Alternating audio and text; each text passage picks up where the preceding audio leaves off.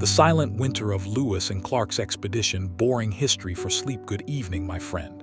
Tonight, we're leaving behind the noise of modern life and stepping into a quieter America, an America that was still vast, mysterious, and largely unknown to the young nation. So dim the lights, settle into a comfortable position, and let your thoughts drift gently down the slow-moving Missouri River. There is no rush tonight. Our journey moves at the pace of a wooden canoe floating with the current, at the speed of boots pressing softly into fresh snow, and at the steady rhythm of a winter campfire quietly crackling beneath a sky filled with countless stars. This is the story of one of the most remarkable journeys in American history. Not the famous victories or dramatic discoveries that fill textbooks, but the long, silent winter that tested every member of the Lewis and Clark expedition. It is a story of patience, endurance, friendship, and survival. Close your eyes if you'd like. Let's begin. The year was 1804, only a short time earlier. The United States had doubled its size through the Louisiana Purchase. President Thomas Jefferson suddenly owned an enormous stretch of land that very few American citizens had ever seen.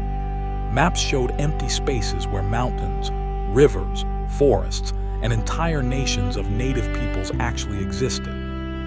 Jefferson believed knowledge was as valuable as land itself. If America truly owned this vast territory, someone needed to understand it. Someone needed to map the rivers. Someone needed to identify the animals. Someone needed to describe the plants, the climate, and the people who had lived there for thousands of years. That responsibility fell upon Captain Meriwether Lewis. Lewis was an experienced soldier, thoughtful by nature, curious about science, and deeply trusted by President Jefferson. But Lewis also understood that such an expedition could not succeed alone. He invited his longtime friend William Clark to share command. Although Lewis officially held the higher military rank, the two men agreed to lead as equals. It was an unusual arrangement, especially for the United States Army. Yet history would later remember them together, almost as a single name, Lewis and Clark. Throughout the spring and summer of 1804, the Corps of Discovery slowly traveled westward along the Missouri River. Their boats carried barrels of flour, dried meat, gunpowder, scientific instruments, trade goods, medicines, cooking pots, journals, and hope. Every mile west carried them farther away from the familiar towns of the young United States. The river itself became both their road and their greatest obstacle. Some days the current was gentle. Other days it fought against them with stubborn determination. The men often climbed into the cold water and pulled the heavy boats by rope while walking along muddy riverbanks. Mosquitoes surrounded them during warm evenings. Heavy rain soaked their blankets. Strong winds delayed progress for days at a time. Yet they continued forward. Each evening, they carefully recorded the day's events. Lewis often described unfamiliar birds with remarkable detail. Clark measured distances and drew maps with extraordinary precision. Neither man realized that generations later, historians would still read those journals to understand the American frontier. As autumn approached, the air gradually cooled. Golden cottonwood leaves drifted into the Missouri River. Morning frost appeared on the grass. The expedition understood something important. Winter was coming. On the Great Plains, winter was not simply another season. It was an entirely different world. Temperatures could fall far below freezing. Blizzards could arrive with little warning. Food became harder to find. Travel slowed almost to a complete stop. Rather than continue into unknown country under dangerous conditions, the Corps of Discovery prepared to spend the winter among the Mandan and Hidatsa villages in what is now North Dakota. It was here that they would build one of the most important places of the entire expedition, Fort Mandan. Unlike the impressive military forts many people imagine today, Fort Mandan was modest. Strong cottonwood logs formed sturdy walls. Simple cabins lined the inside. A gate faced the river. Smoke drifted quietly upward from stone fireplaces as the cold wind swept endlessly across the northern plains. Construction required steady effort. Trees had to be cut. Logs carried. Walls fitted tightly enough to block the icy wind. Every nail, every beam, every fireplace mattered. Because once winter truly arrived, there would be very little opportunity to fix mistakes. By late November, snow covered the prairie. The Missouri River slowly transformed beneath sheets of ice. Days became shorter, sunrise arrived late, darkness returned early, silence settled over the frozen landscape. For many members of the Corps, this was unlike any winter they had ever experienced. The cold reached into everything. Water buckets froze solid overnight. Metal tools burned bare skin with icy intensity. Leather stiffened, wood cracked, breathing itself became visible. Even speaking seemed quieter beneath the endless white sky. Yet life inside Fort Mandan developed its own peaceful rhythm. Each morning began before sunrise. Someone added firewood to the fireplaces. Breakfast was simple, usually dried meat, corn, or whatever fresh game hunters had recently brought back. Small chores filled the day: repairing clothing, cleaning rifles, sharpening knives, writing journal entries, making observations about weather, preparing equipment for spring. The expedition had learned an important lesson. Survival depended less upon dramatic heroics and much more upon ordinary routines repeated every single day. Outside the fort, native communities continued their own winter traditions. The Mandan and Hidatsa people possessed generations of knowledge about surviving these northern winters. Their earth lodges provided remarkable insulation against bitter temperatures. Their food storage methods preserved corn, beans, squash, and dried meat through many months of snow. Lewis and Clark quickly recognized something deeply important. Without the friendship and knowledge of native nations, their expedition would have faced far greater hardship. This quiet season would become not merely a pause in their journey, but one of its greatest classrooms. And as December settled across the frozen Missouri, the long, silent winter had only just begun. The snow continued to fall with remarkable patience, not all at once, not in dramatic storms every day. Instead, small layers settled quietly across the prairie, covering old footprints until it became difficult to remember where anyone had walked only a few days earlier. The Missouri River, once full of movement and sound, rested beneath a thick blanket of ice. Its current still flowed beneath the frozen surface, unseen and unheard, continuing its ancient journey toward the Mississippi River. Inside Fort Mandan, life slowed to match the season. There were no hurried marches, no heavy boats to pull upstream, no endless miles waiting beyond the horizon. Winter demanded something different. It demanded patience. Each morning before daylight had fully arrived, someone stirred the fire back to life.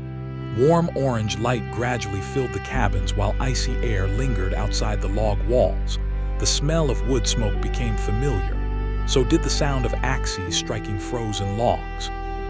Firewood was never simply a comfort. It was survival. Without enough wood, the bitter northern cold could quickly become dangerous. Small groups left the fort almost every day carrying axes, sleds, and rifles. Some searched for fallen cottonwood trees. Others hunted deer, elk, or bison. Every trip required careful planning. The weather could change in only a few hours. A clear blue morning might become a blowing snowstorm before sunset. Lewis often reminded the men that nature did not care about confidence. The prairie rewarded preparation. It punished carelessness. One afternoon, a hunting party returned with several white-tailed deer. The meat was immediately divided. Some would be eaten fresh. Some would be carefully dried. Some would be smoked above slow-burning fires. Nothing was wasted. Even the hides found new purpose.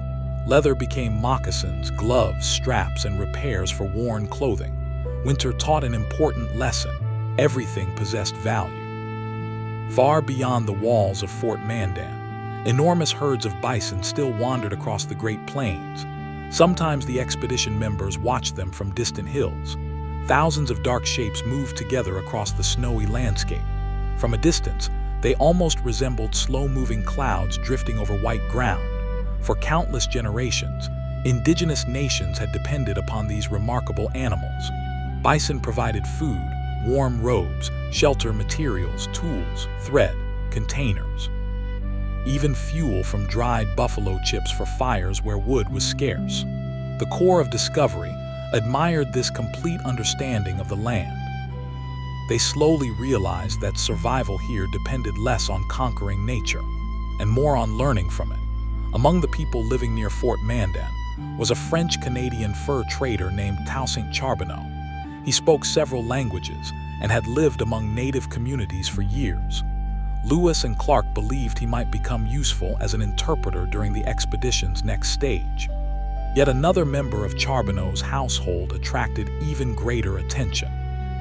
She was a young Shoshone woman named Sacagawea. She was expecting a child. At first glance, few people could have imagined how important she would become. She spoke quietly. She rarely sought attention. She spent much of her time caring for daily responsibilities.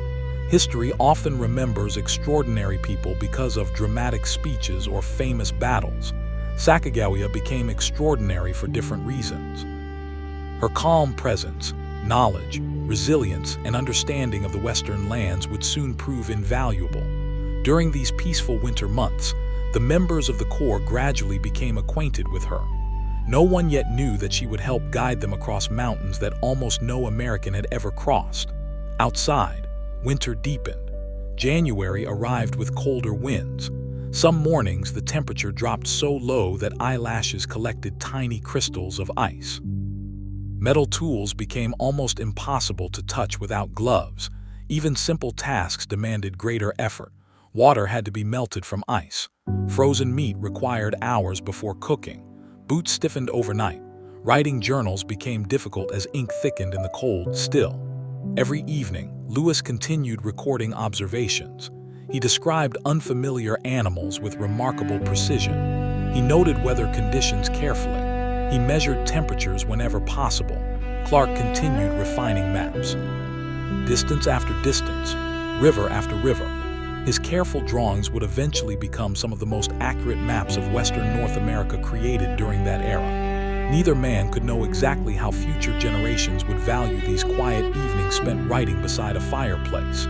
Yet they continued faithfully. Knowledge, after all, grows one careful observation at a time. Sometimes visitors arrived from nearby villages. Conversations lasted for hours. Trade goods changed hands. Corn was exchanged. Tools were examined. Stories were shared. Although different languages separated many of the people gathered inside Fort Mandan, curiosity often bridged those differences. The expedition learned about distant mountain ranges, great rivers flowing west, powerful tribes farther beyond the plains, horses that could climb steep country, unknown animals living in forests no American scientist had yet described. Much of this information would later help shape the next stage of the expedition. Winter had quietly become a season of preparation rather than delay. The men also found moments for simple entertainment. Someone occasionally played a fiddle. Others laughed over stories from home. Friendly competitions tested strength or marksmanship whenever weather allowed. These ordinary moments mattered. Months away from family could easily weigh upon the strongest spirit. Shared laughter helped carry the burden. Yet homesickness remained. Many members wondered what life looked like thousands of miles away. Parents were growing older. Children were growing taller. Friends continued ordinary lives completely unaware of the frozen world surrounding Fort Mandan. Letters could not easily travel across such enormous distances. The expedition lived almost entirely beyond communication with the rest of America. Their world had become the snow-covered Missouri. One quiet evening, Lewis stepped outside alone. The firelight faded behind him. Above stretched one of the clearest winter skies imaginable. Without city lights, thousands upon thousands of stars covered the darkness. The Milky Way appeared like pale frost across the heavens. For several minutes, he simply stood listening. There was almost nothing to hear. No wagons, no factories, no distant church bells. Only the occasional whisper of wind crossing endless prairie. Moments like these reminded the explorers how vast North America truly was. The maps waiting back in Washington showed empty spaces. Standing beneath those stars, Lewis understood those spaces were not empty at all. They were full of rivers, animals, mountains, forests, ancient cultures, and countless stories that had existed long before the United States itself. The silent winter continued, patiently preparing every member of the Corps of Discovery for the far greater challenges that still waited beyond the frozen horizon. As February quietly settled over the northern plains, The world around Fort Mandan seemed almost suspended in time. The endless prairie remained wrapped in snow, stretching to every horizon like a white ocean without waves. Days slowly grew a little longer, though sunrise still arrived gently, and the afternoon light faded sooner than most of the men wished. There was something deeply calming about the rhythm of winter: morning fires, simple breakfasts, careful work, evening journals, sleep. And then another peaceful day began. The Corps of Discovery had now spent several months living beside the Mandan and Hidatsa villages. What had once felt unfamiliar was gradually becoming ordinary. The explorers no longer stared in amazement at the earth lodges. Instead, they admired their thoughtful design. Built partly below ground, these homes stayed surprisingly warm despite the bitter winds outside. Thick wooden beams supported heavy roofs covered with packed earth, creating natural insulation against temperatures that often dropped well below freezing. Lewis carefully observed these details. He understood that architecture reflected generations of knowledge. The people who built these homes had learned through centuries of experience how to live comfortably in one of North America's harshest climates. The expedition was not simply exploring the West, it was learning from those who already knew it. Each observation became another lesson. Each conversation revealed another piece of an enormous cultural landscape that few Americans back east truly understood. One morning, fresh snow covered every rooftop. The world seemed unusually quiet. Even the birds appeared reluctant to disturb the peaceful silence. Only the faint crunch of moccasins and boots crossing frozen ground broke the stillness. Several hunters prepared for another journey. Before leaving, they checked their rifles carefully. Black powder had to remain perfectly dry. Flints needed inspection. A single mistake in freezing weather could mean returning empty-handed, or not returning at all. They disappeared into the pale morning light. Hours later, they spotted a small herd of elk feeding near scattered cottonwood trees. Rather than rushing forward, they moved slowly, carefully using the landscape for cover. Patience often proved more valuable than speed. The hunt was successful. By evening, fresh meat hung safely inside the fort, where it would feed everyone for several days. Back at Fort Mandan, another important event quietly unfolded. Sacagawea's pregnancy was nearing its final weeks.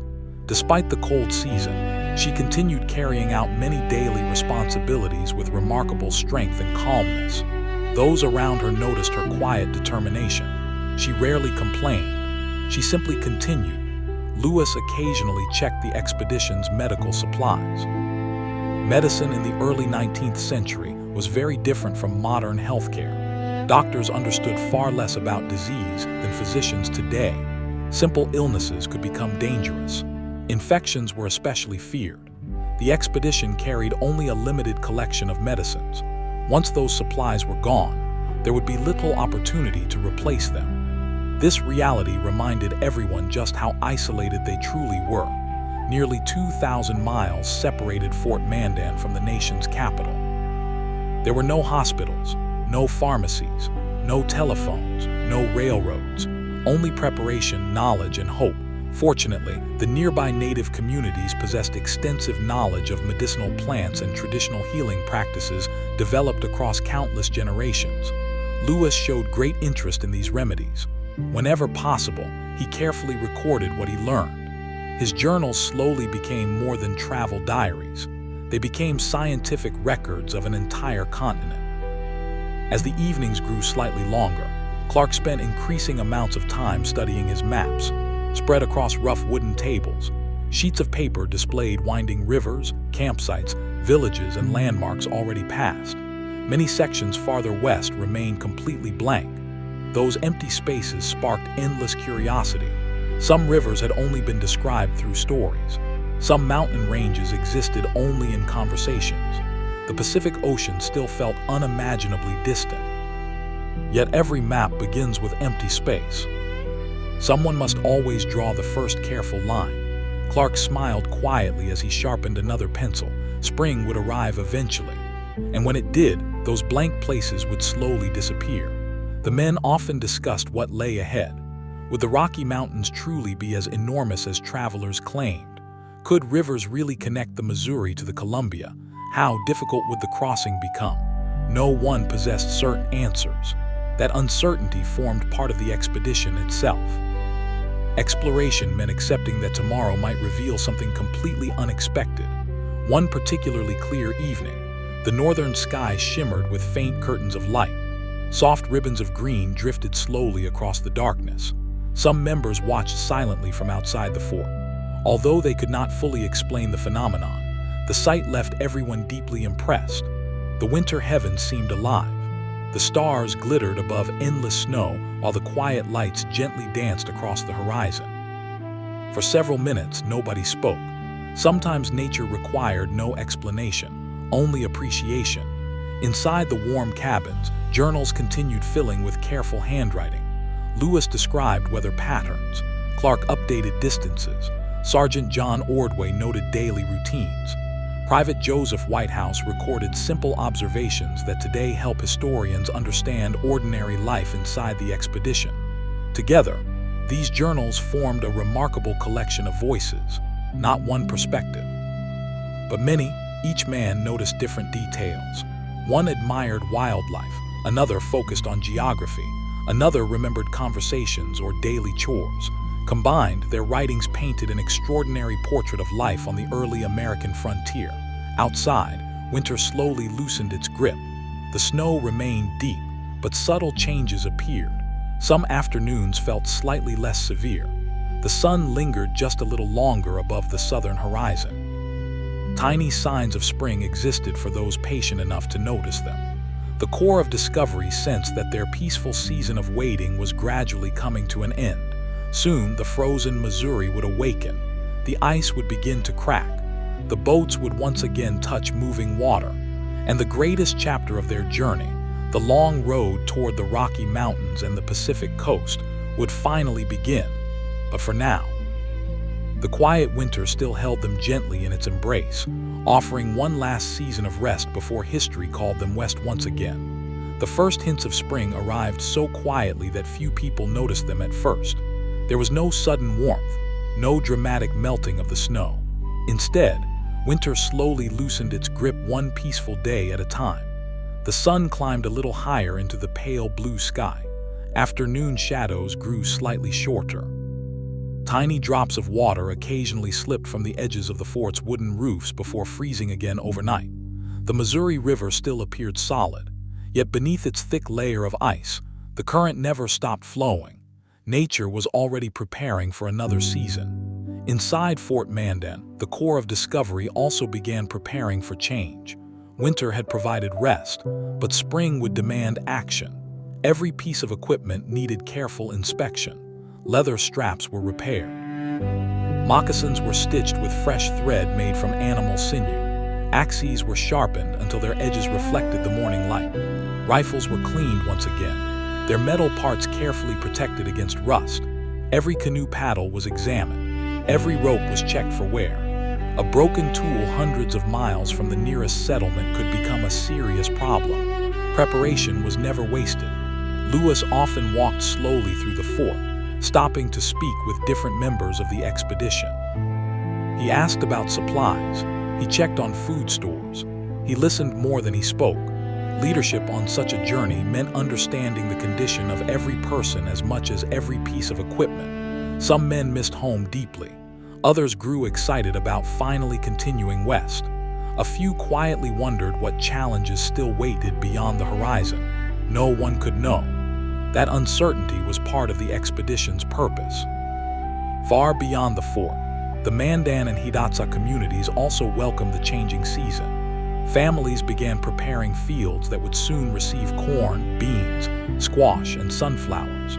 Long before the arrival of European settlers, these nations had developed successful agricultural traditions perfectly suited to the northern plains. Lewis observed these farming practices with genuine curiosity. He carefully described the crops, the storage methods, and the seasonal routines in his journals. President Thomas Jefferson had asked for knowledge. Lewis intended to gather as much as possible, not only about rivers and mountains, but about people, cultures, languages, plants, animals. and the countless ways human beings had adapted to different landscapes across North America. One chilly morning, Clark stood beside the frozen river with several men. They listened carefully. At first, nothing happened then. A sharp cracking sound echoed across the ice, not loud enough to frighten anyone. Just a quiet reminder that the river beneath was waking. Over the following days, more cracks appeared. Thin lines spread across the frozen surface like delicate branches reaching in every direction. Water slowly reclaimed its place. The Missouri had waited patiently all winter. Now it was preparing to carry the expedition farther west. Inside one of the cabins, another important moment quietly approached. Sacagawea's child would soon be born. The entire fort understood that childbirth on the frontier carried real danger. There were no modern hospitals, no trained obstetricians, only experience, determination, and limited medical knowledge. Despite these uncertainties, life continued with remarkable calm. On February 11, 1805, Sacagawea gave birth to a healthy baby boy. The child was named Jean-Baptiste Charbonneau. Many years later, he would become known across Europe and America for his adventurous life. But on that peaceful winter day, he was simply a newborn wrapped carefully against the cold. The expedition welcomed him warmly. His arrival changed something within Fort Mandan. A baby's quiet breathing, gentle cries, and peaceful sleep reminded everyone that life continued even in the harshest places. Lewis later wrote with admiration about the strength Sacagawea displayed. Recovery came gradually, yet before long she resumed caring for her son with quiet confidence. Few people could have imagined that this tiny infant would soon travel thousands of miles across mountains, rivers, and forests. Jean-Baptiste would become one of the youngest participants in one of history's greatest expeditions. His presence also carried another important meaning. A traveling party that included a young mother and infant appeared far less threatening to native nations encountered farther west. The expedition unknowingly carried a symbol of peace. As March slowly unfolded, wildlife also began to change. The first returning birds appeared overhead. Canada geese crossed the sky in familiar V-shaped formations. Their calls echoed across the open prairie.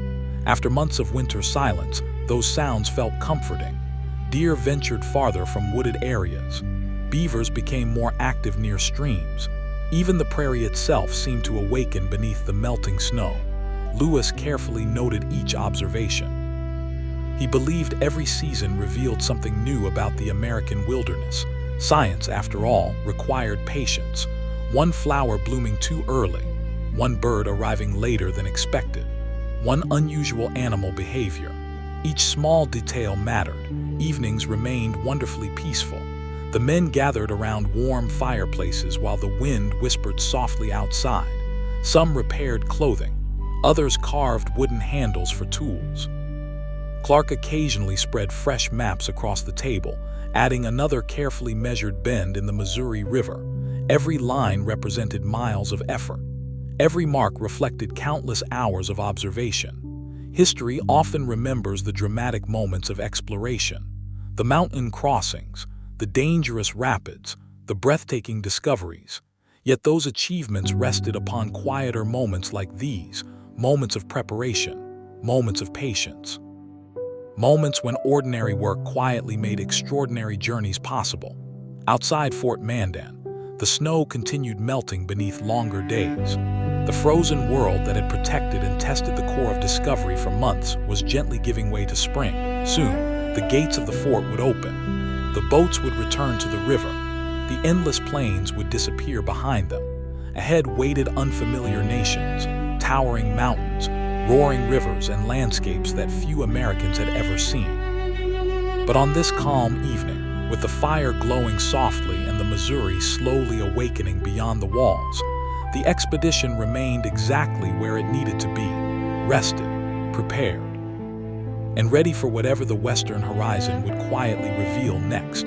By the final days of March, the transformation could no longer be ignored. Winter had not disappeared overnight. Instead, it slowly stepped aside, allowing spring to reclaim the northern plains with remarkable patience. Patches of brown grass emerged where deep snow had rested for months. Small streams of melting water wound quietly through the prairie, carrying tiny pieces of ice toward the Missouri River. The air still felt cool each morning, but it carried a different scent now. The smell of damp earth, fresh wood, flowing water. The season of waiting was coming to an end. At Fort Mandan, everyone understood that departure day was drawing closer. The long winter had served its purpose. The core of Discovery was stronger, wiser, and far better prepared than when they had first arrived. Every member had learned something valuable, not only about survival, but about patience. Lewis spent many hours organizing the expedition's scientific collections. Boxes carefully held dried plants gathered months earlier. Animal specimens were wrapped as securely as possible. Mineral samples were labeled. Pages upon pages of notes filled leather-bound journals. Each observation represented knowledge that would eventually travel all the way back to Washington City. President Thomas Jefferson had dreamed of understanding America's newly acquired western lands. Now that dream was slowly taking shape, one careful notebook at a time. Clark, meanwhile, devoted much of his attention to the maps. He checked measurements again and again, distances between rivers, locations of villages, curves of the Missouri. Each correction improved the accuracy of the growing map. Many later explorers would depend upon these drawings. Although Clark could not know it then, his maps would remain among the finest descriptions of the American West for many years. Preparation also meant reducing unnecessary weight. Every canoe and every boat could carry only so much. The men carefully sorted supplies. Items considered essential remained. Anything unnecessary stayed behind. The journey ahead would become more difficult with every mile. Soon they would leave the broad prairie rivers and move toward rugged country where every pound mattered. Nearby, the Mandan and Hidatsa people continued preparing for another planting season. Fields slowly dried beneath the warming sun. Families repaired tools and organized seed stores that had been carefully protected throughout the winter. The Corps had grown deeply appreciative of these communities. Without their friendship, trade, and local knowledge, surviving the long winter would have been far more difficult. Lewis often reflected on this reality in his journals. His writings showed respect for the agricultural skills, diplomacy, craftsmanship, and resilience of the native nations they encountered. Modern historians continue to recognize how essential those relationships were to the success of the expedition. One peaceful afternoon, Sacagawea quietly packed the few belongings she would carry west. Her infant son, Jean-Baptiste, rested peacefully nearby. It was difficult to imagine the extraordinary journey that awaited this young family. Thousands of miles remained ahead.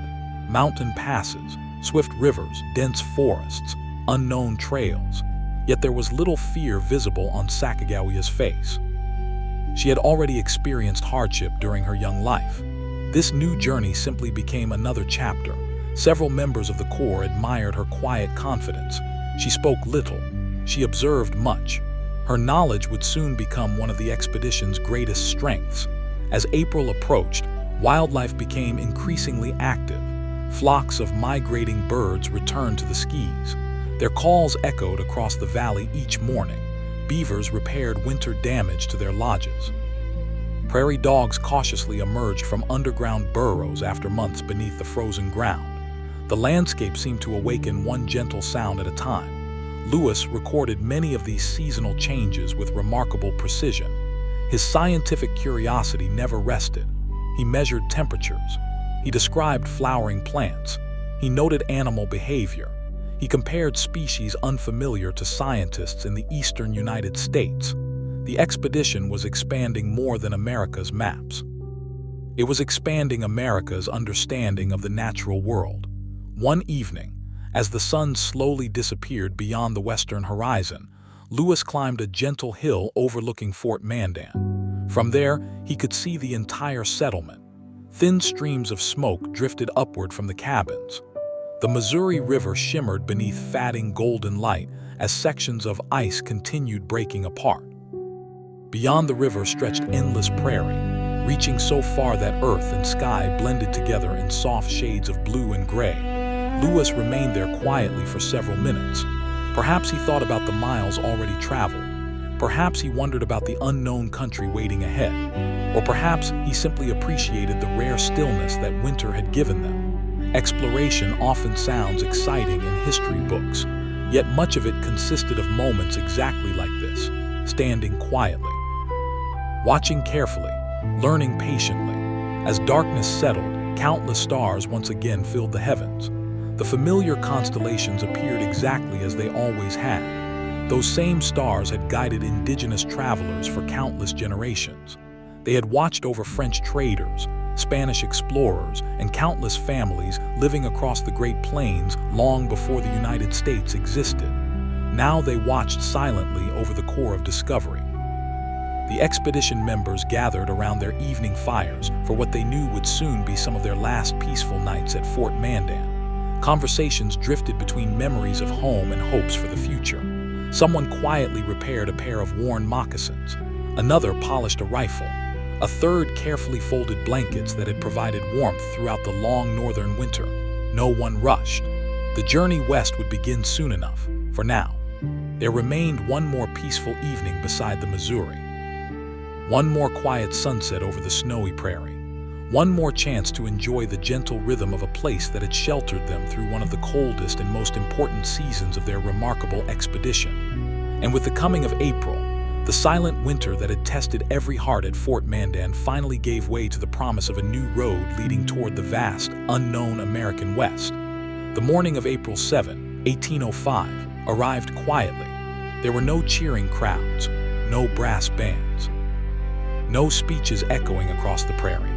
Only the soft glow of dawn spreading over the Missouri River and the familiar sound of boots moving across damp ground. The core of discovery had reached an important turning point. The long winter at Fort Mandan was over. Now the expedition would divide into two groups.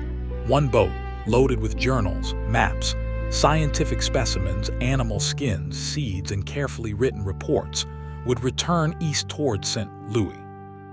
Everything Lewis and Clark had learned during the past year would begin its long journey back to President Thomas Jefferson. The remaining members of the Corps would continue west, toward country that almost no American citizen had ever seen.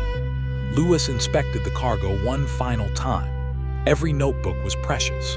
If those journals were lost, months of careful observation would disappear forever. Clark checked the boats with the same careful attention he had given throughout the expedition. The oars were secure. The ropes were dry. Food barrels were tightly sealed. Gunpowder remained protected from moisture. Nothing could be left to chance. The men shook hands with those returning east. Some smiled. Others quietly wished their friends safe travels. They did not know if they would ever meet again. On a journey like this, there were no guarantees. As the eastern-bound boat drifted away with the current, several members stood silently along the riverbank, watching until it became a small, dark shape against the bright water. Only then did they turn back toward their own preparations. The West was waiting. Among those preparing to leave were Toussaint Charbonneau, Sacagawea, and her tiny son, Jean-Baptiste. The baby, only a few months old, rested peacefully in a cradle board secured against his mother's back. He had already survived one of the coldest winters on the northern plains. Now he would become one of the youngest travelers ever to cross the American West. His quiet presence brought an unexpected sense of peace to the expedition.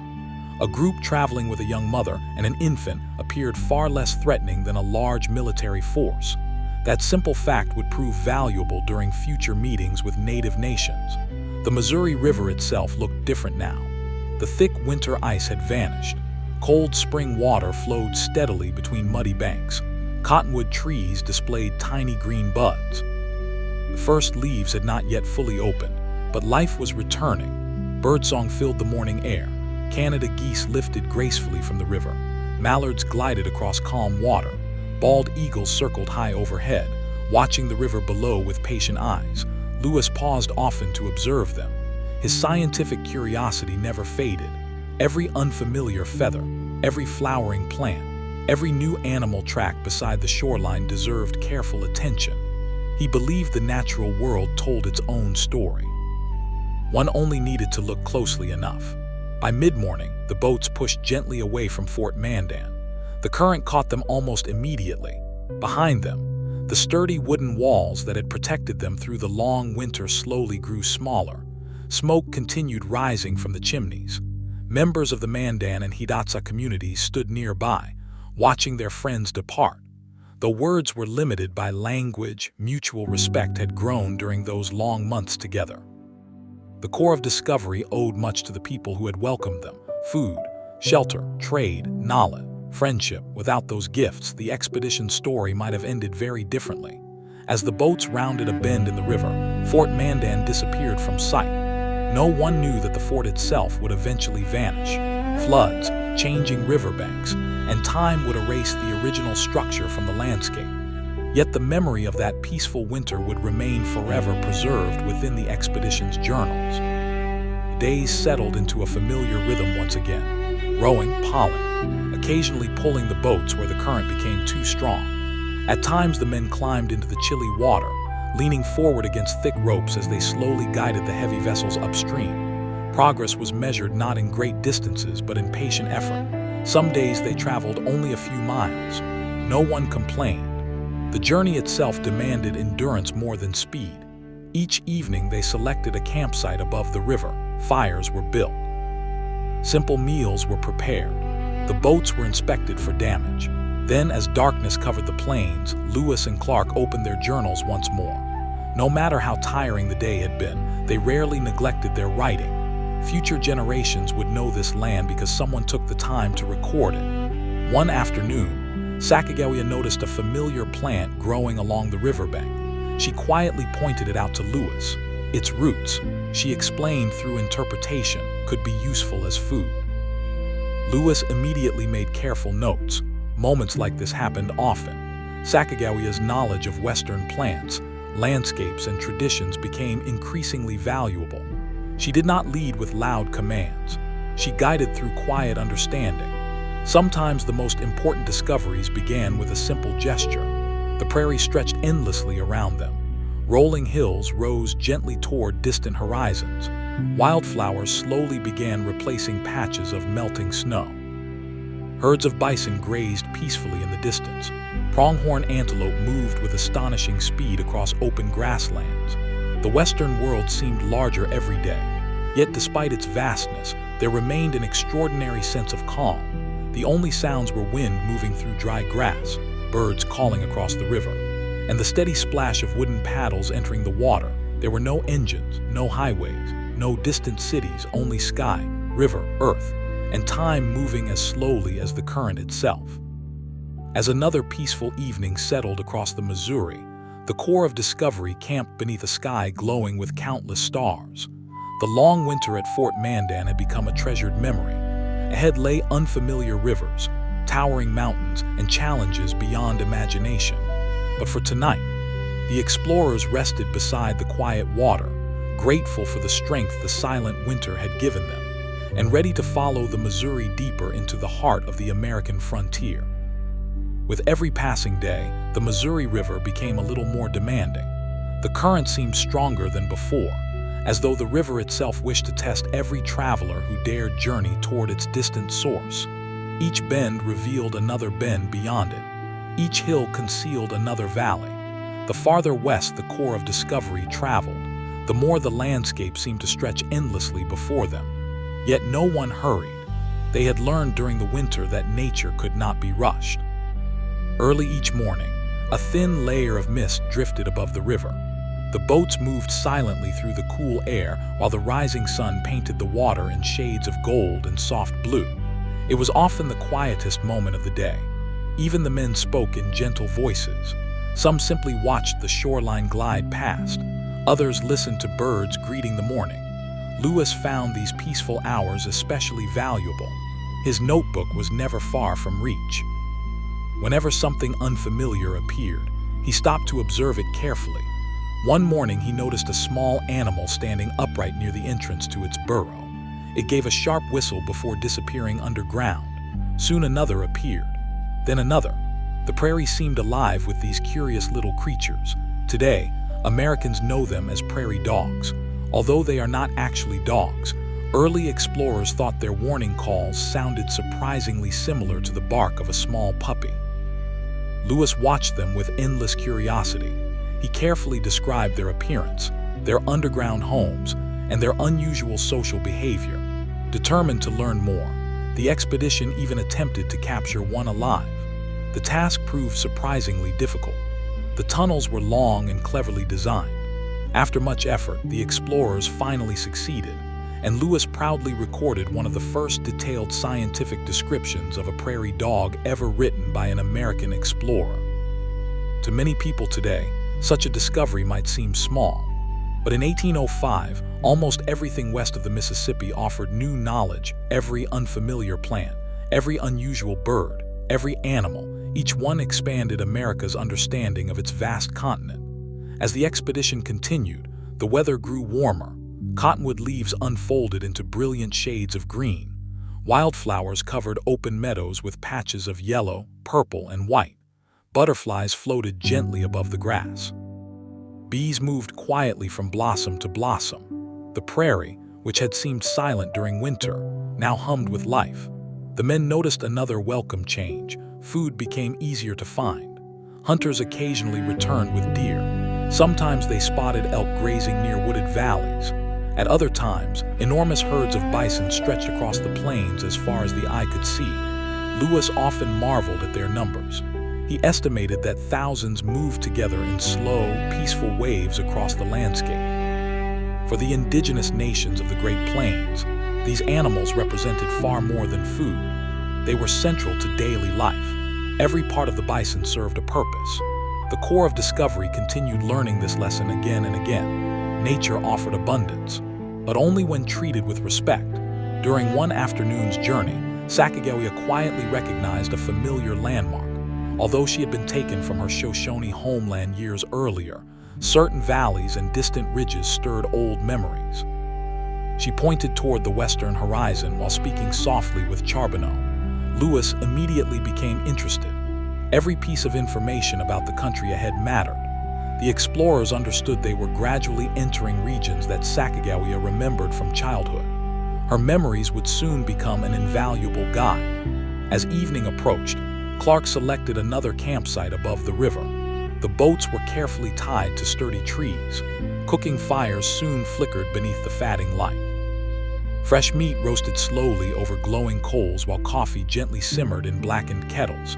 Some men repaired clothing worn thin by months of travel. Others cleaned rifles. One quietly carved a replacement handle for an axe. Simple work filled the peaceful evening. Before darkness settled completely, Lewis climbed a nearby hill carrying his telescope. From the summit, he gazed westward. The prairie rolled onward without end. Yet something new appeared far beyond the distant horizon. Barely visible through the clear evening air stood a faint blue line. At first, it almost resembled a cloud, but it did not move. Lewis lowered the telescope, then looked again. The distant shape remained, mountains not close, not yet, but unmistakably there, the Rocky Mountains.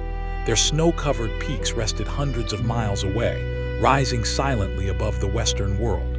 For countless generations, indigenous peoples had crossed those mountains, hunted among them, and built lives beyond them. European fur traders had spoken of them. Now Lewis finally caught his first distant glimpse. He said very little as he returned to camp. Some discoveries needed no grand announcement. The mountains would reveal themselves in their own time. That evening after supper, the men gathered around the fire beneath a sky filled with stars. The flames crackled softly while the Missouri River whispered nearby.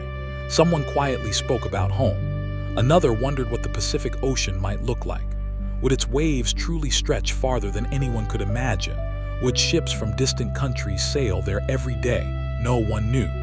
The unknown still lay ahead, wrapped in quiet mystery. Lewis opened his journal one final time before sleep. He wrote about the prairie dogs, the warming weather, the returning birds, the endless grasslands, and with careful excitement, the faint blue outline of distant mountains that seemed to float above the western horizon. The silent winter at Fort Mandan had taught the Corps of Discovery patience. Now, that patience was beginning to reward them. Each sunrise carried them closer to landscapes few Americans had ever seen. And each peaceful evening reminded them that the greatest adventures often unfold one quiet day at a time. As April slowly gave way to May, the Missouri River changed once again. The calm stretches became shorter. The current grew faster. Sandbars appeared where the channel had shifted during the spring thaw, forcing the boats to weave carefully from one side of the river to the other. Clark usually stood near the bow, studying the water with practiced eyes. A slight change in color often revealed a hidden obstacle beneath the surface. Dark water usually meant greater depth. Pale brown water often signaled a shallow sandbar waiting to stop the heavy boats. Every mile required attention. Every bend demanded patience. The farther upstream they traveled, the more the river reminded them that it was never simply a road. It was a living force. Some mornings began beneath bright blue skies. By afternoon, dark clouds rolled across the prairie with surprising speed. Spring storms arrived without much warning. Strong winds bent the young cottonwood trees while rain swept across the open grasslands. The men quickly pulled the boats ashore. Canvas covers protected the journals and gunpowder. Everything else became soaked. When the storm finally passed, the prairie looked wonderfully fresh. Tiny drops of water sparkled on every blade of grass. The air smelled clean. Western meadowlarks filled the evening with cheerful songs. Lewis paused to identify each unfamiliar bird. He believed every creature deserved careful study. His journals became more than records of travel.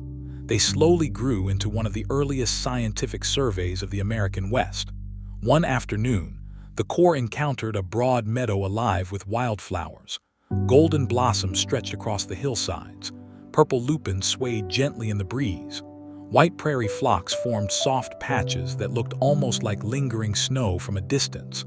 Butterflies drifted lazily from flower to flower. Bees hummed quietly among the blossoms. For a brief moment, the expedition simply stopped. No one hurried. No one spoke very loudly. They allowed themselves to admire the beauty surrounding them. Even during an expedition filled with purpose, there was time for wonder.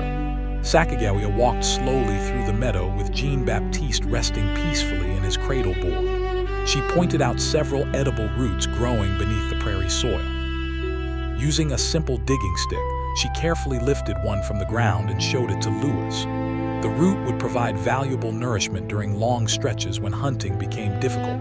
Lewis immediately wrote detailed notes.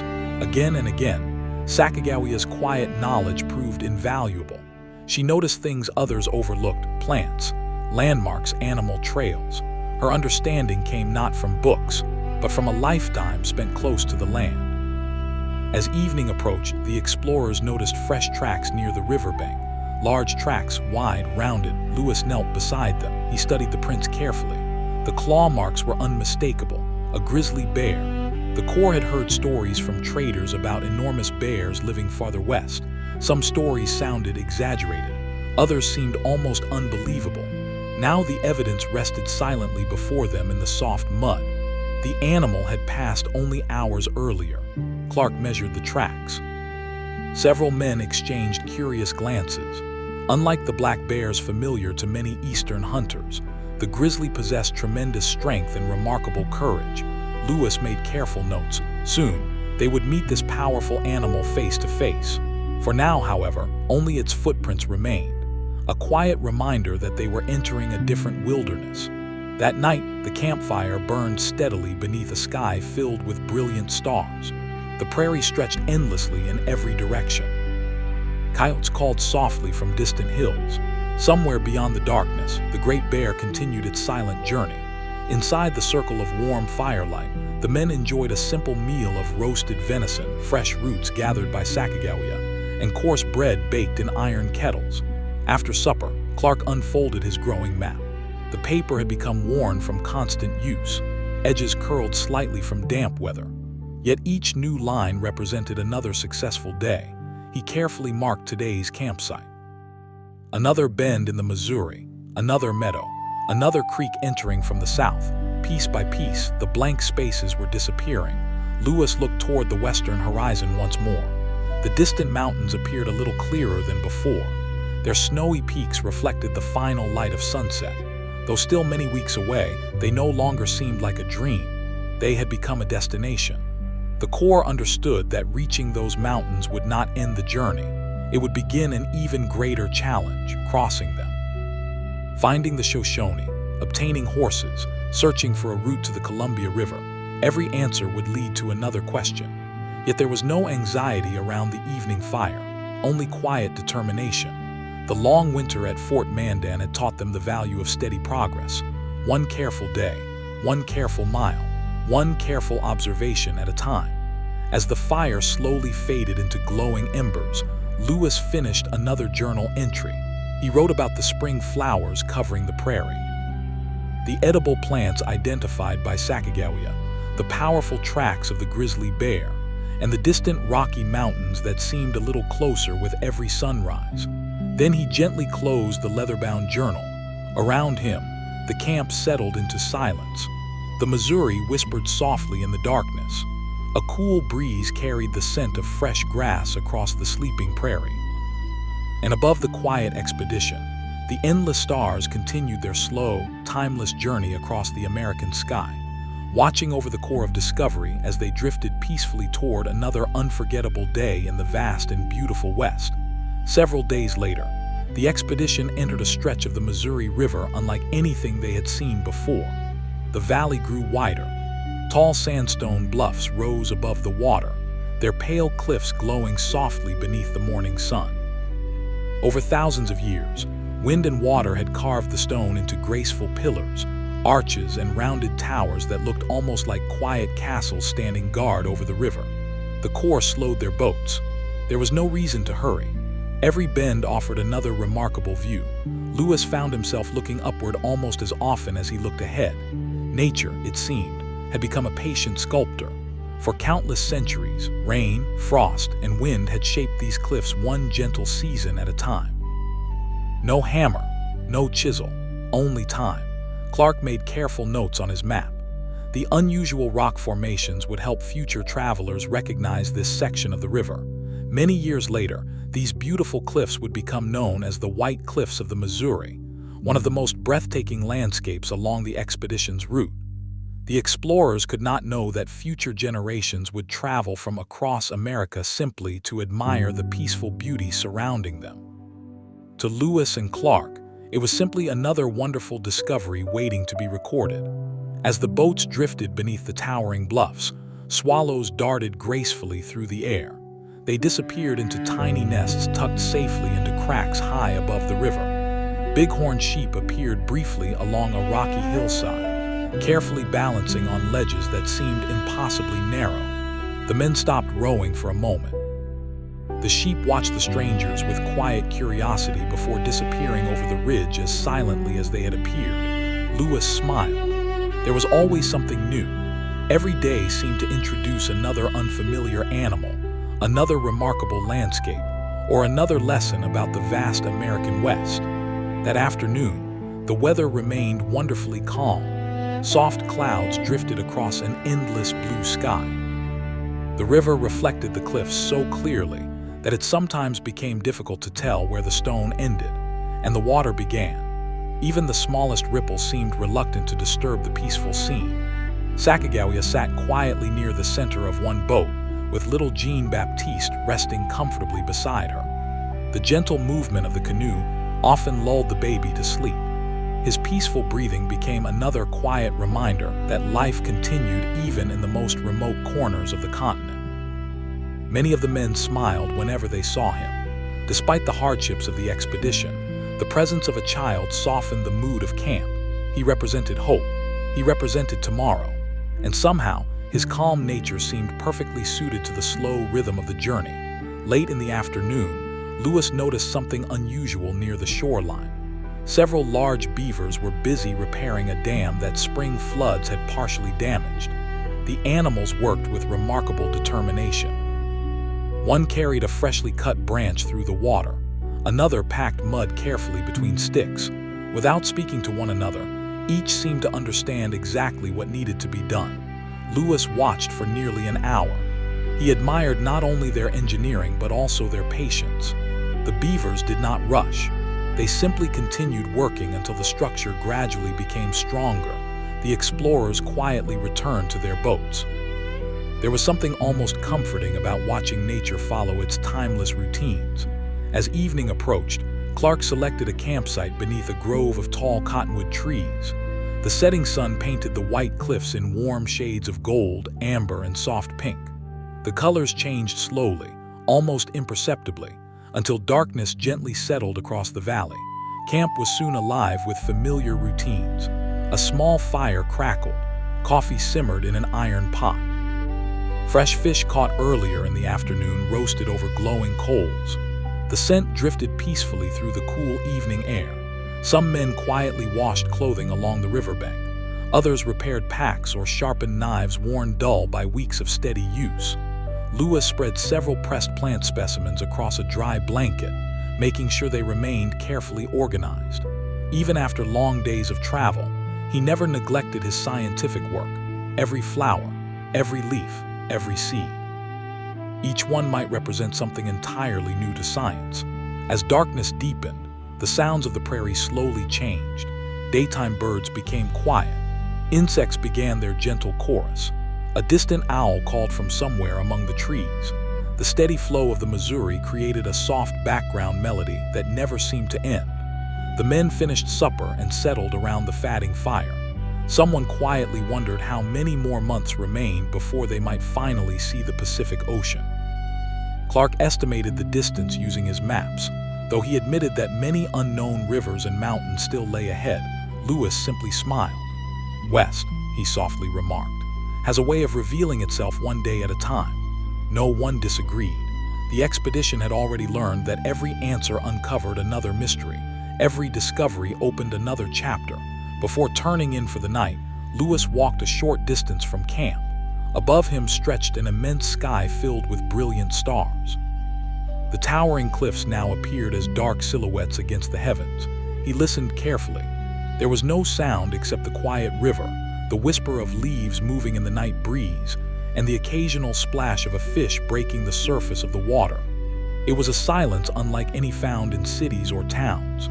It was the silence of an untouched continent, a silence that had existed long before the first explorers arrived, a silence that asked for nothing, expected nothing, and offered in return a deep and lasting sense of peace. Lewis stood there for several moments before returning to camp. Tomorrow would bring another bend in the Missouri, another valley, another discovery. But tonight, beneath the gentle glow of countless stars, the core of discovery slept soundly beside the quiet river, carrying with them the patience they had learned during the silent winter at Fort Mandan, and the quiet confidence that every peaceful mile was bringing them closer to the unknown heart of the American West. Several mornings later, the expedition awoke beneath a blanket of soft gray clouds. The air felt unusually still. Not cold like the long winter they had left behind, but cool enough that each breath carried a hint of spring freshness. A gentle mist floated above the Missouri River, blurring the distant shoreline until the cottonwood trees appeared almost like watercolor paintings. The men packed their camp quietly. By now, everyone knew the morning routine by heart. Blankets were rolled, cooking kettles were cleaned. The fire was carefully extinguished. Nothing useful was left behind. Lewis often reminded the Corps that every tool, every ounce of food, and every notebook might become essential before the journey was over. Soon the boats were moving once again. The steady rhythm of paddles dipping into the water became almost hypnotic. Splash, glide, splash, glide. Hour after hour, the river carried them deeper into lands unfamiliar to nearly everyone in the young United States. Lewis noticed that the prairie itself seemed to be changing. The rolling grasslands were becoming more rugged. Rocky hills appeared more frequently along the horizon. Small creeks rushed into the Missouri, carrying snowmelt from distant high country. Each stream hinted that the mountains ahead were drawing closer. Although they were still many days away, their influence could already be felt. The water flowed colder. The wind carried the faint scent of pine forests that lay somewhere beyond the distant plains. That afternoon, the expedition paused near a broad meadow alive with birds. Western meadowlarks perched on fence-like shrubs, filling the warm air with cheerful songs. Red-winged blackbirds darted above marshy pools. A pair of trumpeter swans glided gracefully across a quiet backwater, their brilliant white feathers reflecting perfectly in the still surface. Lewis sat quietly with his journal. He carefully described each species, their size, their color, their behavior. Sometimes he even attempted to imitate their calls using written words, hoping future readers might better imagine the sounds of the western wilderness. His notebooks became living records of a continent that few Eastern scientists had ever experienced. Meanwhile, Clark climbed a nearby ridge carrying his compass. From its summit, he studied the twisting path of the Missouri. The river no longer wandered lazily across open prairie.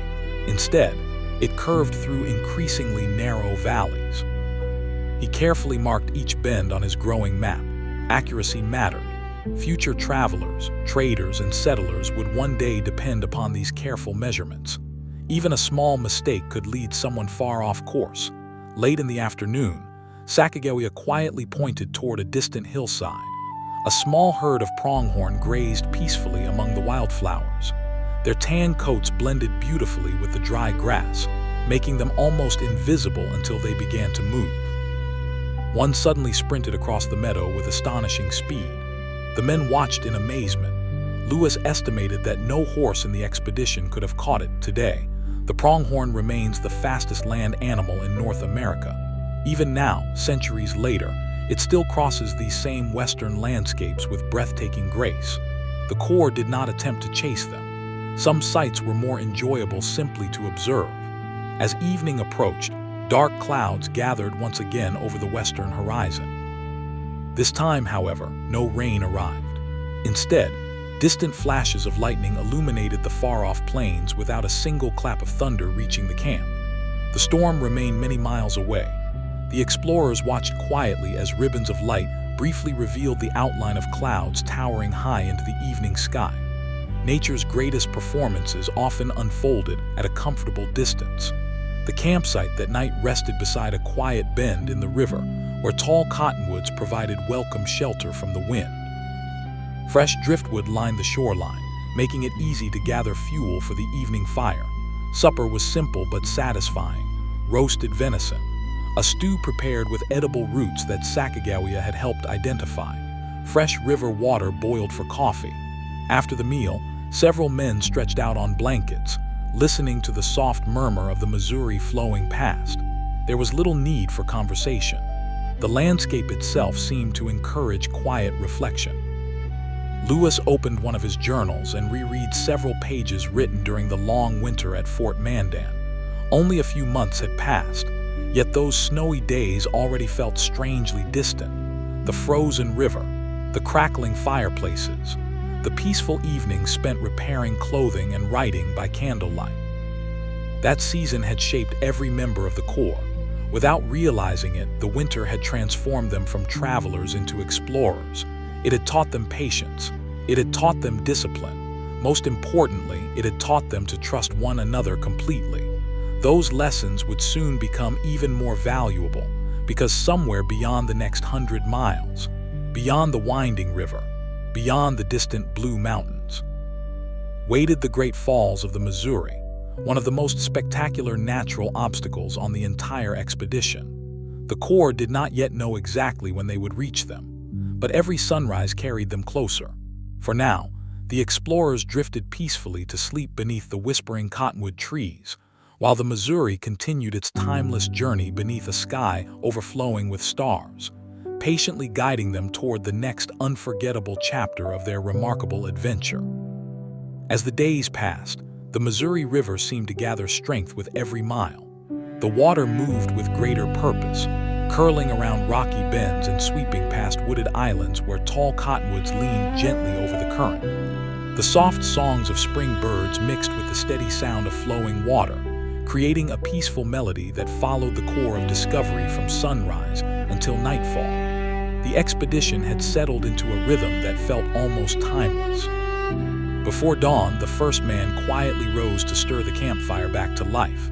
A kettle of coffee was placed over glowing coals. Breakfast was simple, usually dried meat, fresh game when available, and a little cornmeal.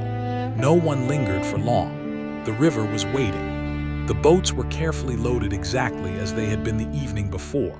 Heavy barrels were balanced to keep each craft steady. Scientific instruments were wrapped in dry cloth. The journals were placed where Lewis could reach them quickly whenever something unusual caught his attention. By the first light of morning, they were moving once again. Some days the work seemed almost effortless. The current softened. The wind remained calm. The boats glided through quiet water with surprising ease. On other days, however, the Missouri reminded them that every mile west had to be earned. The men climbed into the cold river, gripping thick ropes tied to the boats. Step by careful step, they walked along muddy banks, pulling the heavy vessels upstream. Their boots slipped on wet stones. The current pushed constantly against their legs. Progress was slow. Sometimes they advanced only a few hundred yards in an hour. Yet no one complained. The silent winter at Fort Mandan had taught them something important. There was dignity in steady work. There was strength in patience. Lewis admired that quiet determination. One afternoon, he noticed several unfamiliar flowering shrubs growing along a sunny hillside. The blossoms were a delicate shade of pale pink, filling the warm air with a gentle fragrance. He climbed the slope alone, examining the leaves, stems, and petals with great care. After pressing several specimens between sheets of paper, he carefully labeled the collection with the date and location. More than 2 centuries later, botanists can still read many of Lewis's original descriptions and identify the very plants he discovered along the Missouri. His careful observations became a lasting gift to science. Not far from the hillside, Clark spotted fresh signs of another visitor. Large hoofprints crossed a stretch of damp sand before disappearing into nearby grass. He knelt to examine them. They belonged to a bull elk. The tracks were fresh, perhaps only an hour old. A small hunting party quietly followed the trail, while the rest of the Corps continued preparing camp for the evening. Just before sunset, the hunters returned carrying enough fresh meat to feed everyone for several days. The camp welcomed them with quiet smiles. A successful hunt meant fewer worries.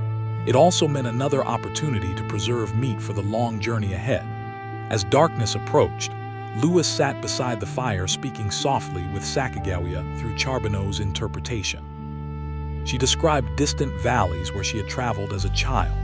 She remembered broad rivers fed by mountain snow. She spoke of narrow trails crossing high passes where horses carefully picked their way among steep rocks. Lewis listened with complete attention. These were not simply memories. They were clues. Every detail might help guide the expedition safely across the Rocky Mountains. He carefully added several notes to his journal after the conversation ended. The map still contained many blank spaces. But each evening, those empty spaces grew a little smaller. The stars appeared unusually bright that night. Without the smoke of cities or towns, the sky seemed almost endless. The Milky Way stretched from one horizon to the other like a pale river flowing silently through the heavens. Several members of the Corps lay quietly on their blankets simply watching the stars drift overhead.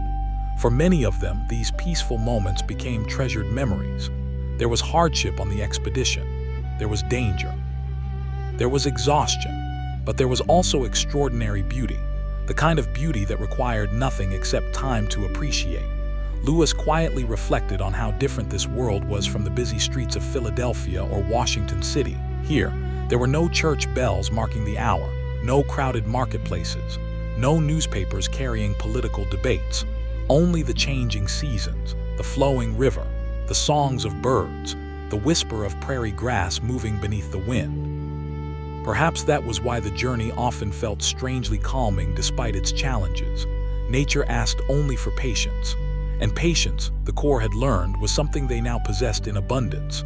Just before turning in for the night, Clark unfolded his map once more. He measured the distance traveled since leaving Fort Mandan. Nearly every line represented countless hours of rowing, walking, observing, and recording. The progress looked small on paper. Yet together, those careful lines told the story of one of the greatest explorations in American history. He gently rolled the map closed. Tomorrow would bring another bend in the Missouri, another unfamiliar valley, another quiet discovery. And somewhere beyond the distant western horizon, hidden behind rolling hills and endless prairie, The river was slowly leading them toward the thunderous Great Falls, where the peaceful rhythm of their voyage would soon meet one of its greatest tests. For tonight, however, the only sound was the gentle crackle of the campfire and the steady whisper of the Missouri, carrying the explorers peacefully into another restful night beneath the vast American sky. Several weeks passed in this gentle rhythm, and almost without noticing it, the Corps of Discovery entered a land that felt both familiar and entirely new. The wide prairies still stretched toward every horizon, but subtle changes appeared with each passing day. The riverbanks became steeper. Rock formations rose more frequently above the valley. The air carried a cooler breath, even beneath the warm afternoon sun. Somewhere far ahead, hidden beyond countless bends of the Missouri, snow was melting high in the Rocky Mountains. The explorers could not yet see those distant peaks clearly, but they could feel their presence. Every stream entering the Missouri ran colder than before. The current pressed harder against the boats. The river itself seemed younger, faster, and more energetic as it rushed away from its mountain birthplace. Lewis often paused to kneel beside these smaller creeks. He dipped his hand into the crystal-clear water. It was astonishingly cold. Even after only a few moments, his fingers became numb. He smiled quietly. "The mountains are speaking to us," he wrote in his journal one evening. "Though we cannot yet reach them, their waters have already found us." Each morning began before sunrise. A thin blanket of mist floated over the river while the eastern sky slowly turned from deep violet to pale orange. Beavers slipped silently through the water. Muskrats left gentle ripples behind them. Great blue herons stood motionless along the shoreline, waiting patiently for breakfast. The expedition moved quietly through this peaceful world, careful not to disturb it more than necessary. The farther west they traveled, the more wildlife they encountered. One afternoon, Clark noticed a herd of bighorn sheep climbing effortlessly across steep cliffs overlooking the river. The animals seemed perfectly at home among rocks where a human could barely stand. Large rams paused occasionally, their magnificent curved horns catching the afternoon sunlight. The Corps watched with admiration. Nature had shaped every creature perfectly for its own home. Lewis carefully sketched one of the animals in his notebook before adding another detailed description. Everything remained new. Everything deserved to be remembered. Later that same day, Sacagawea quietly recognized several medicinal plants growing near the edge of a meadow. She gathered only a small amount, leaving most untouched. She explained that taking only what was needed ensured the plants would continue growing for future seasons. Lewis appreciated this wisdom deeply. It reflected a relationship with nature built not on taking everything available, but on respecting the land's ability to renew itself. That lesson stayed with him. As evening approached, the wind shifted from the west. It carried a faint scent unlike anything they had noticed before, fresh pine. Although no forests were visible, everyone sensed the change. Somewhere ahead, evergreen trees covered the lower slopes of the mountains. The wilderness was quietly introducing itself long before the explorers actually arrived. That night, camp rested beside a broad, grassy terrace overlooking the Missouri. The setting sun painted the river with warm shades of gold and copper. Small insects danced above the water while swallows darted gracefully through the evening air. Jean-Baptiste, now growing steadily stronger, watched the flickering campfire with wide, curious eyes. His quiet laughter brought gentle smiles to the tired men. It reminded everyone that even the longest journeys were made one peaceful day at a time. After supper, Clark spread his maps across a flat piece of driftwood.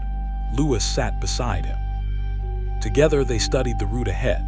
They discussed rivers reported by native hunters, possible mountain passes, places where horses might be obtained from the Shoshone. Every conversation returned to the same conclusion: much remained unknown. Yet strangely, the uncertainty no longer troubled them. The long winter at Fort Mandan had taught them to welcome uncertainty. One could not control the weather. One could not command rivers. One could only prepare carefully and continue forward with patience. As darkness settled, the stars appeared one by one, then hundreds, then thousands. The Milky Way stretched across the heavens with breathtaking clarity. Lewis stepped away from the campfire for a few quiet moments. He listened carefully. The river flowed steadily below. An owl called somewhere among the cottonwoods. Far across the valley, a lone coyote answered with a soft, echoing cry. Nothing else disturbed the silence. Standing beneath that immense sky, Lewis reflected on how small a single human life seemed compared with the endless age of the continent around him. The rivers had flowed for countless generations. The mountains had stood long before the first map was drawn. The stars above had guided indigenous travelers for thousands of years before the Corps of Discovery ever launched its boats into the Missouri. Their expedition, remarkable as it was, represented only a brief chapter in a much older story. It was a comforting thought. History was not merely made by famous names. It was shaped quietly by rivers, seasons, landscapes, and ordinary people who observed them with patience and respect. Lewis returned to the fire just as the last glowing embers settled into a warm bed of crimson ash. Tomorrow would bring another peaceful sunrise, another winding stretch of river, another opportunity to learn. And with each gentle mile, the expedition drew closer to one of the most unforgettable moments of their journey, the first distant sound of the great falls of the Missouri, where calm waters would soon give way to roaring power, and where the quiet lessons of the silent winter would be tested once again. A few mornings later, the expedition awoke to an unusual stillness. The wind, which had accompanied them for so many weeks, was absent. The surface of the Missouri River reflected the pale blue sky so perfectly that the boats appeared to float between two heavens. Even the cottonwood leaves seemed unwilling to move. It was one of those rare mornings when the American frontier felt almost timeless. Lewis stood quietly beside the river before breakfast. He watched tiny circles spread across the water where trout rose briefly to feed on insects drifting downstream. Nearby, a pair of river otters played along the muddy bank, slipping into the water and climbing back onto fallen logs with effortless grace. Their curiosity reminded Lewis that the wilderness was not simply a place of survival. It was a place full of ordinary lives unfolding every day. The otters had no knowledge of presidents or expeditions. They simply followed the rhythm of the river. In many ways, the Corps of Discovery had learned to do the same. After breakfast, the boats continued upstream. By now, the men had become remarkably skilled. Each paddle entered the water almost in perfect rhythm. When shallow areas forced them ashore, they worked together without needing many words. One man steadied the bow, another guided the stern. Several leaned into thick tow ropes, carefully pulling the boats around hidden rocks and gravel bars. Months of shared hardship had created a quiet understanding among them. Everyone knew exactly where to stand, exactly when to pull, exactly when to rest. Late that morning, the valley narrowed once again. Tall bluffs rose above the river, their layers revealing millions of years of Earth's history. Bands of pale limestone rested upon darker sandstone. Thin seams of ancient shale divided the cliffs into natural patterns. Lewis often paused to examine these formations. Although geology was still a young science in his time, he recognized that the landscape itself held stories far older than human memory, long before there were trails, long before there were villages. Long before the United States existed, these rocks had rested beneath ancient seas. They had witnessed unimaginable ages of change. The thought filled him with quiet wonder. Around midday, the Corps noticed an increasing number of bald eagles circling overhead. The great birds rode invisible currents of warm air without flapping their wings. From time to time, one folded its wings and descended swiftly toward the river, emerging moments later with a fish held securely in powerful talons. The explorers stopped their boats for a short while simply to watch. Nature rarely hurried. The eagle waited patiently, then acted with perfect precision. It was another lesson the wilderness offered freely. Patience often brought success. As the afternoon wore on, the riverbanks began showing more exposed stone than soft prairie grass. Small rapids appeared occasionally where submerged rocks disturbed the current. Nothing dangerous yet, only gentle reminders that the Missouri was gradually becoming a mountain river. Clark carefully noted every change. He sensed that more serious obstacles lay ahead. Toward evening, the expedition discovered a broad meadow filled with fresh camas lilies and other spring flowers. Sacagawea immediately recognized several edible plants growing among them. She knelt beside the earth, carefully gathering only mature roots while leaving younger plants untouched. Lewis observed closely. He admired not only her knowledge but also her restraint. Taking only what was needed ensured the meadow would remain healthy for future seasons. It reflected a balance between people and nature that impressed him deeply. Jean-Baptiste rested peacefully nearby, occasionally reaching toward the colorful flowers with tiny hands. The men laughed softly. Even after long days of hard work, the baby's quiet curiosity brought warmth to the camp. His presence reminded everyone that hope could travel alongside hardship. That evening, the campfire burned low beneath a sky painted in soft shades of orange and lavender. The setting sun disappeared behind distant hills that now seemed taller than before. Somewhere beyond them, the first true foothills of the Rocky Mountains waited. The air carried a coolness that had not been present only a week earlier. Lewis noticed it immediately. He smiled to himself. The mountains were closer now, not visible in full, but unmistakably near. After supper, he opened his journal and carefully summarized the day's observations. The playful river otters, the ancient cliffs, the soaring eagles, the flowering meadows, the gradual transformation of the river itself. Each page became another quiet conversation between the explorer and the continent he was slowly coming to understand. Before retiring for the night, Lewis walked alone to the edge of the river.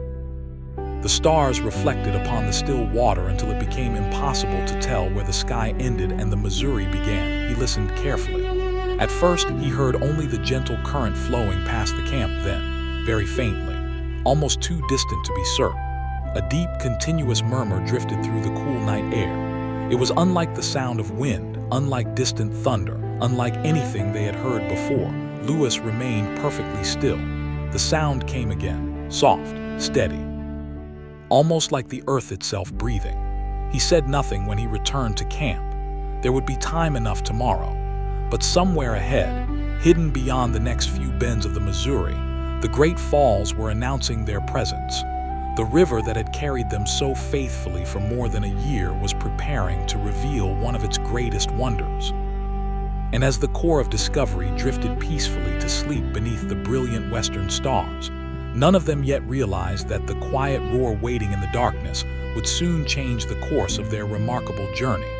The next morning began much like every other. A soft layer of mist rested upon the Missouri River. The first rays of sunlight reached the tops of the cottonwood trees before gently spilling across the water. Birds greeted the new day with quiet songs, and somewhere in the distance, a beaver slapped its broad tail against the surface before disappearing beneath the current. Yet something felt different. Several members of the Corps noticed it before anyone mentioned it aloud. There was a faint sound beneath the ordinary sounds of the river. Not loud, not alarming, simply constant. It seemed to come from somewhere far ahead. Lewis paused while fastening one of the supply barrels inside the canoe. He tilted his head and listened. There it was again, a deep, low murmur, almost like distant thunder that never faded away. Clark heard it as well. Neither man rushed to any conclusions. The western country often produced strange echoes. Wind passing through narrow valleys could create sounds unlike anything heard on the open prairie. Still, the noise lingered in the background throughout the morning. The boats continued upstream. The farther they traveled, the more the landscape began to change. The broad valley that had accompanied them for so many weeks slowly narrowed. The riverbanks rose higher. Rocky ledges appeared more frequently, and the current pressed harder against the hulls of the boats.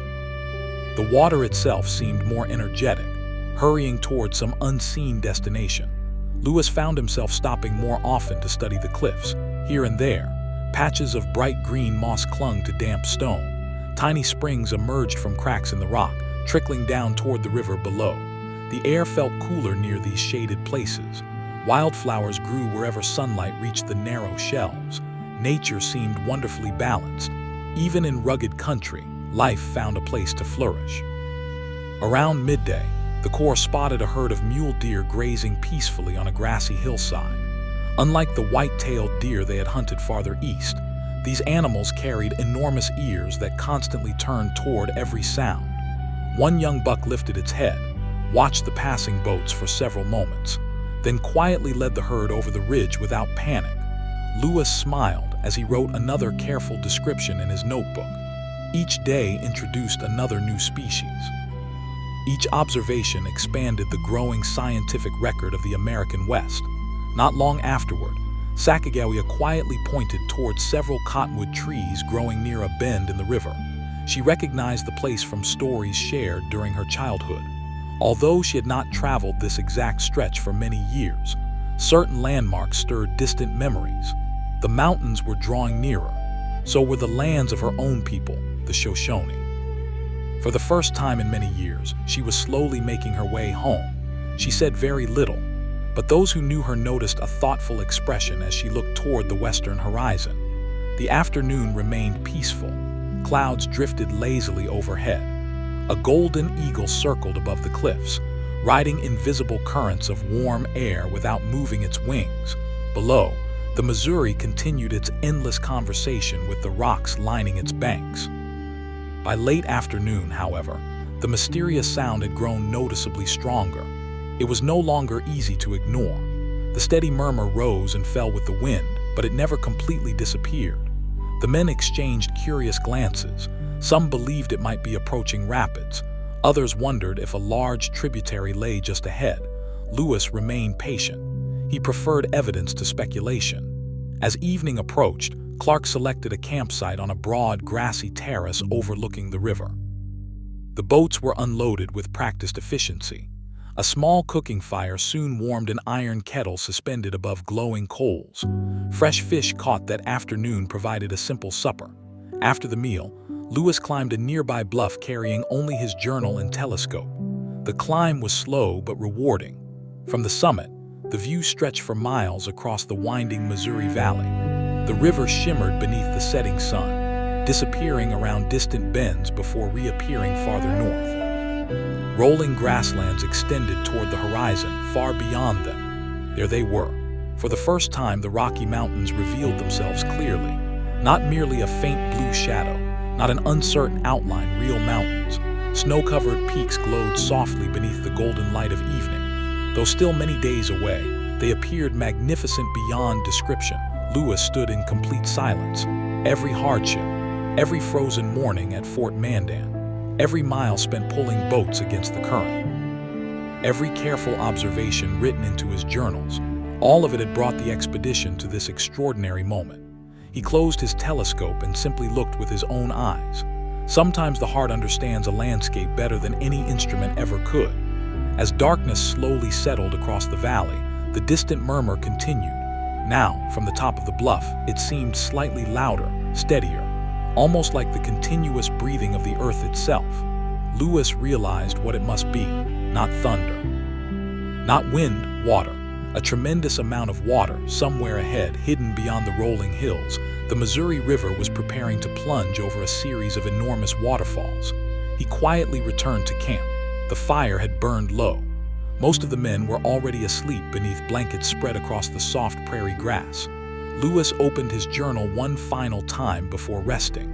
He carefully described the day's discoveries, the mule deer, the returning memories of Sacagawea, the first unmistakable view of the Rocky Mountains, and the mysterious roar that drifted through the evening air. He ended the page with a simple thought. Tomorrow, we shall learn what the river has been trying to tell us. Journal closed gently. Above the sleeping camp, countless stars filled the western sky. The Missouri flowed peacefully beside them, carrying its explorers toward the Great Falls, where one of the greatest challenges of the entire expedition was now just beyond the next bend.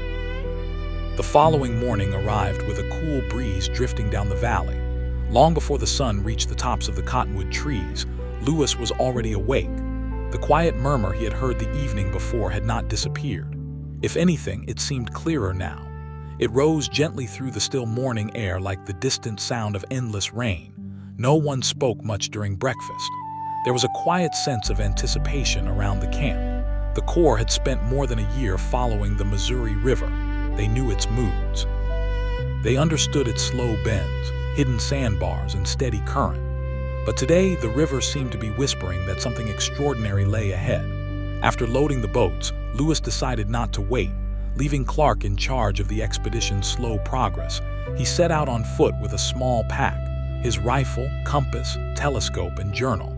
He wanted to discover the source of the mysterious roar before the boats reached it. The prairie was peaceful beneath the morning light. Fresh dew sparkled on every blade of grass.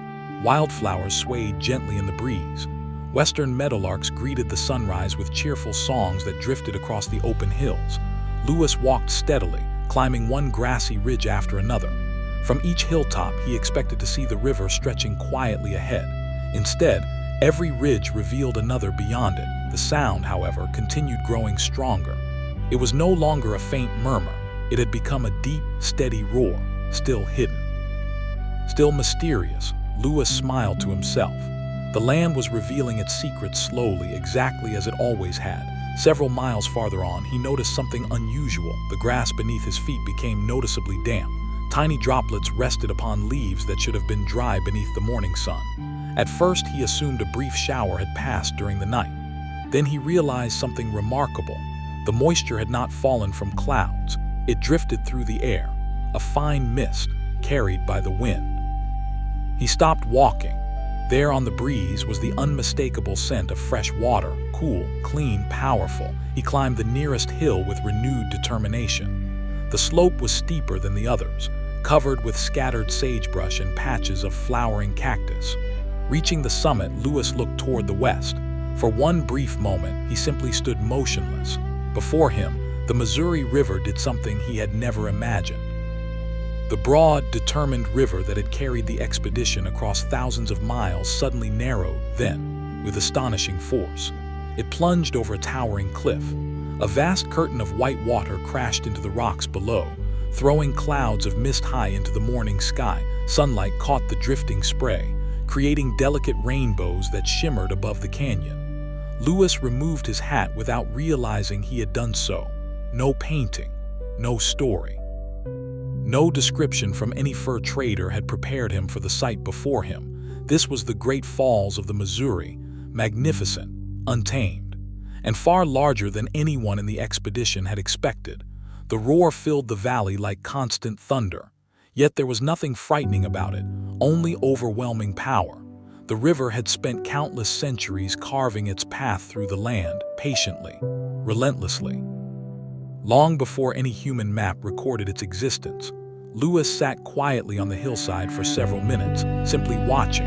The water never paused, every drop followed the one before it. A timeless procession flowing from the mountains toward the distant Mississippi. He opened his journal with careful hands. His first sentences came slowly. Words seemed almost too small for such a landscape. He described the height of the falls, the immense clouds of mist, the brilliant rainbows, the thunderous sound that could be heard from miles away. He later admitted that no written description could truly capture what stood before him. While Lewis observed the falls, Clark continued leading the boats upstream. The Corps knew nothing yet of what Lewis had discovered. They simply noticed the growing roar echoing across the valley. Some men looked toward the hills with puzzled expressions. Others smiled quietly. Whatever lay ahead, it would soon reveal itself. By late afternoon, Lewis returned to meet the expedition.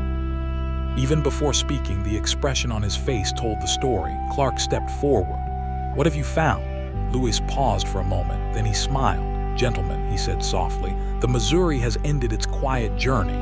Men looked at one another with growing curiosity. Lewis continued. "Ahead stands one of the grandest waterfalls I have ever seen." No one cheered. Instead, a respectful silence settled over the group. They understood what this meant. The river they had trusted for so many months could carry them no farther. Beyond the Great Falls lay another stage of the journey, one that would require every ounce of strength they possessed. The boats would have to be carried, the supplies transported. The expedition would leave the comfort of the river and continue across rough ground beneath the summer sun. It would become one of the hardest chapters of the entire expedition. But those challenges belonged to tomorrow. That evening, the Corps camped beside the Missouri one final time before reaching the falls.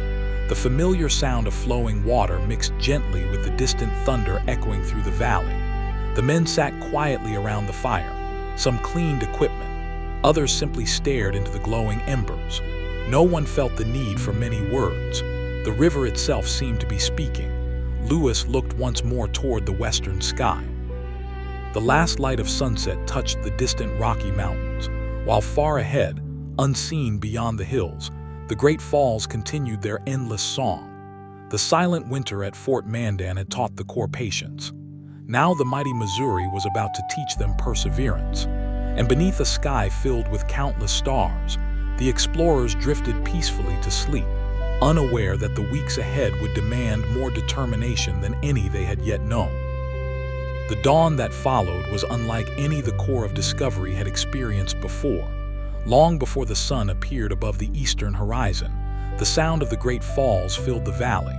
It was no longer a distant whisper. It was a steady, powerful voice that seemed to rise from the earth itself. The men packed their camp in thoughtful silence. Each of them understood that this day would mark the end of one chapter and the beginning of another. The Missouri River, their faithful companion since leaving St. Louis nearly a year earlier, had finally presented an obstacle that no boat could overcome. After breakfast, Clark led the boats carefully upstream until the expedition reached the first clear view of the falls. One by one, the men stepped onto the riverbank. For several moments, no one spoke. The river, which only moments before had flowed smoothly between grassy banks, suddenly rushed toward a broad, rocky ledge. Then, with breathtaking force, it poured into a cloud of white mist far below. Sunlight caught the spray, creating bright rainbows that seemed to hover effortlessly above the canyon. The thunder of falling water echoed from one cliff to another. Conversation became almost impossible. Even standing beside one another, the explorers had to raise their voices to be heard. Clark quietly removed his hat. He gazed at the magnificent scene with deep admiration. Later, he would write that the sight was among the most beautiful he had ever witnessed. Lewis walked slowly along the edge of the cliffs, studying every detail. He noticed how centuries of rushing water had carved smooth channels through the rock. Tiny plants clung stubbornly to cracks in the stone, thriving in the cool mist that drifted constantly through the air. Swallows darted gracefully behind the curtain of falling water, disappearing into hidden nests tucked safely beneath rocky overhangs. Nature had adapted perfectly to this remarkable place. The Corps soon discovered something unexpected. There was not just one waterfall. As Lewis continued exploring downstream, he realized the Missouri descended through a series of spectacular falls separated by stretches of rushing river. Each waterfall possessed its own character. Some were broad and graceful, others narrow and violent. Together, they created one of the most extraordinary natural landscapes any member of the expedition had ever seen. The realization brought both wonder and concern. The boats could not simply be carried around a single waterfall. Everything would have to be transported around the entire series. Lewis estimated that the portage, the overland route around the falls, would stretch for many miles. It would not be easy. Still, there was no sense of despair, only quiet determination. The Corps had faced difficult challenges before. They had survived harsh winters, powerful storms, long months of exhausting labor against the river's current. This would simply become another chapter in their journey. Clark gathered the men beneath the shade of several cottonwood trees. Together, they discussed the work ahead. The heavy dugout canoes, iron tools, barrels of food, scientific instruments, weapons, trade goods. Every single item would have to cross rough prairie by hand. Nothing important could be left behind. As the men quietly considered the task, Sacagawea looked toward the western horizon. Beyond the waterfalls lay the mountains of her childhood. Although the road would be difficult, each mile carried her closer to the homeland she had not seen for many years. Jean-Baptiste rested peacefully in his cradleboard, unaware that he was witnessing one of the most famous moments in the history of American exploration. His gentle breathing seemed almost untouched by the roar surrounding the camp. That afternoon, Lewis and Clark began searching for the safest route around the falls. They walked across rolling hills covered with prairie grass and blooming wildflowers. The beauty of the landscape contrasted sharply with the enormous labor waiting before them. Prickly pear cactus dotted the ground in surprising numbers. Its sharp spines often pierced the soft leather moccasins worn by the men. Even a simple walk required careful attention. Clark laughed softly after pulling several tiny spines from the sole of his moccasin. "Prairie," he remarked with a smile, "has found another way to test us." Lewis nodded. The wilderness rarely challenged people with only one obstacle at a time. Late in the afternoon, a cool breeze drifted through the valley, carrying the fine mist of the waterfalls far across the grasslands. Tiny droplets sparkled in the sunlight like countless floating diamonds. For a few peaceful moments, the entire landscape seemed wrapped in shimmering light. Several members of the Corps stood quietly, simply watching. Even after months of remarkable discoveries, nature continued to surprise them. As evening settled over the valley, the roar of the Great Falls softened into the background of camp life. The sound never disappeared. It simply became part of the landscape, as constant as the wind or the flowing river itself. Around the fire, the men enjoyed a modest supper while discussing the work that would begin at first light. No one underestimated the challenge ahead. Yet no one suggested turning back. The Pacific Ocean still waited far beyond the mountains. The dream that had carried them west remained alive. Lewis opened his journal before retiring for the night. He carefully described the chain of waterfalls, the rainbows suspended in the mist, the flowering prairie surrounding the valley, and the quiet determination he saw in every member of the Corps. He ended the day's entry with a simple reflection. "River has asked us to leave its waters for a time. We shall do so with patience, just as winter once asked us to wait." He gently closed the journal. Above the camp, the stars shone with extraordinary brilliance. Below them, the Great Falls continued their endless thunder, unchanged through countless centuries, patiently waiting as another small group of travelers prepared to carry their dreams across the prairie and into the unknown mountains beyond. The first morning of the portage began beneath a sky as clear as polished glass. The roar of the Great Falls greeted the Corps of Discovery long before anyone spoke a single word. Unlike the peaceful sound of a flowing river, the waterfalls never seemed to rest. Day and night, hour after hour, they thundered across the rocky cliffs with the same unwavering strength. The men quietly finished breakfast. There was little conversation. Everyone understood the amount of work waiting ahead. Lewis and Clark had already chosen the general route around the falls. Now the real challenge would begin. The boats themselves presented the greatest difficulty. Each dugout canoe had been carved from the trunk of a massive cottonwood tree. They were sturdy, reliable, and incredibly heavy. Unlike the lightweight canoes used by many native nations, these wooden vessels demanded the strength of several men simply to lift one end from the ground. Clark examined the nearest canoe thoughtfully. "We cannot leave them," he said calmly. "They have carried us this far." Lewis nodded in agreement. Every boat represented months of effort. Building replacements beyond the falls would cost precious time they could not afford. The canoes would have to cross the prairie, one careful step at a time. The Corps divided into small working parties. Some men unloaded barrels filled with flour, dried meat, ammunition, trade goods, and scientific instruments. Others gathered long wooden poles that would serve as rollers beneath the boats. Everything followed an orderly rhythm. There was no rushing, no shouting, only steady work.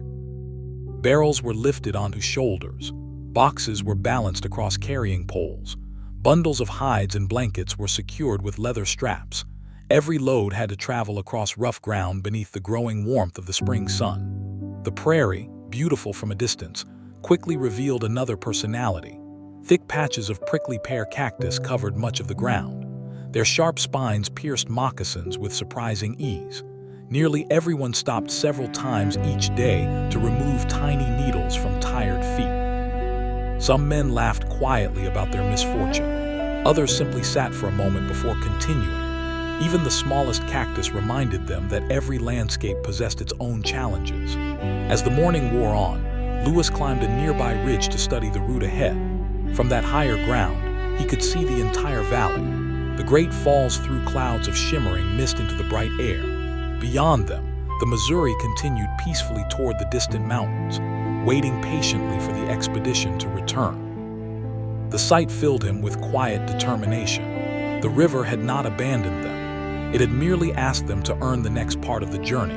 Returning to the work parties, Louis noticed Sacagawea walking carefully across the grass with Jean-Baptiste resting comfortably against her back.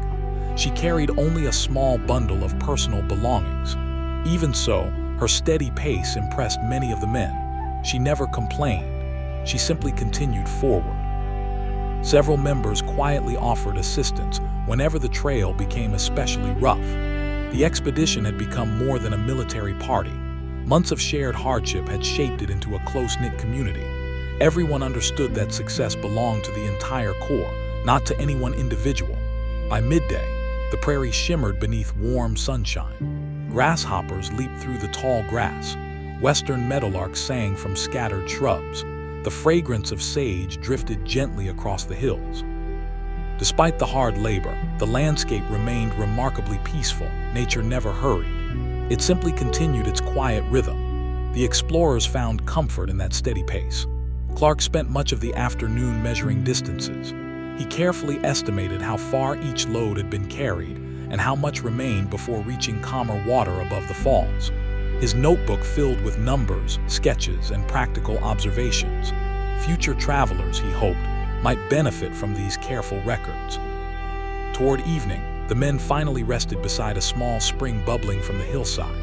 Its water was wonderfully cold and clear. One by one, they filled their cups and washed the dust from tired faces. For several quiet minutes, no one spoke. The cool water seemed almost luxurious after a long day's work beneath the open sky. Louis knelt beside the spring. He noticed tiny wild mint growing nearby. When he gently crushed one leaf between his fingers, a fresh, pleasant fragrance filled the air. He smiled. Even during difficult days, the wilderness offered unexpected gifts. He carefully pressed a small specimen into his notebook. Nothing escaped his curiosity. As sunset approached, the western sky glowed with brilliant shades of amber and rose. The distant Rocky Mountains reflected the fading light, their snow-covered peaks shining softly against the evening horizon. They appeared closer now than ever before, still distant, still mysterious, yet unmistakably waiting. Around the campfire that night, supper was simple: freshly roasted bison meat, a little corn meal, hot coffee warmed over glowing coals. The men spoke quietly about the day's progress. No one measured success by miles. Instead, they celebrated each load safely carried. Each boat moved another few hundred yards. Each careful step brought them nearer to the upper Missouri. Before sleep, Louis opened his journal once again. He wrote not about grand discoveries or dramatic adventures.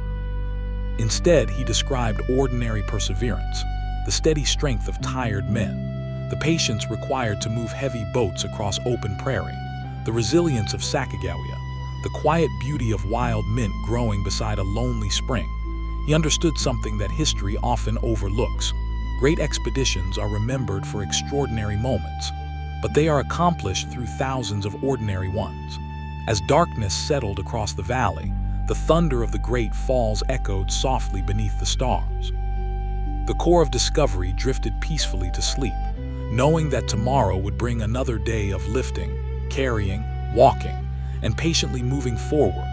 The silent winter at Fort Mandan had prepared them well. Now, beneath the wide Montana sky, those lessons of patience and endurance were quietly carrying them toward the next chapter of their remarkable journey. The second day of the portage began before the first hint of sunrise. The camp was quiet except for the distant thunder of the great falls and the soft crackling of a small cooking fire. Above the valley, the stars still filled the sky, slowly fading as a pale ribbon of light appeared in the east. Louis stepped outside his blanket and breathed deeply. The morning air was cool and carried the familiar scent of damp grass mixed with sage. For a brief moment, before the day's labor began, everything felt perfectly still. He looked toward the unseen waterfalls. Although hidden by gentle hills, their endless roar reminded everyone that the Missouri was continuing its ancient journey without them. Today, however, the Corps would continue theirs on foot. Breakfast was simple: fresh coffee, a little dried buffalo meat, cornmeal prepared the night before. The men ate quietly, conserving their energy. The work ahead would demand every bit of strength they possessed, Soon, the first carrying party lifted heavy barrels onto their shoulders. Another group positioned thick wooden rollers beneath one of the dugout canoes. Clark stood nearby, watching carefully. "Steady," he said. There was no need to hurry. The canoe began moving inch by inch. Several men pulled with ropes from the front while others pushed carefully from behind. Whenever the canoe reached the end of one roller, another log was quickly placed beneath the bow. It was slow work, yet it worked. One careful movement followed another, progress measured not in miles, but in feet. Lewis admired the determination of the men. Sweat covered their faces long before the morning sun climbed high into the sky. Their hands grew sore, their shoulders ached. Still, no one abandoned the task. The silent winter at Fort Mandan had taught them that difficult work became easier when shared. Midway through the morning, Sacagawea paused beside a small stream that crossed the portage route. She recognized several edible plants growing along its banks. Without disturbing the surrounding meadow, she carefully gathered only a modest amount. She smiled softly as she showed the roots to Lewis. Food was never taken for granted. Every useful plant meant fewer supplies consumed from the precious stores carried across the prairie. Lewis thanked her warmly. Again, her quiet knowledge helped strengthen the expedition. As the sun rose higher, the prairie came alive. Western meadowlarks sang from scattered shrubs. A small group of prairie dogs watched curiously from their burrows before disappearing underground with quick warning calls. Far across the valley, a herd of bison grazed peacefully, completely unaware of the extraordinary effort unfolding nearby. Nature followed its own rhythm. The explorers simply became another small part of that larger world. Near midday, an unexpected visitor appeared. A swift fox trotted quietly along the edge of the camp. Its reddish coat shimmered beneath the sunlight. For several moments it stopped and looked toward the men with bright, curious eyes. Then, just as quietly as it had arrived, the little fox disappeared into the tall grass. Lewis smiled. Not every encounter with wildlife required a rifle. Sometimes the greatest reward came from simply watching. The afternoon brought warmer temperatures. The ground became softer beneath heavy loads. Wheels sank into damp patches of earth. Several times the men had to stop and free the wooden carts they had built for transporting equipment. Each obstacle demanded patience rather than frustration. Clark often reminded the Corps that every challenge solved today would make tomorrow easier. His calm leadership reassured everyone. Late in the day, Lewis climbed another small rise overlooking the valley. From there he could see both worlds at once. Behind him lay the Great Falls, sending clouds of mist into the bright summer air. Ahead stretched the upper Missouri, flowing peacefully once more after completing its dramatic descent. The contrast fascinated him. Only a few miles separated roaring waterfalls from quiet, glass-like water. The river possessed many personalities: gentle, powerful, patient, unpredictable. Perhaps, Lewis thought, people were not so different. That evening, the camp rested beside a broad meadow dotted with purple lupins and golden balsam root flowers. The setting sun painted the prairie in warm shades of amber. Tiny insects danced above the grass while swallows swooped effortlessly through the cooling air. Jean-Baptiste laughed softly as he watched the birds circle overhead. His cheerful voice brought smiles to everyone nearby. Even after another exhausting day, the simple happiness of a child lightened tired hearts. After supper, Clark quietly calculated the distance they had already carried their equipment. Several miles remained. The work would continue for many more days. Yet the hardest part often seemed to be the waiting. The Pacific Ocean still lay far beyond the Rocky Mountains. Every delay reminded them how immense the continent truly was. Lewis, however, looked at the situation differently. He opened his journal beside the fatting fire and wrote that great journeys were not measured only by destinations. They were measured by the patience shown along the way. He described the little fox, the meadowlarks, the flowering prairie, the steady teamwork of the Corps, the endless thunder of the falls echoing across the valley. History, he realized, was made not only by dramatic discoveries, but also by ordinary days when people quietly chose to continue despite hardship. As darkness settled across the Montana prairie, the stars returned one by one. The Great Falls continued singing their timeless song in the distance.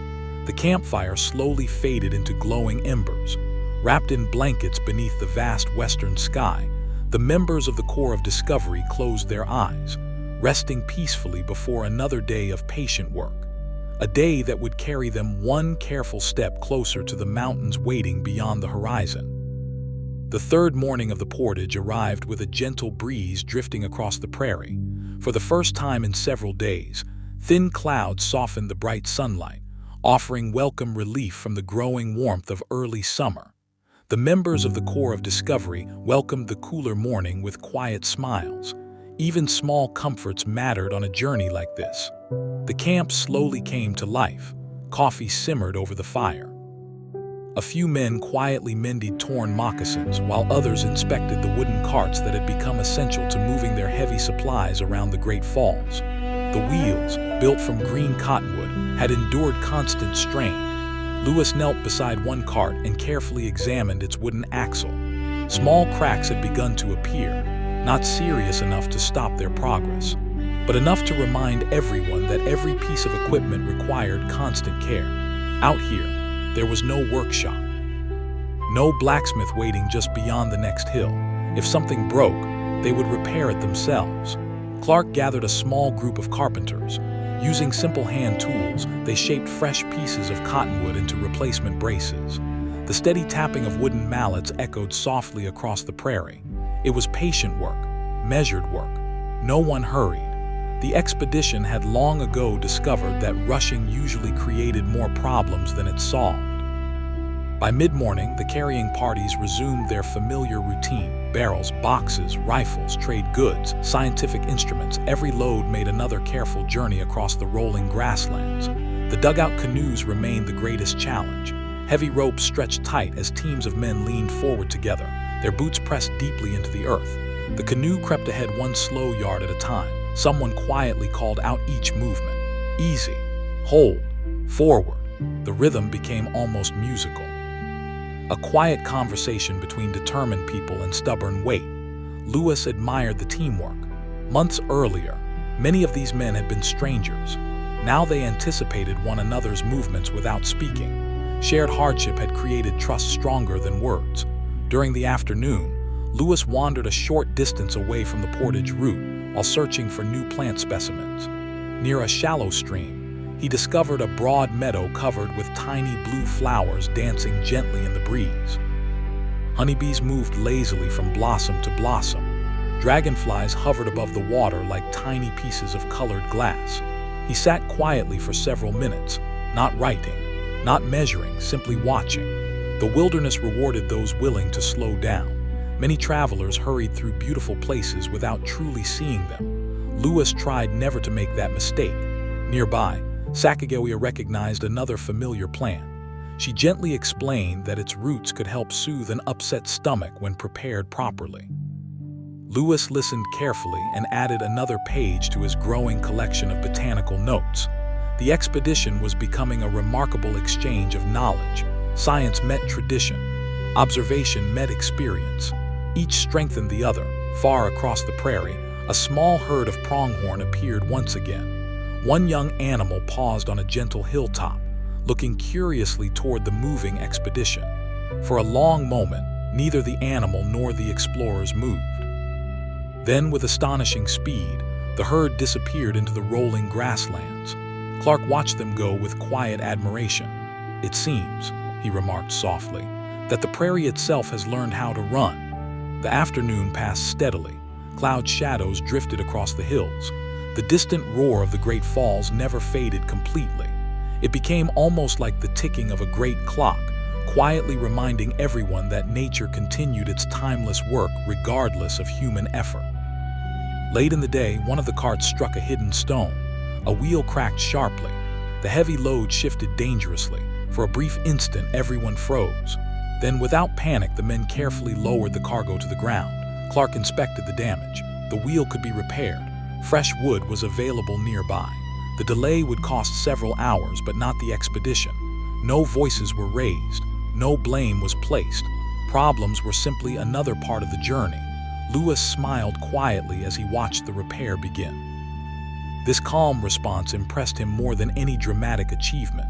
The Corps had learned resilience, not because nothing ever went wrong, but because they no longer allowed setbacks to discourage them. As sunset approached, dark clouds gathered briefly over the western mountains. The fading sunlight painted them in shades of gold, crimson, and violet.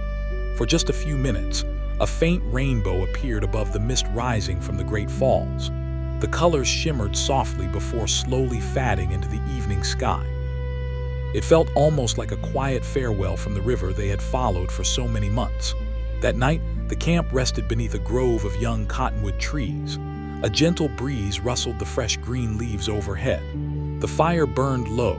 Supper was simple but satisfying: fresh bison meat, a handful of wild roots gathered during the day, hot coffee shared among tired friends. Jean-Baptiste had fallen asleep long before darkness fully settled. His peaceful breathing was almost lost beneath the distant roar of the waterfalls. Louis opened his journal one final time. He wrote about the repaired cart, the meadow of blue flowers, the swift pronghorn, the teamwork that held the Corps together. Then he paused for a moment before adding one final sentence. The greatest strength of this expedition is not found in our boats, our rifles, or our maps. It is found in the quiet determination of ordinary people who choose, each morning, to lift another load and continue west. He gently closed the journal. Above him, the stars stretched across the Montana sky exactly as they had the night before, exactly as they would for countless generations to come. And while the Great Falls continued their endless song through the darkness, the Corps of Discovery slept peacefully, knowing that each patient day of labor was bringing them one careful step closer to the snow-capped mountains waiting beyond the western horizon. By the fourth day of the portage, the work had become almost instinctive. The Corps of Discovery no longer needed lengthy discussions each morning. Every member understood his responsibilities before the first light touched the prairie. Some rekindled the campfire. Others packed provisions into sturdy barrels. A few inspected the ropes and wooden carts, checking for worn knots or loose pegs that might fail under another day's strain. The routine, though demanding, brought a quiet sense of order. Louis believed that habits built during difficult times often became a person's greatest strength. The silent winter at Fort Mandan had taught the Corps to prepare carefully before every task. Now those lessons were proving their value once again. As the expedition resumed its slow march, a cool breeze swept across the rolling grasslands. Tall prairie grasses bent gracefully in gentle waves that resembled the surface of a calm sea. Looking across the open country, Louis imagined what this landscape must have looked like centuries earlier, long before European explorers arrived, long before maps gave names to rivers. Immense herds of bison had crossed these plains every season, following ancient paths known only to them. Indigenous nations had traveled here for generations, understanding the rhythm of the land with remarkable wisdom. The Corps of Discovery, despite all its accomplishments, remained only temporary visitors. The prairie had its own history, one that stretched far beyond any single expedition. That thought filled Louis with humility. Near midday, Clark noticed something unusual in the distance. At first, it appeared to be a dark cloud resting upon the earth. As the party drew closer, the shape slowly came alive. Thousands of bison, perhaps tens of thousands. The enormous herd moved steadily across the prairie, their deep brown coats blending into one vast, flowing mass. The ground itself seemed to tremble beneath their slow footsteps. The Corps stopped their work for several quiet minutes. No one wished to disturb the animals. Calves stayed close beside their mothers. Large bulls walked calmly near the edges of the herd, occasionally lifting massive heads to observe the distant strangers. Louis later estimated that the number of bison exceeded anything he had ever imagined possible. To the native peoples of the plains, these magnificent animals represented food, clothing, shelter, tools, and tradition. The explorers understood that they were witnessing not merely wildlife, but the heartbeat of an entire ecosystem. When the herd finally drifted beyond a distant ridge, the prairie grew peaceful once again. Only the songs of meadowlarks and the whisper of the wind remained. The Corps quietly returned to their work. During the afternoon, Sacagawea noticed fresh chokecherry shrubs growing near a small creek.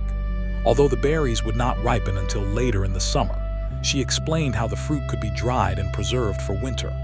Lewis listened carefully. Again, he realized how deeply indigenous knowledge reflected generations of close observation.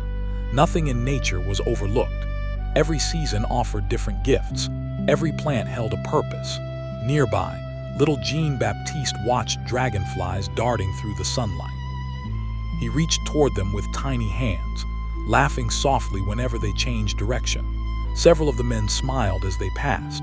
Even during exhausting days, the cheerful curiosity of a child reminded them to notice simple joys. Late that afternoon, clouds gathered over the distant Rocky Mountains. Unlike the gentle spring clouds they had known farther east, these rose high into the sky with towering shapes that glowed silver along their edges. Occasional flashes of lightning appeared far beyond the peaks. The storms never reached the expedition. Instead, they remained distant reminders that mountain weather followed its own rules. Lewis made another careful note. The mountains influenced the land long before one actually entered them. Their streams cooled the rivers. Their winds shaped the weather. Their distant storms painted the evening sky. As sunset approached, the Corps reached another section of the portage route where several loads had already been safely deposited.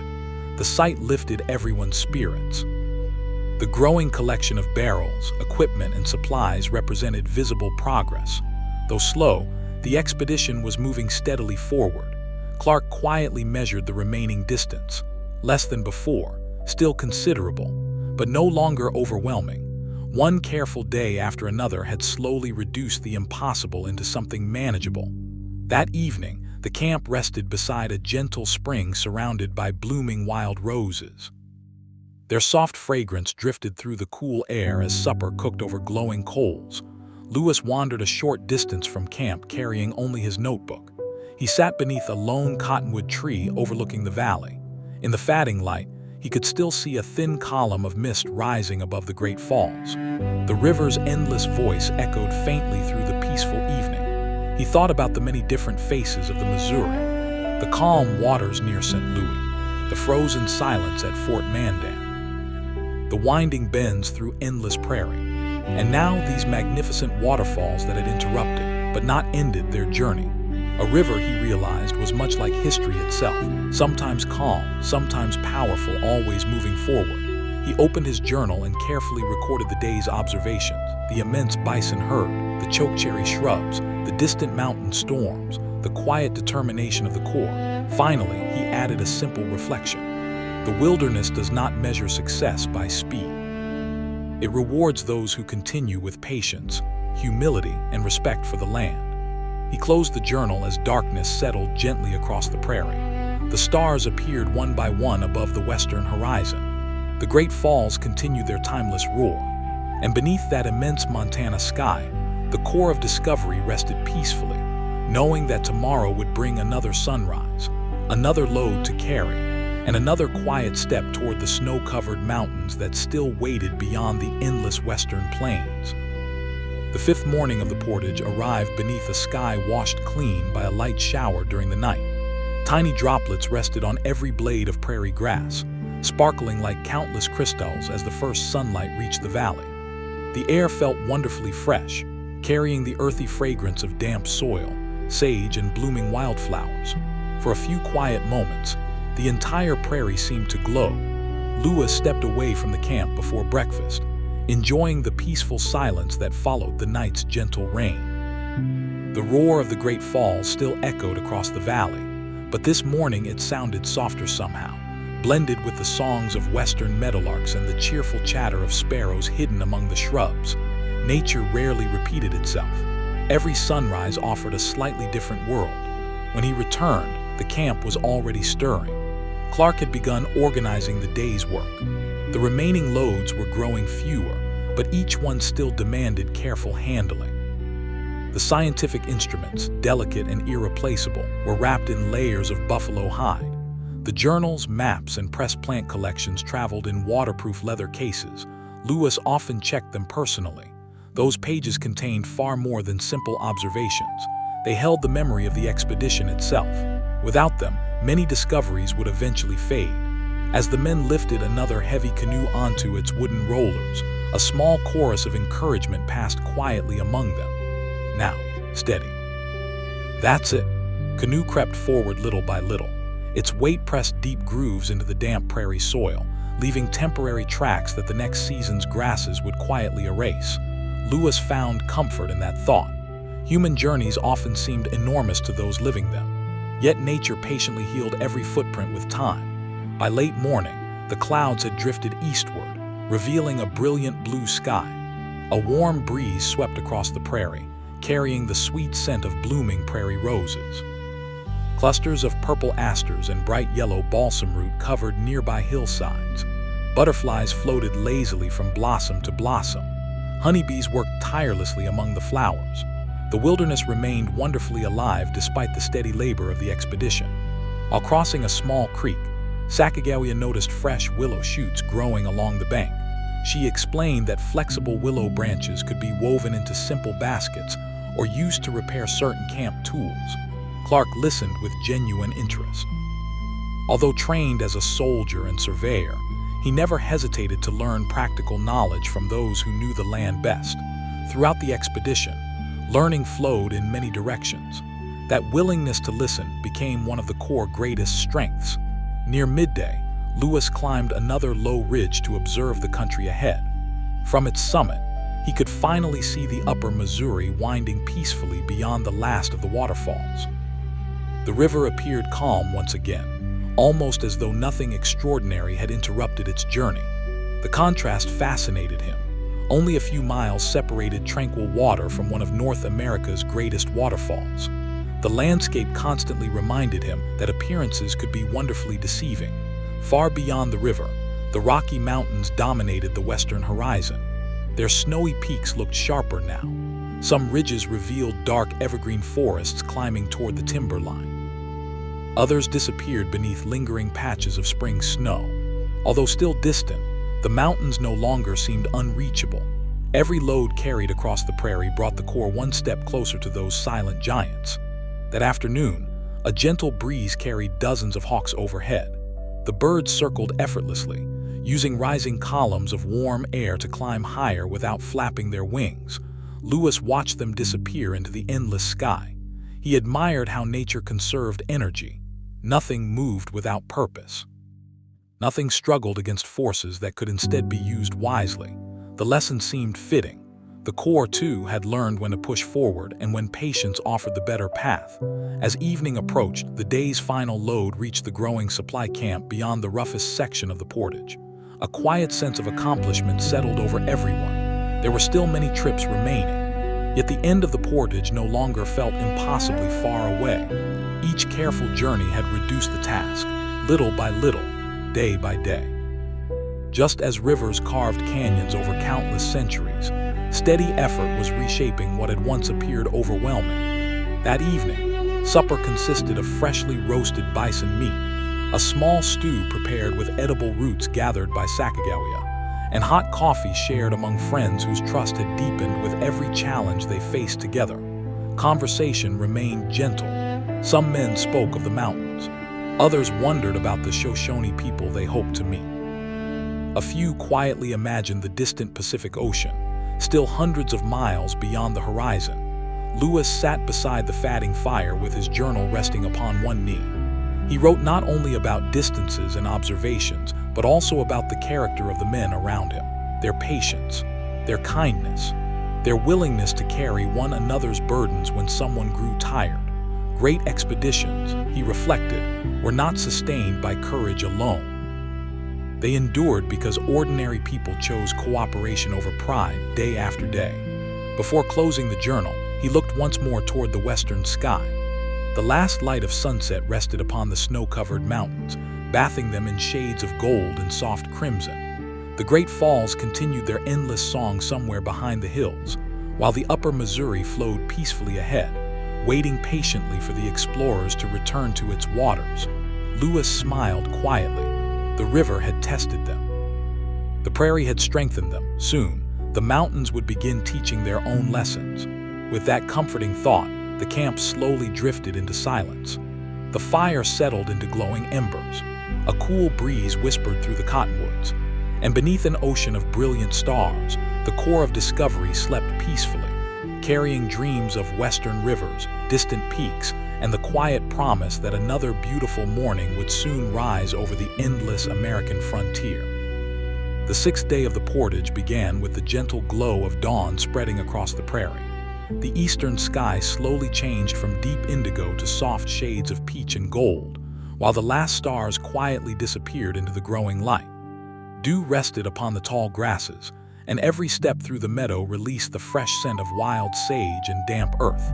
The Corps of Discovery welcomed another peaceful morning. Although the work remained difficult, something had changed within the camp. The portage no longer felt like an impossible burden. It had become a familiar routine. Each sunrise brought another opportunity to move a little farther west. Clark gathered the men after breakfast. He unfolded his map across a flat wooden crate and pointed toward the remaining section of the route. Only a portion of the supplies still rested near the lower end of the falls. The distance ahead remained challenging, but everyone could now see the progress with their own eyes. What had once seemed endless was slowly coming to an end. Lewis often believed that hope grew stronger whenever people could measure their progress. Even small victories mattered. The morning's first task was transporting several heavy barrels filled with gunpowder. The precious cargo demanded extra care. No sparks, no rough handling. Every step was taken thoughtfully. The men moved quietly across the rolling prairie, balancing the weight with practiced confidence. Nearby, dozens of ground squirrels darted between their burrows, pausing every few moments to stand upright and watch the unusual procession crossing their homeland. Lewis stopped briefly to observe them. Even after months in the wilderness, small discoveries continued to delight him. He carefully noted their behavior, describing how they communicated with soft chirping calls before disappearing underground whenever danger seemed near. His journal was becoming a remarkable portrait of a living continent. As the sun climbed higher, the prairie awakened completely. Western bluebirds fluttered among scattered cottonwoods. Red-tailed hawks circled high overhead. In the distance, a coyote trotted calmly along a grassy ridge before disappearing into a shallow valley. Nothing in the wilderness seemed hurried. Every creature moved according to the quiet rhythm of nature. The Corps had slowly begun to follow that rhythm as well. Around midday, Sacagawea discovered a patch of wild onions growing beside a small stream. Their fresh scent drifted pleasantly through the warm air. She gathered only enough for the evening meal, leaving the rest untouched. Lewis admired this simple act. The expedition depended upon the land, but it never needed to take more than necessary. Respect for the landscape had become an unspoken rule among the Corps. After a modest lunch beneath the shade of several cottonwoods, Lewis and Clark walked together toward a nearby rise overlooking the Missouri Valley.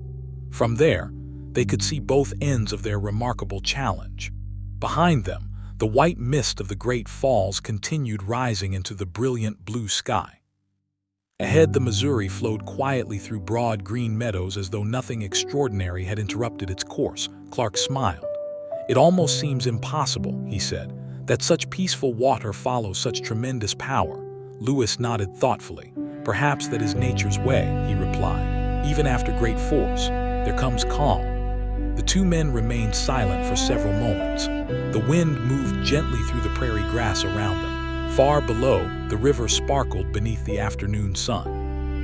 It was a peaceful reminder that every difficult passage eventually gave way to quieter waters. The afternoon brought another welcome surprise. Several members of the Corps noticed a family of trumpeter swans gliding across a calm stretch of the upper Missouri. Their brilliant white feathers reflected perfectly in the still water. The large birds moved with remarkable grace, leaving gentle ripples behind them. Lewis watched quietly through his spyglass. He carefully described their size, elegant movements, and resonant calls. Today, trumpeter swans remain one of North America's largest native waterfowl, and Lewis's observations became part of their early scientific history. Toward evening, the final sunlight bathed the prairie in warm amber light. Long shadows stretched across the grass. The mountains glowed softly in the west, appearing closer than ever before. The expedition paused for a few quiet moments before making camp. No one spoke loudly. There was no need. The landscape itself invited reflection. Around the evening fire, fresh wild onions added a pleasant flavor to a simple stew of bison meat. The meal was modest, yet satisfying. After many weeks together, comfort came not from luxury but from companionship, familiar routines, and the quiet knowledge that everyone shared the same purpose. Little Jean-Baptiste slept peacefully beside his mother, completely unaware that he was crossing one of the most extraordinary frontiers in American history. Louis opened his journal as darkness settled over the prairie. The pages now carried the story of frozen winters, endless rivers, flowering plains, towering waterfalls, remarkable wildlife, and ordinary moments of perseverance. He realized that history was not built only from dramatic events. It was also woven from thousands of quiet evenings like this one, evenings filled with steady work, simple meals, trusted companions, and hope carried gently into tomorrow. He finished writing, closed the journal with care, and looked once more toward the western horizon. The great falls still murmured behind them. The Rocky Mountains stood patiently before them. Between those two great landmarks rested the core of discovery, small in number, but rich in determination. The campfire slowly settled into glowing embers. A cool breeze drifted through the cottonwoods. Above, countless stars appeared one after another, just as they had every night since the journey began. Wrapped in blankets beneath the vast Montana sky, the explorers drifted peacefully to sleep, knowing that each passing dawn carried them closer to the mountains, the Pacific, and a place in the quiet pages of American history. By the seventh day of the portage, the landscape had become as familiar to the core of discovery as the streets of a hometown once had. Each hill carried a memory. Each bend in the trail reminded the men of another heavy load successfully moved across the prairie. Even the constant roar of the Great Falls, which had seemed overwhelming at first, now blended naturally into the rhythm of daily life. People have an extraordinary ability to adapt. The explorers were discovering that truth with every passing day. Before sunrise, a thin veil of fog rested gently over the valley. The mist softened the outlines of distant hills until they seemed to float above the earth. Louis stepped quietly through the dew-covered grass, carrying only his notebook. He enjoyed these peaceful moments before the day's work began. The wilderness felt especially calm in the early morning. Birdsong had not yet filled the air. The wind remained asleep. Only the distant waterfalls continued their endless conversation with the rocks below. Louis often thought that nature possessed many different voices: the whisper of prairie grass, the laughter of a creek, the deep breath of a waterfall. Each carried its own story. When he returned to camp, Clark had already organized the work parties. Today they would move several of the heaviest barrels remaining near the lower end of the portage. The loads contained trade goods, bright beads, metal tools, colorful cloth, mirrors, and other items intended for future meetings with native nations farther west. These objects represented more than supplies. They were symbols of diplomacy. President Jefferson had hoped that peaceful relationships would accompany exploration. Louis understood that respectful conversation would often accomplish what force never could. The men lifted the barrels carefully. Leather straps tightened across weary shoulders. Step by step, they continued along the well-worn trail. The prairie seemed almost determined to reward their patience. Fresh flowers bloomed where gentle rain had fallen only days earlier. Purple prairie clover swayed beside golden balsam root. Tiny blue flax blossoms opened toward the morning sun. Bees moved quietly from flower to flower without paying any attention to the passing expedition. Nature continued its timeless work. Around mid-morning, Clark noticed several large birds soaring above a rocky ridge. Through his telescope, he identified them as golden eagles. Unlike bald eagles, these magnificent hunters preferred the open country and high cliffs of the west. For several minutes, everyone paused simply to watch.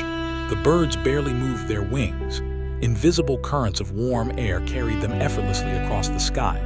Louis admired their economy of motion. Nothing in the natural world wasted energy. Everything followed purpose. That afternoon brought a welcome surprise. one of the scouting parties discovered a small grove of quaking aspens growing beside a cool spring. Their round leaves shimmered constantly, even beneath the gentlest breeze. The soft rustling produced a delicate sound unlike the deeper whisper of cottonwoods. Lewis sat beneath the trees while refilling his canteen. He closed his eyes for a moment. The combination of cool shade, fresh spring water, and trembling leaves created one of the most peaceful places the expedition had encountered in weeks. Sometimes comfort appeared in the simplest forms. Nearby, Sacagawea recognized fresh serviceberry shrubs. Although the fruit had not yet fully ripened, she explained how valuable the berries would become later in the season. When mixed with dried buffalo meat and rendered fat, they formed a nourishing travel food that could last for months. Lewis carefully added another page to his botanical journal. Every conversation with Sacagawea deepened his understanding of the western landscape. Her knowledge transformed unfamiliar country into understandable country. Late in the afternoon, the Corps succeeded in moving another dugout canoe beyond the roughest section of the trail. The achievement drew quiet smiles throughout the camp. No celebrations, no loud cheers, simply a shared sense of satisfaction. Each canoe safely transported meant the river would soon become their companion once again. Clark carefully updated his map before sunset. The remaining distance of the portage grew shorter with every careful measurement. Looking across the valley, he realized how much the expedition had already accomplished. Only a year earlier, none of them had known what waited beyond the Mississippi. Now they stood beside one of North America's greatest waterfalls, preparing to enter the Rocky Mountains. History often unfolds so gradually that those living it scarcely recognize its importance. That evening, supper was shared beside a clear spring whose water reflected the golden colors of the setting sun. Fresh bison meat roasted slowly over glowing coals. Wild onions gathered the previous day added a pleasant sweetness to the stew. Coffee warmed tired hands as the evening breeze drifted gently across the prairie. Jean-Baptiste laughed quietly while watching sparks rise into the darkening sky. Several men smiled without saying a word. His innocent wonder reminded them that even the hardest days still contained beauty. After the meal, Lewis walked alone to a nearby hill overlooking the Missouri Valley. Behind him, the Great Falls continued their endless thunder. Ahead, the upper river shimmered peacefully beneath the last light of day. Beyond that, the snow-covered Rocky Mountains stood silent and patient, waiting for the explorers to arrive. Lewis reflected on the strange balance of the journey. The river had carried them. The falls had stopped them. The prairie had strengthened them. Soon, the mountains would challenge them in entirely new ways. He opened his journal one last time before returning to camp. His final entry for the day contained only a few simple lines. Each obstacle teaches its own lesson. The river taught us movement. The winter taught us patience. The portage teaches endurance. I wonder what wisdom the mountains will share. He gently closed the journal. The campfire settled into glowing embers. The stars slowly filled the immense western sky. Wrapped beneath warm blankets, with the steady roar of the Great Falls echoing softly across the sleeping prairie, the Corps of Discovery drifted peacefully into another restful night, ready to greet whatever quiet adventures awaited beyond the mountains. The 8th morning of the portage arrived with a cool breeze flowing down from the distant mountains. For the first time since reaching the Great Falls, the air carried a noticeable chill before sunrise. It was not the bitter cold of the Fort Mandan winter, but a gentle reminder that higher elevations were drawing closer with every passing day. Lewis welcomed the coolness. Standing beside the quiet campfire with a warm cup of coffee, he watched the eastern horizon slowly brighten. The prairie awakened in stages. First came the faint songs of meadowlarks, then the soft rustling of cottonwood leaves. Soon afterward, the buzzing of bees drifted across the blooming wildflowers. Finally, the first rays of sunlight touched the mist rising from the Great Falls, turning countless droplets into tiny points of gold. It was a scene so peaceful that Lewis hesitated to disturb it by speaking. The Corps had learned that mornings like these were gifts, simple, unhurried, easy to overlook if one rushed into the day. After breakfast, Clark assigned the final groups to retrieve the remaining equipment from the lower camp. Most of the heavier supplies had already crossed the prairie. Now only a handful of barrels, tools, and personal belongings remained. The end of the portage was finally within sight. The men noticed it not only on the trail, but also in their spirits. Their steps felt lighter. Their conversations came more easily. Even the endless roar of the waterfalls seemed less like an obstacle and more like an old companion they would soon leave behind. As Lewis walked beside one of the supply carts, he paused to admire a cluster of brilliant scarlet paintbrush flowers growing among the grasses. Their vivid red blossoms stood out against the green prairie like tiny flames. Nearby, patches of blue camas flowers swayed gently beneath the morning breeze. The prairie, often remembered for its endless grass, revealed itself to be wonderfully colorful during late spring. Lewis carefully pressed several blossoms between sheets of paper. He knew many Eastern botanists had never seen such plants. His collection would introduce them to an entirely different world. Around mid-morning, a soft rumbling drifted across the valley. Several men looked toward the sky. Dark clouds were gathering above the distant Rocky Mountains. Unlike ordinary rain clouds, these climbed high into the atmosphere, their brilliant white tops glowing in the sunlight while their lower edges turned deep shades of gray. Clark watched thoughtfully. "Mountains make their own weather," he remarked. Lewis nodded. He had begun noticing the same pattern. Storms formed quickly among the peaks, even when the prairie remained bright and calm. The mountains were becoming more than scenery. They were beginning to shape every part of the landscape. By midday, the Corps reached another shallow stream crossing the Portage Trail. Its water flowed cold and remarkably clear over smooth stones. Several men removed their moccasins and rested tired feet in the refreshing current. No one hurried them. The day's work had taught everyone the value of small moments of comfort. Nearby, Sacagawea gathered a handful of fresh mint growing along the water's edge. That evening, she added the fragrant leaves to hot water, creating a simple herbal drink that many of the men enjoyed after supper. The pleasant aroma reminded Lewis that the wilderness offered countless quiet luxuries to those who recognized them. Late in the afternoon, Clark announced encouraging news. Only one dugout canoe and a few remaining supplies still needed to cross the final stretch of prairie. The most difficult part of the portage was nearly complete. A gentle wave of satisfaction passed through the camp, not excitement, not celebration, simply the peaceful confidence that comes from seeing steady work rewarded. As the sun drifted lower, Lewis climbed the same hillside where he had first seen the Great Falls days earlier. The view looked different now. The waterfalls remained just as magnificent. The rainbows still floated above the mist, yet his thoughts had changed. When he first stood there, he saw only the obstacle. Now he saw the lesson. The falls had forced the Corps to slow down, to cooperate, to become even stronger together. Sometimes, Lewis reflected, the greatest barriers quietly prepare us for the road ahead. He remained on the hill until the setting sun painted the cliffs in warm shades of amber and crimson. Far beyond them, the snow-covered peaks of the Rocky Mountains glowed softly beneath the evening light. Those mountains no longer seemed distant dreams. Soon they would become the expedition's home. Returning to camp, Lewis found the evening meal already underway. Fresh bison stew simmered gently above glowing coals. Wild herbs gathered during the day filled the air with a pleasant fragrance.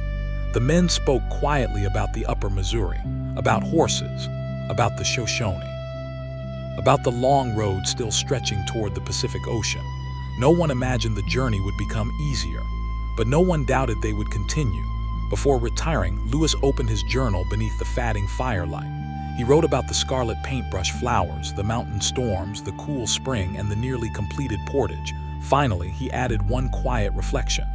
A river teaches us to keep moving. A mountain teaches us to climb. But between them lies the prairie, where patience quietly becomes strength. He closed the journal with a gentle smile. The fire slowly settled into glowing embers. The Great Falls continued their timeless song through the cool Montana night.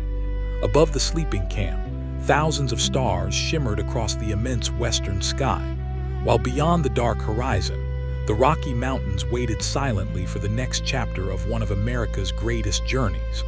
The ninth morning dawned with a feeling of quiet accomplishment. The first rays of sunlight spread across the prairie, touching the dew-covered grass until the valley shimmered with a gentle golden glow. The familiar roar of the Great Falls echoed through the cool air, but this morning it seemed almost like a farewell rather than a challenge. The core of discovery rose before sunrise, just as they had every day since leaving Fort Mandan. Routine had become second nature. Blankets were folded, cooking kettles were cleaned. The horses grazed peacefully nearby, while the last remaining supplies were prepared for one final journey across the Portage Trail. Lewis looked around the camp and noticed something remarkable. When they had first arrived, the prairie had seemed vast and unfamiliar. Now every nearby hill, every spring, and every bend in the trail carried a memory. There was the ridge where he had first seen the mist rising from the waterfalls. There was the meadow where Sacagawea had gathered wild onions. Beyond it stood the grove of trembling aspens where the leaves whispered softly in the afternoon breeze. A place becomes familiar not because of maps, Lewis thought, but because of the moments lived there. Soon after breakfast, Clark announced that only the last dugout canoe remained below the falls. Everything else had already reached the upper Missouri. The news spread quietly through the camp. There were no loud celebrations, only grateful smiles. Every man understood how much labor had brought them to this point. The final canoe rested heavily upon its wooden rollers. Its weathered sides carried scratches from thousands of miles along the Missouri. Lewis gently placed one hand against the smooth cottonwood hull. The canoe had served faithfully through storms, freezing winters, and countless difficult stretches of river. Now together they would carry it across the last section of prairie. The men leaned into the ropes. "Steady," Clark called calmly. The canoe moved forward. One roller after another disappeared beneath its weight. The wooden wheels creaked softly. Boots pressed into damp earth. Nobody hurried. Every movement reflected the patience learned during months of exploration. The Great Falls continued thundering nearby, but the Corps no longer heard only power. Now they also heard persistence. Around midday, a gentle rain shower drifted across the valley. It lasted only a short while. Tiny drops cooled tired faces and settled the dust along the trail. When the clouds passed, a brilliant rainbow stretched above the waterfalls. Several members of the Corps stopped their work for a moment. No one spoke. The colorful arch seemed almost like a quiet blessing upon the landscape. Lewis later wrote that moments of beauty often arrived unexpectedly, especially after periods of hard work. As the afternoon continued, the final canoe crossed the highest rise of the Portage. From there, the upper Missouri could be seen once again. The river flowed peacefully through broad green meadows, sparkling beneath the afternoon sun as though patiently waiting for old friends to return. The sight lifted everyone's spirits. After days of walking across open prairie, they would soon feel the gentle movement of the river beneath their boats again. Lewis climbed one last time to a rocky overlook above the Great Falls. He wished to carry the memory with him. The white water crashed endlessly over ancient cliffs. Mist drifted skyward.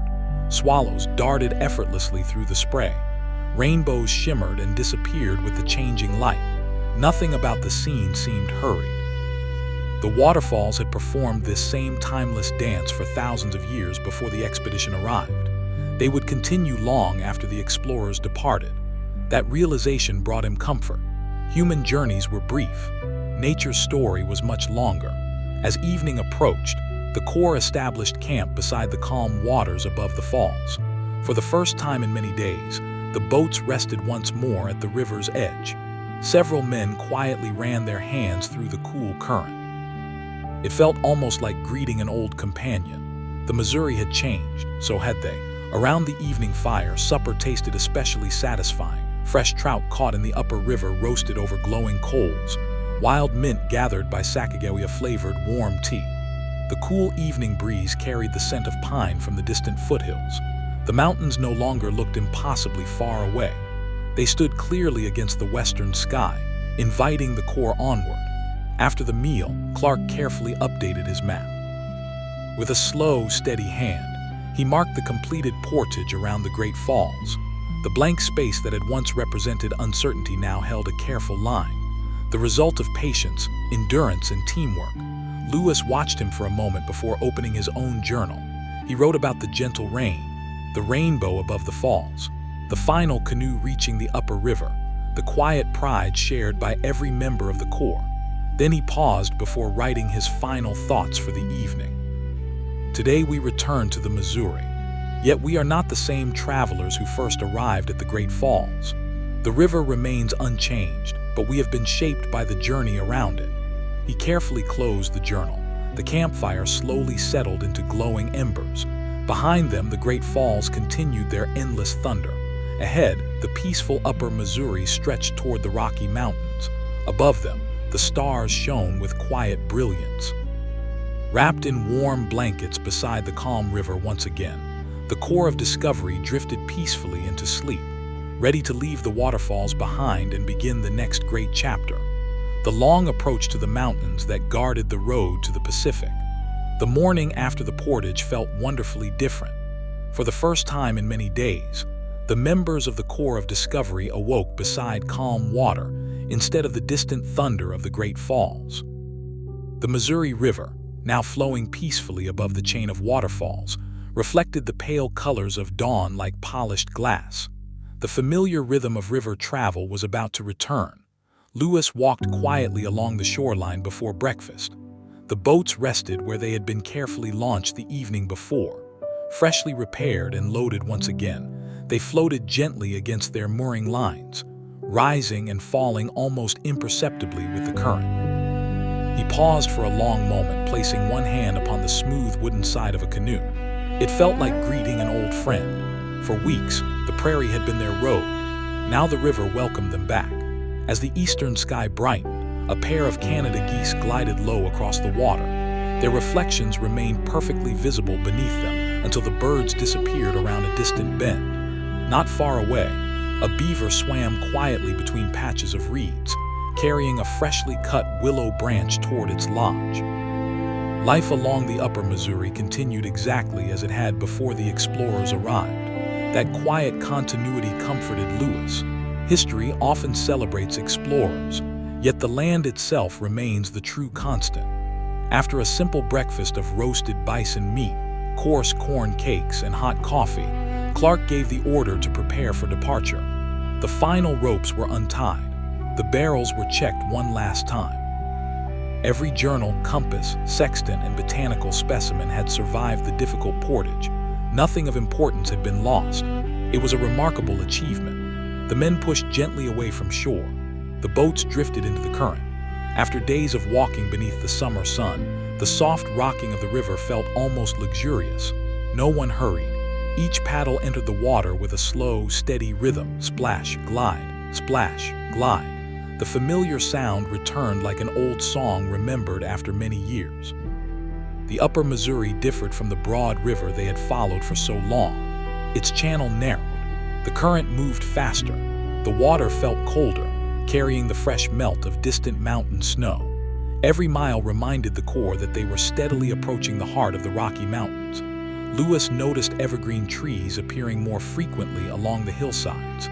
The cottonwoods still lined many stretches of the river, but now scattered pines and Douglas firs began to decorate the higher slopes. The scent of resin drifted gently through the cool morning air. It was a fragrance entirely different from the open prairies behind them. The mountains were announcing themselves long before the explorers reached their foothills. Late that morning, the Corps rounded a gentle bend and entered a valley where the river widened briefly into a peaceful pool. Several moose stood quietly among the willow thickets at the water's edge. Their long legs and dark coats reflected clearly in the still water. One large bull lifted his broad antlers and watched the passing boats with calm curiosity. No one reached for a rifle. The explorers simply admired the magnificent animals before they disappeared silently into the trees. Lewis carefully described every detail in his notebook. The farther west they traveled, the richer the natural world seemed to become. Around midday, Sacagawea smiled as she recognized familiar mountain plants growing beside the river. Some she remembered gathering as a child with members of her family. Others reminded her of the valleys where she had spent her earliest years before being separated from her people. Although she rarely spoke at length about those memories, Lewis sensed that each familiar hillside carried quiet meaning for her. Every bend in the river brought her closer to home. That afternoon, the weather remained wonderfully mild. White clouds drifted lazily above the valley. A cool breeze flowed downstream from the snow-covered peaks now standing clearly against the western horizon. The mountains no longer appeared distant or mysterious. They filled the sky. Their rugged slopes revealed patches of lingering snow, dark evergreen forests, and narrow valleys that disappeared into shadow. Clark studied them thoughtfully. Somewhere among those ridges lay a pass leading toward the Columbia River. Finding it would become the Corps' next great challenge. As evening approached, the explorers selected a quiet campsite beside a clear mountain-fed creek flowing into the Missouri. The water was astonishingly cold. Several men laughed softly as they washed the dust from their faces and hands. After weeks of hard labor, the fresh stream felt wonderfully refreshing. Camp was established with practiced ease. A small fire crackled beneath tall pines. Fresh trout caught from the creek roasted slowly above glowing coals.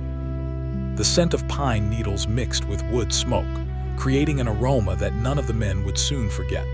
Lewis wandered a short distance beyond camp carrying only his journal. He climbed a low hill overlooking both the river and the distant mountains. Behind him, the great falls were now hidden beyond the horizon. Ahead stretched a completely new landscape. The journey had quietly entered another chapter. He opened his journal beneath the fading light of sunset. He wrote about the return to the river, the peaceful moose beside the willows, the scent of pine carried by mountain breezes, the familiar smile that crossed Sacagawea's face as the land of her childhood slowly reappeared. Then he paused and added a final reflection. Every river leads somewhere beyond itself. Today the Missouri has carried us away from the falls and into the shadow of the mountains. The road ahead grows steeper, but the heart grows lighter with every mile. He gently closed the journal. Night settled softly across the valley. The river whispered beside the sleeping camp. Above, the stars shone brilliantly over the first true foothills of the Rocky Mountains. And beneath that immense western sky, the Corps of Discovery rested peacefully, unaware that the mountain world waiting before them would soon test their courage, their endurance, and their faith in one another more deeply than ever before. The next morning arrived wrapped in a gentle mountain silence. The prairie sounds that had accompanied the Corps of Discovery for so many weeks were slowly fading into memory. Here, along the upper Missouri, the air felt different. It was cooler, cleaner, and carried the fresh scent of pine, spruce, and snowmelt flowing down from the distant peaks. Lewis awoke before anyone else. He quietly walked to the edge of the river, where a thin layer of mist drifted just above the water's surface. The Missouri moved silently now. Its loud voice at the Great Falls had been replaced by a calm, steady whisper. The transformation seemed almost symbolic. Even great rivers, Lewis thought, knew when to be powerful and when to be gentle. The eastern horizon slowly brightened. Soft shades of lavender, pale gold, and light blue spread across the sky. The first rays of sunlight touched the highest mountain peaks long before reaching the valley floor. Their snow-covered summits glowed like polished silver against the morning sky. Several members of the Corps paused simply to admire the view. No painting could fully capture such quiet beauty. After breakfast, Clark studied the river carefully. The current had grown noticeably faster. Large rocks occasionally broke the surface, creating gentle ripples that required careful steering. The boats could still travel safely, but everyone sensed that the easy stretches of the Missouri were slowly disappearing. From now on, every mile would require greater attention. The men settled into their familiar rhythm. Paddles entered the cold water together. The boats moved steadily upstream. The only sounds were the quiet splash of paddles, the songs of distant birds, and the soft rush of mountain streams joining the Missouri from hidden valleys. Lewis spent much of the morning observing the changing forest. Tall lodgepole pines now covered many hillsides. Douglas firs stretched toward the sky, their dark green branches swaying gently in the cool breeze. Along the riverbanks, clusters of quaking aspens shimmered with every breath of wind. Their trembling leaves produced a soft whisper, unlike any sound found on the open prairie. Lewis stopped several times to collect pine cones and small branches for his growing botanical collection. He knew these forests would be almost unknown to scientists in the eastern United States. Every specimen mattered. Near midday, the expedition rounded a narrow bend where a crystal-clear creek entered the Missouri. The water was so transparent that smooth stones could be seen resting on the creek bed several feet below the surface. Small trout darted effortlessly through the current, disappearing beneath overhanging willow roots. Sacagawea recognized the creek immediately. She quietly explained that streams like these often led toward traditional mountain hunting routes used by the Shoshone. Lewis listened with great interest. Maps could show rivers, compasses could show direction. But local knowledge revealed the true pathways through the wilderness. The farther west they traveled, the more valuable Sacagawea's memories became. That afternoon brought another peaceful wildlife encounter. A family of river otters appeared beside the boats. They swam gracefully through the current, diving beneath the water before popping up several yards away. One young otter floated briefly on its back, holding a small fish between its paws. Several of the men laughed softly. Even Clark smiled. Moments like these reminded everyone that the wilderness was not merely a place of hardship. It was filled with quiet joy. The otters disappeared downstream as suddenly as they had arrived. Their playful movements left only gentle ripples spreading across the calm water. As the expedition continued westward, the valley gradually narrowed. The mountains seemed to draw closer with every passing hour. Towering cliffs rose above the river. Evergreen forests climbed higher along their slopes. Waterfalls spilled down distant rock faces, their white ribbons sparkling beneath the afternoon sun. Unlike the thunder of the great falls, these smaller cascades sang softly as they descended through moss-covered stones. Lewis found the sound deeply comforting. Toward evening, Clark selected a campsite beneath a grove of towering ponderosa pines. Their thick bark carried the warm scent of vanilla when touched by the day's fatting sunlight. Several men noticed the pleasant fragrance drifting through the camp. It was unlike anything they had experienced farther east. Nature continued introducing them to new wonders. While supper cooked over the fire, Sacagawea sat quietly with Jean-Baptiste beneath one of the great trees. She pointed toward the distant mountain ridges, smiling gently as she spoke to her young son. Although he was far too young to understand, she was looking toward the homeland she had not seen in many years. The journey was becoming deeply personal, not only for exploration, but for reunion. After the evening meal, Lewis climbed a rocky hill overlooking the valley. The setting sun painted the mountains in soft shades of amber and rose. Long shadows stretched across the forests below. The Missouri reflected the colors of the sky until river and sunset seemed almost indistinguishable. He opened his journal one final time. Today's entry described the lodgepole pines, the crystal-clear creek, the playful river otters, and the fragrant ponderosa forest. He also wrote about something less tangible. The feeling that the expedition was crossing an invisible boundary.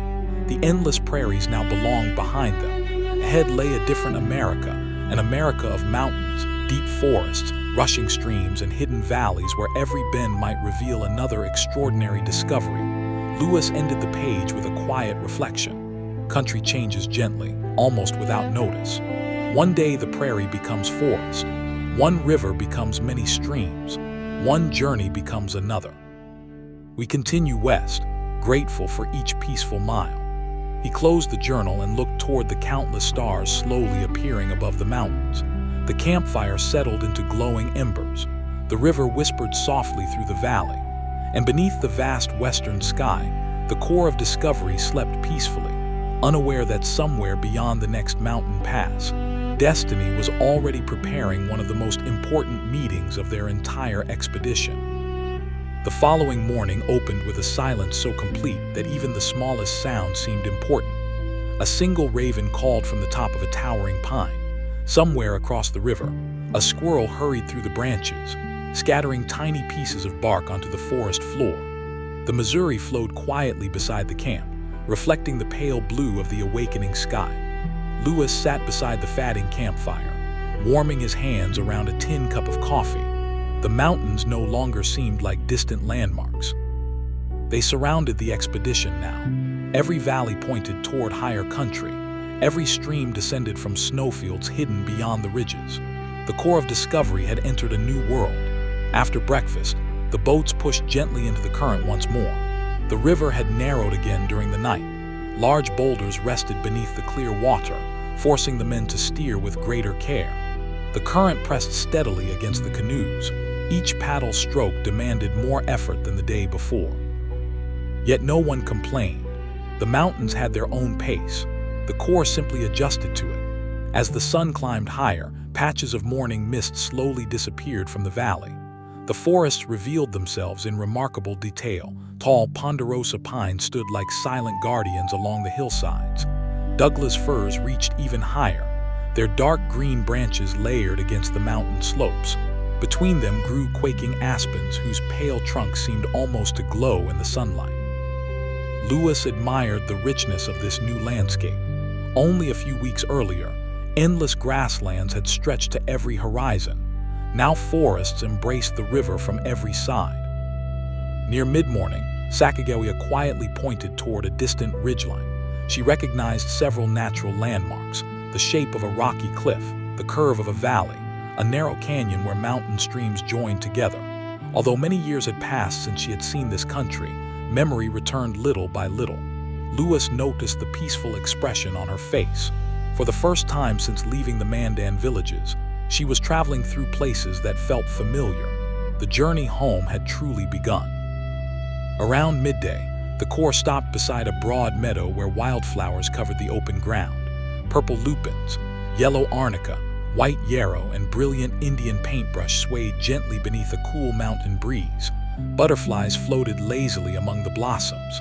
Honeybees hummed from flower to flower. The entire meadow seemed alive with quiet movement. While the men rested and prepared a simple meal, Lewis wandered slowly through the flowers with his notebook. He carefully described the colors, shapes, and fragrances of plants unknown to most people in the eastern United States.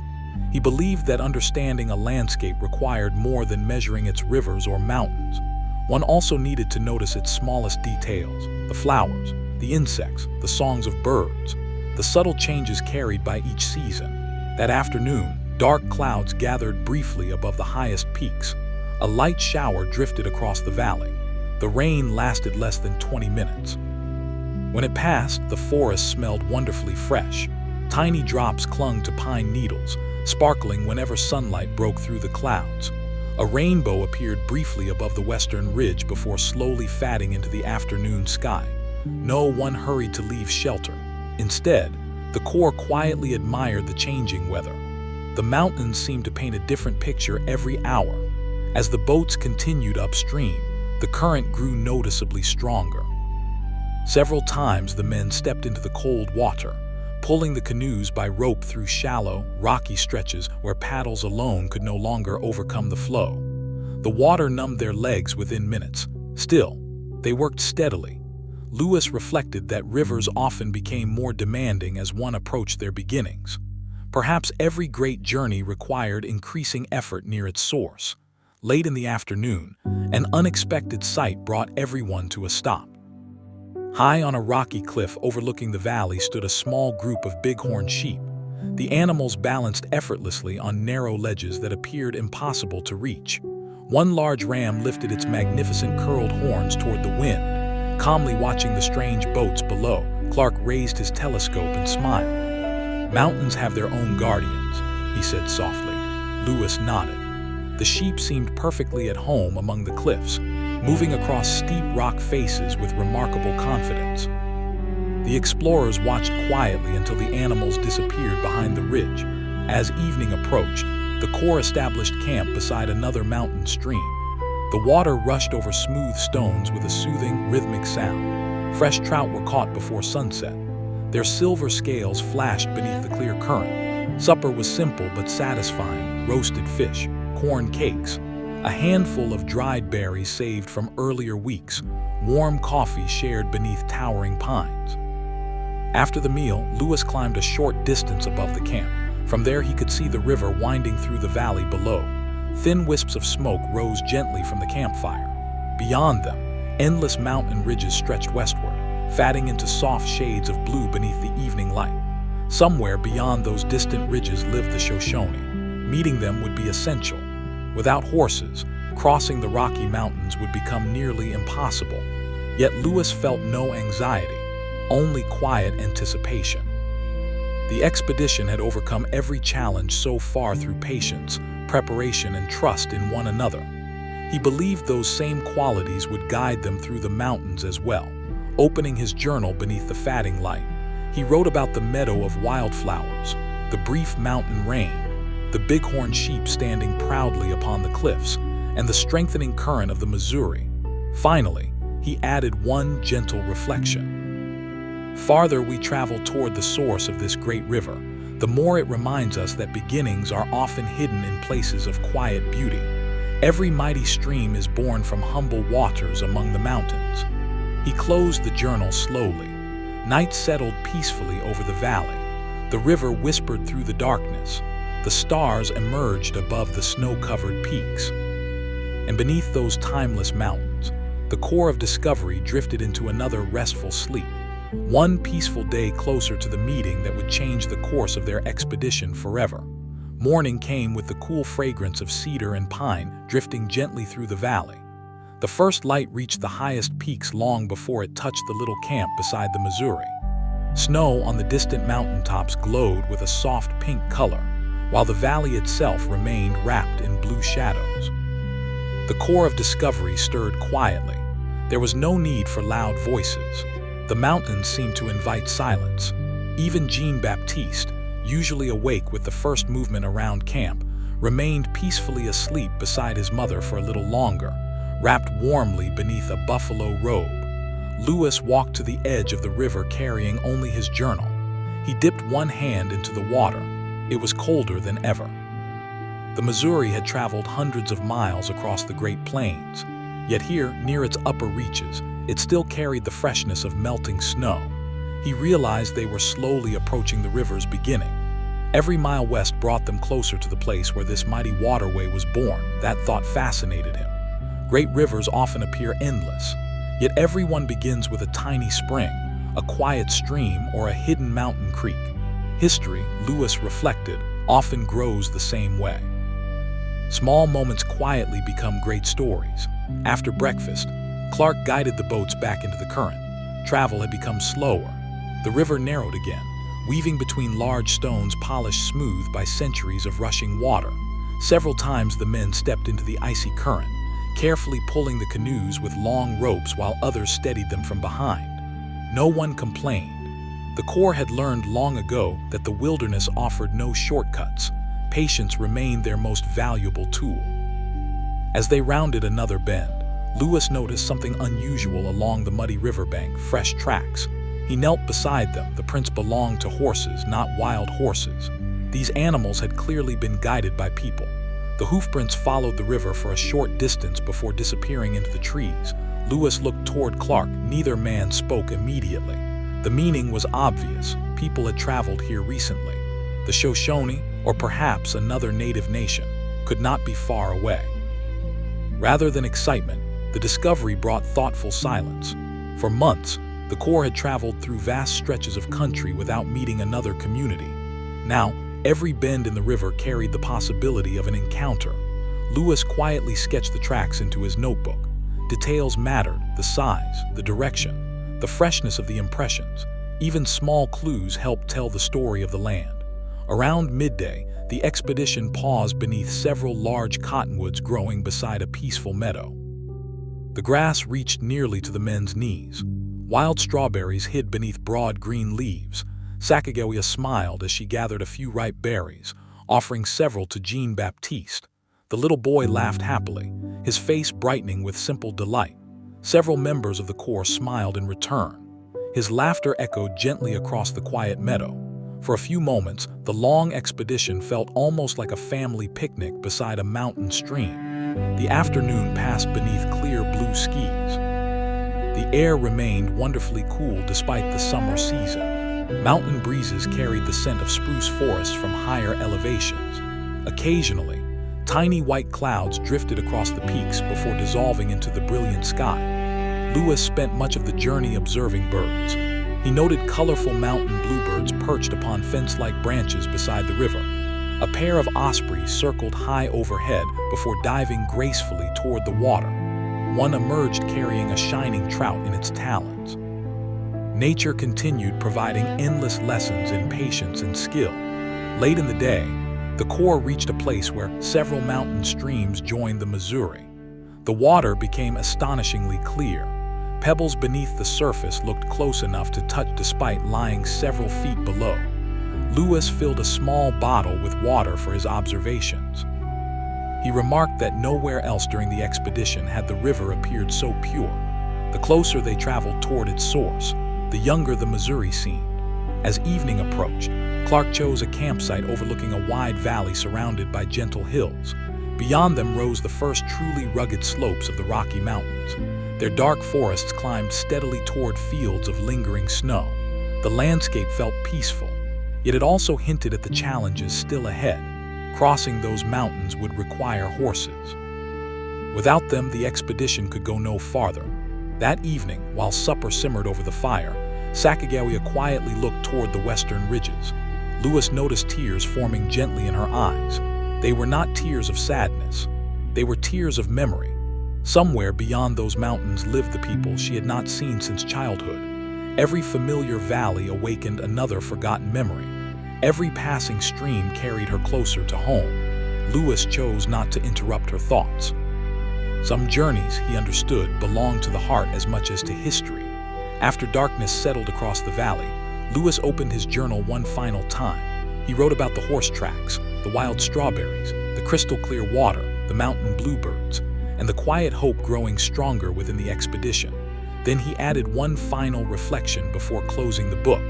Today the wilderness reminded us that we are no longer alone. Somewhere beyond these valleys are people who know these mountains as their home. Soon, if fortune is kind, strangers may become friends and the next chapter of our journey will begin. He gently closed the journal. The campfire faded into glowing red embers. The Missouri whispered softly through the moonlit valley. Above the camp, the stars stretched from one mountain horizon to the other, filling the sky with silent light. The Corps of Discovery drifted peacefully to sleep, unaware that with every passing mile, they were approaching one of the most meaningful reunions in the entire expedition, one that would shape the future of their journey to the Pacific Ocean. The morning began beneath a sky so clear that every distant peak seemed close enough to touch. The air held the crisp freshness that comes only in high country. A gentle breeze carried the scent of spruce needles, wild sage, and melting snow, while the Missouri River flowed quietly through the valley beside the sleeping camp. Lewis awoke before sunrise, as he often did. He enjoyed the peaceful moments before the day's work began. Standing near the water's edge, he watched the first light slowly climb down the mountainsides. The highest summits glowed with soft shades of pink and gold. A few moments later, sunlight reached the forests, then the meadows. Finally, it touched the river itself. The transformation happened so gradually that it seemed almost magical. Nature never rushed. Every morning unfolded at its own gentle pace. After breakfast, Clark studied the map while Lewis compared it with the surrounding landscape. The river ahead divided into several smaller channels, winding through broad valleys surrounded by rugged hills. Finding the correct route toward the Missouri's headwaters would require careful observation. Unlike the broad river they had followed across the Great Plains, these upper waters offered choices. Every fork in the river asked a quiet question: which way leads west? The Corps pushed their boats into the current. The water was now shallow enough that paddling alone was often impossible. Several men stepped into the icy river, their boots sinking into smooth gravel as they carefully pulled the canoes upstream with long ropes. The cold water numbed their legs, yet the steady rhythm of the work brought a strange sense of peace. Step, pull, rest, then repeat. Lewis admired how naturally everyone worked together. Months of shared challenges had turned individual effort into quiet teamwork. Around mid-morning, Sacagawea paused suddenly. She looked carefully across the valley toward a distant hillside. For a long moment she remained silent. Then she smiled. She recognized an old buffalo trail that climbed gently toward the mountains. As a young girl, she had seen similar paths used by hunting parties traveling between valleys. She explained that such trails often led toward mountain passes where horses could travel more easily. Lewis listened attentively. Every memory she shared was more valuable than any map they carried. The expedition had reached a place where lived experience mattered more than measured distance. Near noon, the Corps rested beside a small spring flowing directly from the base of a limestone cliff. The water emerged crystal clear and astonishingly cold. Tiny ferns grew among the moss-covered rocks.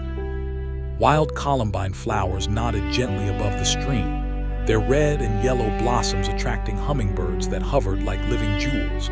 Lewis sat quietly beneath the shade of a pine tree, carefully sketching the delicate flowers into his notebook. He often believed that the smallest wonders deserved just as much attention as the grandest mountains. The afternoon brought another sign that people had recently traveled through the valley. Clark discovered the remains of an old campfire beside the river. Ashes were cold. Nearby lay several carefully arranged stones where cooking pots had once rested. Nothing else remained. No footprints, no discarded belongings. Only the quiet evidence that another group had paused here before continuing their own journey. Lewis examined the campsite with respect. The people who had built the fire had left the land almost exactly as they found it. He admired that kind of stewardship. The wilderness belonged to no single traveler. Everyone simply borrowed it for a little while. As the day continued, the valley gradually narrowed. Towering cliffs rose above both sides of the river. Small waterfalls tumbled down moss-covered rocks, feeding countless little streams that joined the Missouri. Their gentle music blended with the whisper of the wind through the pines. The entire valley seemed filled with peaceful sounds. Even the horses' tracks discovered the day before appeared fresher here. Lewis quietly wondered whether the Shoshone might be only a few days ahead. There was no anxiety in the camp, only hopeful anticipation. Toward evening, a golden light spread across the valley as the setting sun slipped behind the western ridges. Long shadows stretched through the forests. The mountains seemed taller than ever. Their snowfields glowed softly beneath the fatting sky. The Corps established camp beside a quiet bend in the river where willows leaned gracefully over the water.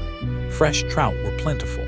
The evening meal was simple but satisfying. As the fire crackled gently, Sacagawea looked toward the western horizon once more. She spoke softly to Jean-Baptiste in her own language, pointing toward the distant mountains. Although the child could not understand the words, her voice carried warmth and hope. Lewis listened quietly from across the fire. He realized that this expedition was no longer only about reaching the Pacific. It had become a journey of homecoming for one young mother, a journey of discovery for a growing nation, and a journey of friendship among people from very different worlds. When darkness settled over the valley, Lewis climbed a nearby hill with his journal. Below him, the campfire glowed warmly beside the winding river. Above him, countless stars filled the mountain sky. He wrote about the branching river, the buffalo trail remembered by Sacagawea, the hummingbirds dancing among the columbines, and the abandoned campsite beside the Missouri. Then he paused before writing his final thought. Farther we travel into these mountains, the less the land feels empty. Every trail, every stream, and every quiet valley carries the memory of those who have walked here long before us. We are not discovering a wilderness untouched. We are learning to respectfully follow paths already known by others. Lewis gently closed his journal. The mountain breeze cooled the evening air. The river whispered softly below. And beneath a sky filled with brilliant stars, the core of discovery rested peacefully, unaware that the first meeting with the Shoshone people was drawing ever closer with each quiet mile they traveled upstream. The following dawn arrived with a delicate layer of frost resting upon the meadow grasses. Although it was the heart of summer, the mountain valleys reminded the Corps of discovery that elevation could change the seasons overnight. Each blade of grass shimmered silver in the first light, and thin wisps of mist drifted above the quiet waters of the Missouri. The air felt wonderfully crisp. Lewis pulled his coat a little tighter as he stepped away from camp. The smell of the morning was unlike anything on the Great Plains. Cool pine, fresh spruce, clean river water, and the faint sweetness of wildflowers hidden beneath the forest edge. He paused for several minutes simply listening. There was no roar of waterfalls here, no strong prairie wind, only the gentle murmur of the river, the distant tapping of a woodpecker, and the cheerful songs of mountain chickadees greeting the sunrise. The wilderness seemed to breathe more slowly. After breakfast, Clark gathered everyone beside the boats. The maps suggested they were approaching the upper reaches of one of the Missouri's major branches. From this point forward, careful observation would matter more than speed. A wrong choice could cost precious days. Lewis studied the current. The river had become surprisingly narrow. In places it was no wider than a small country road. Yet this modest stream was the same Missouri that, hundreds of miles downstream, carried enormous steamboats and eventually joined the mighty Mississippi. Standing beside its youthful waters filled him with quiet wonder. Great things often began in humble places. The Corps resumed its steady progress. The boats moved slowly against the stronger current while several men walked along the shore, pulling them with ropes whenever shallow gravel bars blocked the way. The mountain breeze remained cool throughout the morning. Clouds drifted lazily above the peaks without threatening rain. Around mid-morning, Sacagawea suddenly stopped walking. She looked carefully toward a distant hillside where sunlight illuminated a narrow opening between two ridges. A gentle smile crossed her face. She quietly explained that valleys like this often connected to hunting grounds used by the Shoshone. Although she could not yet recognize the exact location, the shape of the land felt deeply familiar. Lewis noticed the confidence returning to her voice. Each passing day strengthened her memory. Her knowledge was no longer simply helpful. It was becoming essential. Near noon, the Corps paused beside a broad beaver pond created by an impressive natural dam. The water reflected the surrounding pines like a polished mirror. A pair of trumpeter swans glided gracefully across the still surface, while dragonflies hovered above patches of yellow pond lilies. Several busy beavers continued repairing their lodge without showing much concern for the visitors. Lewis watched quietly. He admired how these remarkable animals shaped entire landscapes simply by following their natural instincts. Their dams slowed streams, created ponds, and provided homes for countless other creatures. Nature, he reflected, was filled with quiet engineers. The afternoon brought another encouraging discovery. Fresh horse tracks appeared once again near a shallow stream crossing. This time they were accompanied by faint footprints. The impressions were only a day or two old. Clark knelt beside them for a long moment. Someone had passed through this valley recently, very recently. The possibility of meeting the Shoshone no longer felt distant. It felt close enough to imagine. Even so, there was no sense of urgency. Lewis reminded everyone that patience and respect would be the best companions when the meeting finally came. The expedition continued slowly. Late in the afternoon, a gentle breeze carried the pleasant fragrance of blooming wild mint growing beside the river. Sacagawea gathered a small handful for the evening meal. Nearby, Jean-Baptiste reached happily toward clusters of tiny blue butterflies dancing above the flowers. His laughter echoed softly across the valley. Several men smiled. The sound seemed perfectly suited to such a peaceful place. As sunset approached, the Corps established camp beside a quiet meadow surrounded by towering lodgepole pines. The western sky glowed with rich shades of orange and crimson behind the snow-covered mountains. Thin ribbons of smoke drifted lazily upward from the evening fire. Fresh trout and roasted roots provided another simple supper. No one seemed to miss luxury. The mountains offered their own quiet abundance. After the meal, Lewis climbed a nearby knoll carrying only his journal.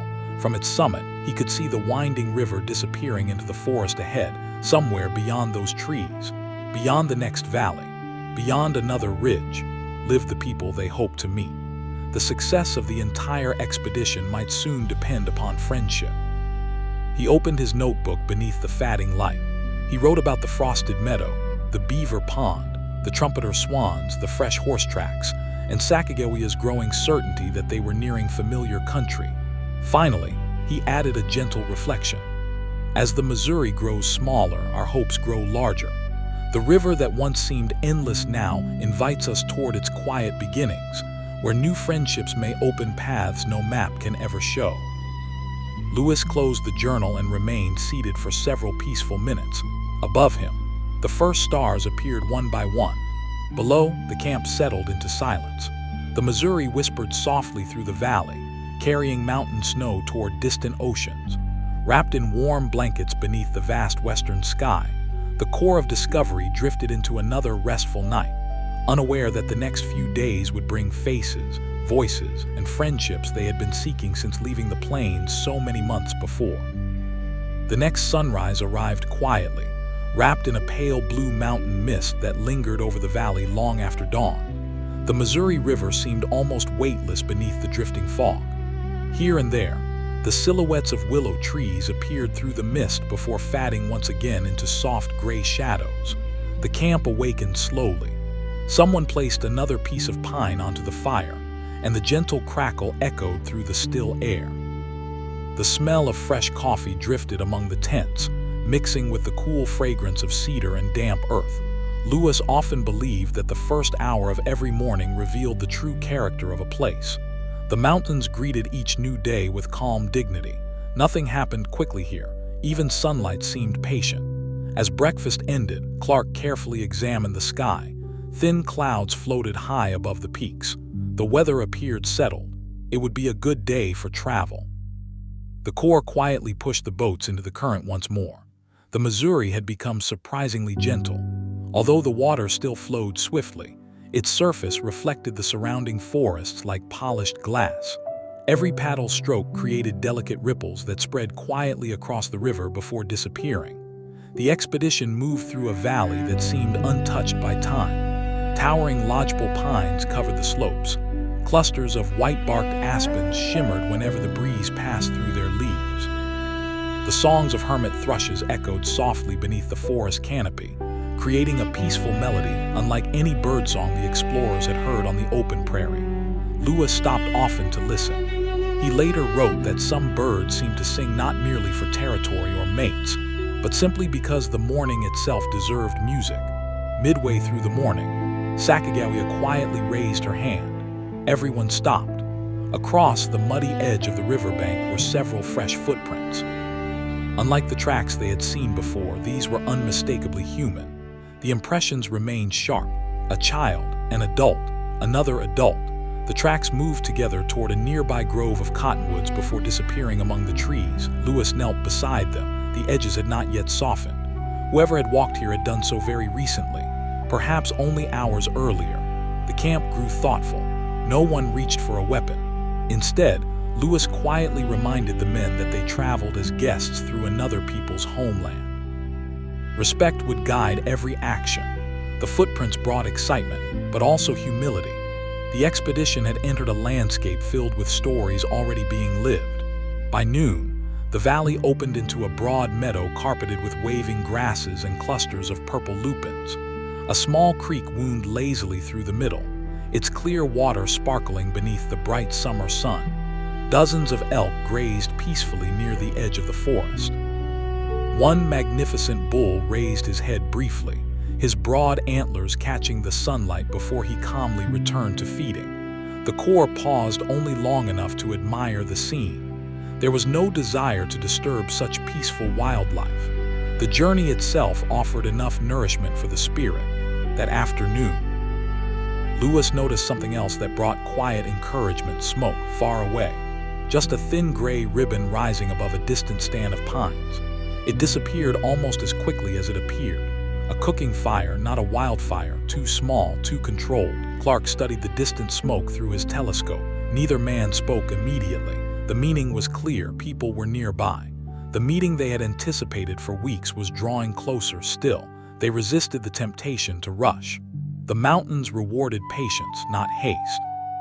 As the boats continued upstream, the river divided into several narrow channels surrounding small wooded islands. Beavers had built dams among the quieter side streams. The gentle splashing of flowing water filled the air. Tiny yellow warblers flitted among the willow branches, while kingfishers darted low above the river searching for fish. Lewis filled several pages describing the remarkable diversity of mountain bird life. He realized that every valley possessed its own living orchestra. Toward evening, Clark selected a peaceful campsite beneath several enormous cottonwood trees. Their broad leaves rustled gently above the camp, while the setting sun painted the surrounding peaks with soft golden light. The evening meal was modest: fresh trout, wild onions, a little cornmeal, hot coffee. Nothing more was needed. After supper, Sacagawea quietly walked a short distance from camp carrying Jean Baptiste. She stood for several minutes looking toward the western mountains. Lewis noticed tears shining softly in her eyes once again. This time, however, there was also quiet joy. She was no longer wondering whether she would see her homeland again. She knew she would. It was simply a matter of time. Later that evening, Lewis climbed a smooth granite outcrop overlooking the valley. The distant ribbon of smoke had disappeared. The forest rested peacefully beneath the gathering twilight. Somewhere beyond those trees, families were likely preparing their own evening meals. Children were probably laughing beside campfires. Stories were being told beneath the same stars that would soon appear above the core of Discovery. The thought brought him comfort. The wilderness had never been empty. It had always been home. Opening his journal beneath the fading light, Lewis carefully recorded the fresh footprints, the distant smoke, the meadow filled with elk, and the quiet confidence growing within the expedition. Then he wrote one final reflection before closing the book. Tomorrow may bring strangers whose language we do not yet know. May we meet them with the same kindness that this land has shown us since we first entered these mountains. He gently closed the journal. The campfire faded into glowing embers. A cool mountain breeze whispered through the cottonwood leaves. Above the valley, thousands of stars slowly filled the night sky. The Missouri continued its quiet journey toward its hidden source, while the core of Discovery slept peacefully, only a short distance from an encounter that would become one of the most memorable moments in the history of the expedition. The following morning felt unusually peaceful, as though the mountains themselves were waiting. A thin layer of mist rested over the river, and the first sunlight filtered gently through the branches of towering cottonwood trees. The air was cool enough that every breath carried a faint white cloud before disappearing into the stillness. The camp awakened slowly. Someone stirred the fire. A kettle of coffee began to simmer. The smell of warm pine smoke drifted through the valley, blending with the sweet fragrance of wild mint growing along the riverbank. Lewis stood quietly for a long moment, listening. The distant waterfalls were gone now. The endless prairie winds had faded behind them. Here, the mountains spoke in softer voices, flowing streams, rustling leaves, the call of a raven gliding high above the valley, the quiet splash of trout breaking the river's surface. It was a peaceful symphony that seemed designed for unhurried travelers. After breakfast, Clark suggested that two experienced hunters move a short distance ahead of the main party, not to search for game, but simply to observe the country. The valley narrowed once again, and careful scouting would help avoid surprises around the next bend. The Corps continued at a relaxed pace. The boats moved steadily through the clear water while sunlight gradually reached deeper into the forest. Every hour brought subtle changes. The river became shallower. The current grew livelier. Small gravel bars appeared more frequently. Lewis noticed that even the stones beneath the water looked different. Instead of the smooth rocks common along the lower Missouri, these were sharper, freshly broken by mountain streams and winter ice. Everything suggested they were approaching the river's birthplace. Late in the morning, one of the scouts quietly returned. He smiled before saying a single word. "There are horses ahead." Tracks, not distant signs, actual horses, grazing peacefully in a meadow beyond the next ridge. Lewis and Clark exchanged calm but hopeful glances. This was the clearest indication yet that people were nearby. Still, they reminded everyone to remain respectful and patient. The Corps continued slowly, careful not to disturb the quiet valley. When they rounded the next bend, they did indeed see several horses grazing near a small creek. The animals lifted their heads briefly, watching the strange boats on the river before calmly returning to the fresh grass. No people were visible, only the horses. Lewis studied them through his telescope. They appeared healthy, well cared for, and accustomed to mountain travel. These were not wild animals. Someone would almost certainly return for them. The Corps quietly moved on without approaching. Around midday, they stopped beneath a stand of tall aspens whose leaves shimmered constantly in the gentle breeze. Their soft rustling sounded almost like falling rain. While the men rested, Sacagawea walked a short distance into the meadow. She knelt beside several familiar plants and smiled warmly. She recognized them immediately from her childhood. Some were medicinal herbs. Others were edible roots gathered each summer by Shoshone families. For the first time since the expedition had begun, she spoke at length about memories of home.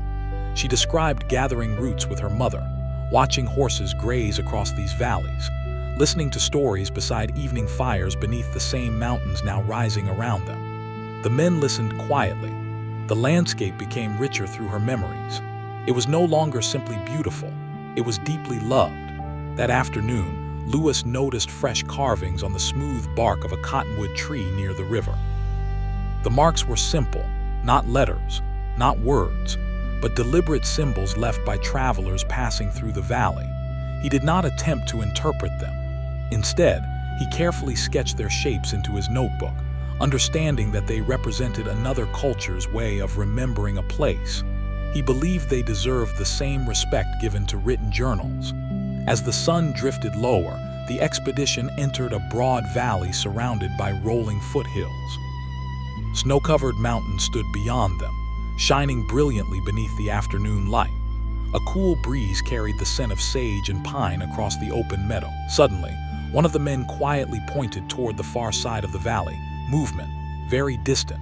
Several tiny figures on horseback appeared briefly against a grassy hillside. Within moments, they disappeared behind another ridge. No one spoke. The sight had lasted only seconds, yet it confirmed what everyone already suspected. They were no longer traveling alone. Clark lowered his telescope slowly. "If fortune smiles," he said softly, "we may soon have neighbors."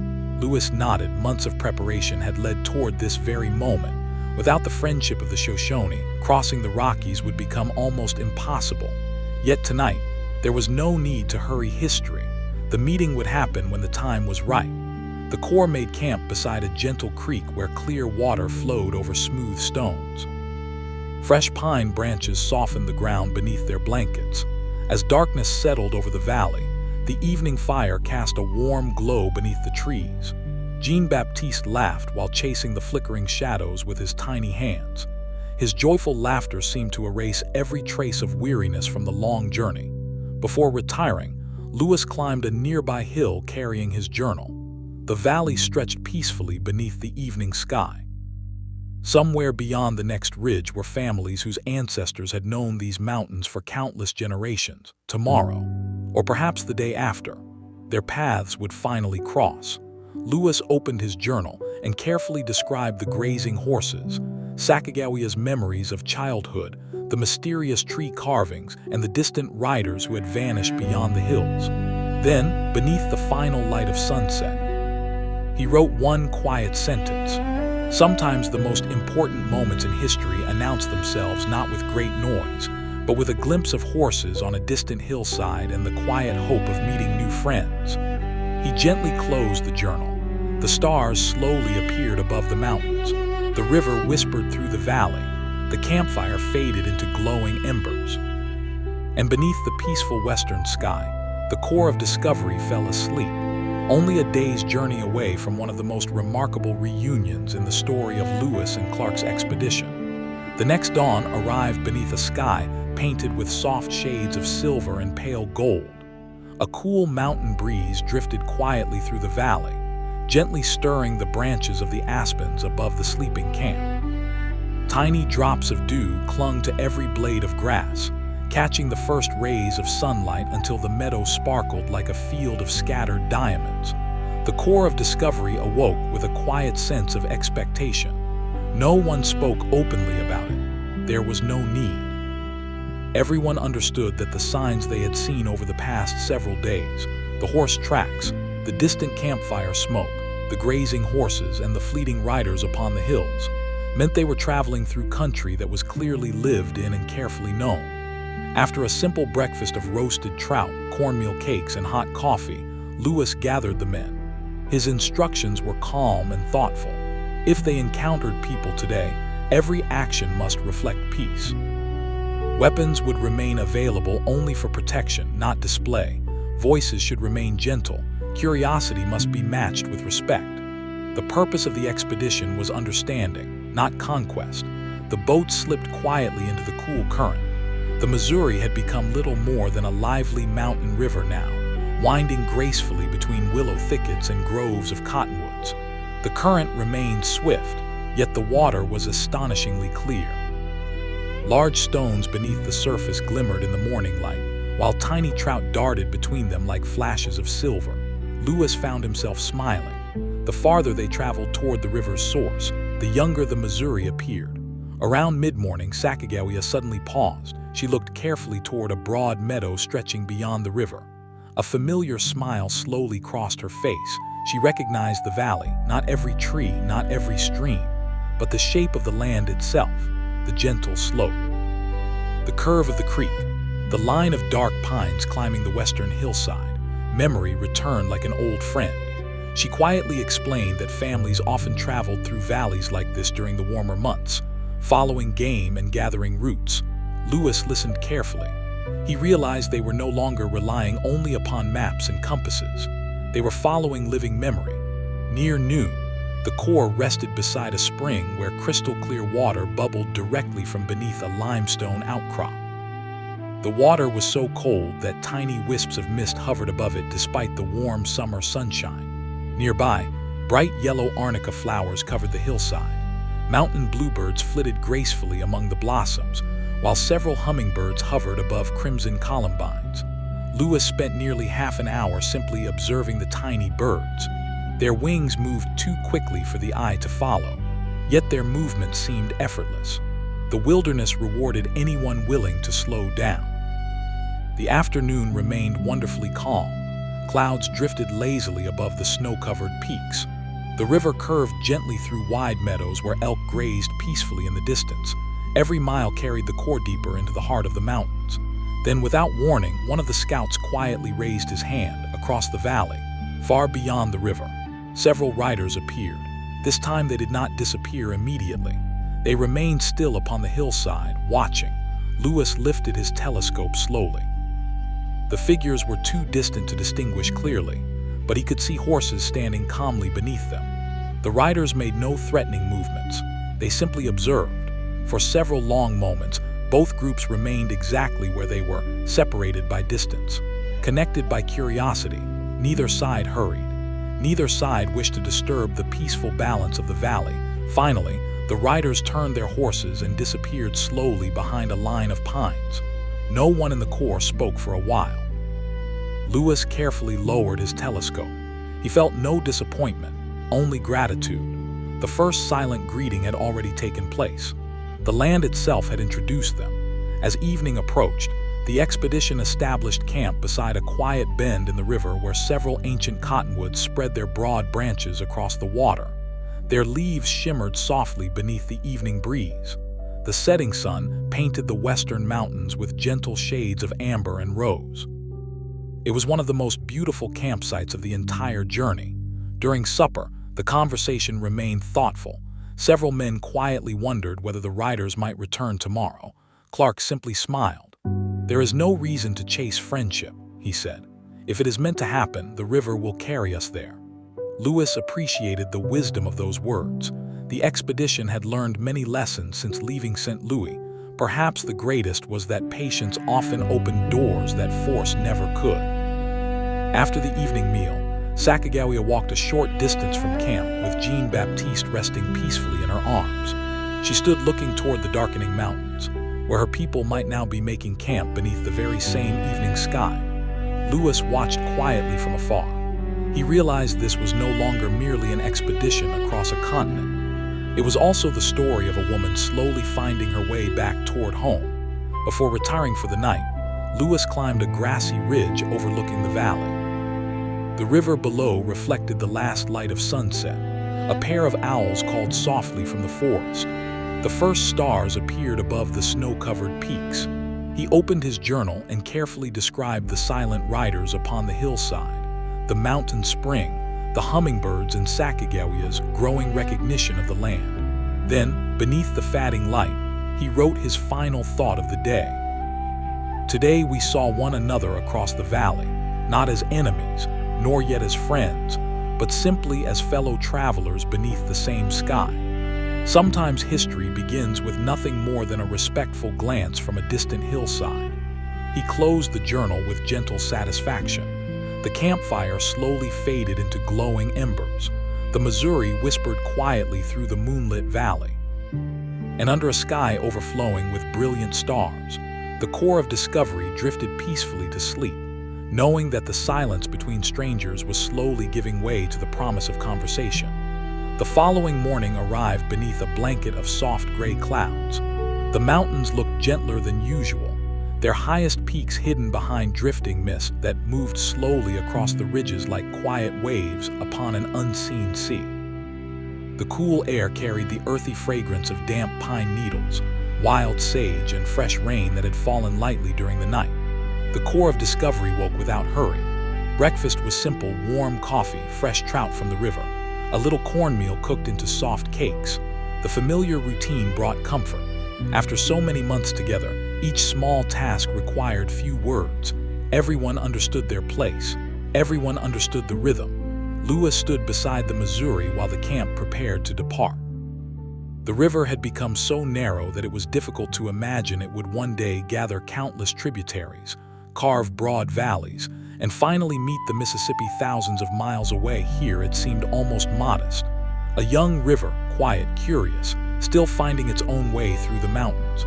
Lewis smiled at the thought. Perhaps people were much the same. Great lives often began in quiet places. The boat slipped gently into the current. Morning mist hovered just above the water, and the paddles disappeared into the fog before emerging again with tiny silver droplets. The mountains muffled every sound. Even the splash of each paddle seemed softer than usual. Around mid-morning, the expedition reached a broad meadow filled with waist-high grasses waving beneath a cool breeze. Scattered among them grazed a small herd of mule deer. Unlike the white-tailed deer familiar farther east, these animals moved with slow confidence, their large ears constantly turning toward every unfamiliar sound. Jean-Baptiste pointed excitedly from his mother's arms, and several of the men smiled quietly. The little boy seemed fascinated by every new creature the mountains revealed. Sacagawea noticed fresh camas blossoms growing across the meadow. The delicate blue flowers covered the ground like a gentle spring sky resting upon the earth. She explained that beneath each flowering plant grew an edible bulb that had nourished native communities for countless generations. Harvesting them required patience and knowledge. The bulbs were carefully cooked in earth ovens until they became naturally sweet. Lewis listened with deep respect. His journals contained measurements, maps, and scientific observations. Yet much of the most valuable knowledge came through conversations like these. Knowledge carried not in books, but in memory. As the day continued, one of the scouts quietly returned with unexpected news. He had discovered a recently used fishing place beside a narrow stream. Several willow poles still rested near the bank. Smooth stones had been arranged to help guide fish into shallow water. No people remained, only the quiet evidence of careful craftsmanship. Lewis examined the site thoughtfully. Nothing had been abandoned carelessly. Everything suggested people who understood the river intimately and used its gifts with remarkable care. He instructed the men to leave the place exactly as they had found it. The valley belonged first to those who knew it best. By afternoon, sunlight gradually broke through the thinning clouds. Golden light spilled across the forests and reflected from the river. Tiny insects danced above the water. Swallows skimmed gracefully across the surface, catching them in effortless flight. The boats glided slowly between willow islands while snow-fed creeks entered the Missouri from every direction. The farther west they traveled, the more the river seemed to divide itself into countless little voices. Late in the afternoon, Clark noticed movement high upon a distant ridge. This time there were only 2 riders. They remained visible for several minutes. One briefly raised an arm. It was impossible to know whether the gesture was meant as a greeting or simply communication between companions. Still, Lewis quietly lifted his hand in return. The distance was too great for faces, too great for words. Yet somehow, the simple exchange felt meaningful. The riders remained still for another moment before gently turning their horses and continuing along the ridge until they disappeared among the pines. No excitement followed, no celebration, only a peaceful awareness that trust often begins long before people ever meet face to face.